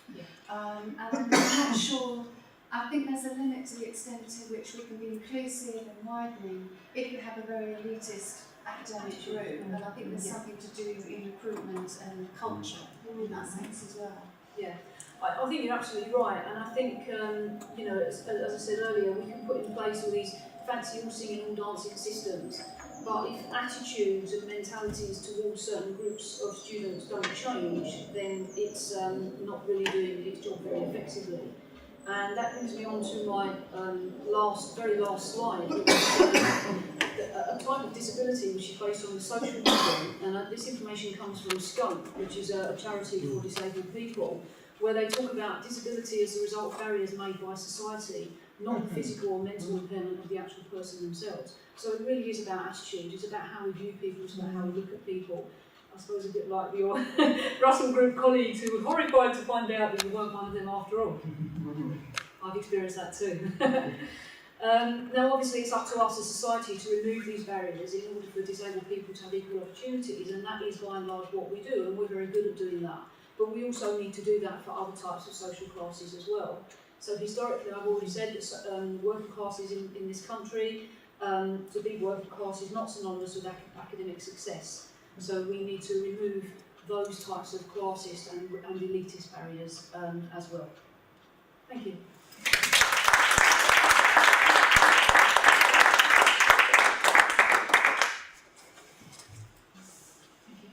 What a good day. Don't you think? I mean, gosh. Thank you so much for everyone's contribution. Neil? Can I have one last question? Sure. Do you think part-time study is essential if you're trying to recruit non-traditional students? There are 40% less part-time students in higher education. Not only Birkbeck, but where it's really hitting on the post-1992 institutions, big drops in mature student numbers. It's largely due to financing. But anyway, on that note. That's a nice wine if you like it. That's nice wine. So I have to go. So, thank you very much. Bye. From my perspective, the answer to that question is yes, of course, because mature students obviously have lots of other roles, often juggling multi-roles in their lives. They might have children, jobs, family members to look after. So offering part-time as a choice in provision is in my view essential. But unfortunately not very well supported by government or some universities. I guess one of the things I was wondering as you were talking about the choice of assessment methods and such, it was some of the things that you were talking about, but also when you interrelate that to the stats that talk about how many times people change careers. And if at this stage of the game one chooses particular sorts of assessments because that allows you better growth, et cetera, that may not set you up in the best possible way for what happens in the future, given that kind of landscape. And so I suppose one of the important things is that part of what's built in is that you ensure that people do end up being able to make a decent presentation, write a good essay, et cetera, write a good report, all of these sorts of things. Perhaps it's more to do with percentages. And variety. Yeah. Yes, exactly. Yeah, you would have to ensure the variety so that you're prepared more fully. Yours? Can I make a statistical prediction? And then when you finish with your external examiners meeting, you can send me an email and say you were wrong. Or right, well then, I think you're not going to find a difference between the people who are using the presentation and the people who are using the essay writing. I think we're just holding on to our safety blankets. Because to prepare a good presentation, you have to write a mini essay in the background. That's true. So to write, when I started asking students to write a script and submit the script alongside their presentation for grading, because grading the presentation skills is one thing, grading the background work is another. So they would say, but I have put so much effort into this, and I need to have something in writing about their effort. which is not really their effort, it's the work that they has gone into it. Yeah. And when you look at their essay writing and you look at their script writing, you would give it the same kinds of grades, very similar grades. So to write a presentation for, let's say, 12 minutes, conference standard, you need to write in the background around 1,000 words. That's more or less what you need to write. And it needs to be of an essay style. It needs to sound like a literature review. That's what it needs to sound like. So if you're good at writing this, you will be good at presenting and bringing the two sticks together. I don't think you're going to find a difference. Yeah, that's very true. But what is attractive to students is that they're given the choice to make the presentation instead of writing the essay. And that often if they lack confidence in their writing skills, or they haven't yet got to the point where they feel like they can, you know, fully present an academic essay, that they're given the choice to verbally present instead. And do you find that that then is much more motivating? It's sort of, I mean, one would think that would be the correlation. We do, yeah, definitely. And we also So find that they want to make a presentation. Or they want to make, or they want to write a paper. Depending on where they feel their That's best what I mean, skills they lie. actually want to do the one that they chose because they had the choice. Definitely.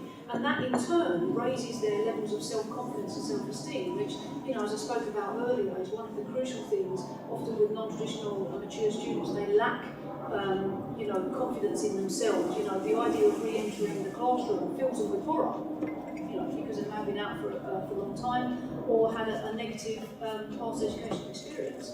So being able to tap into their confidence and raise their their potential by raising their levels of confidence is a really key thing. And these are just all, you know, tools and ways of doing it, really.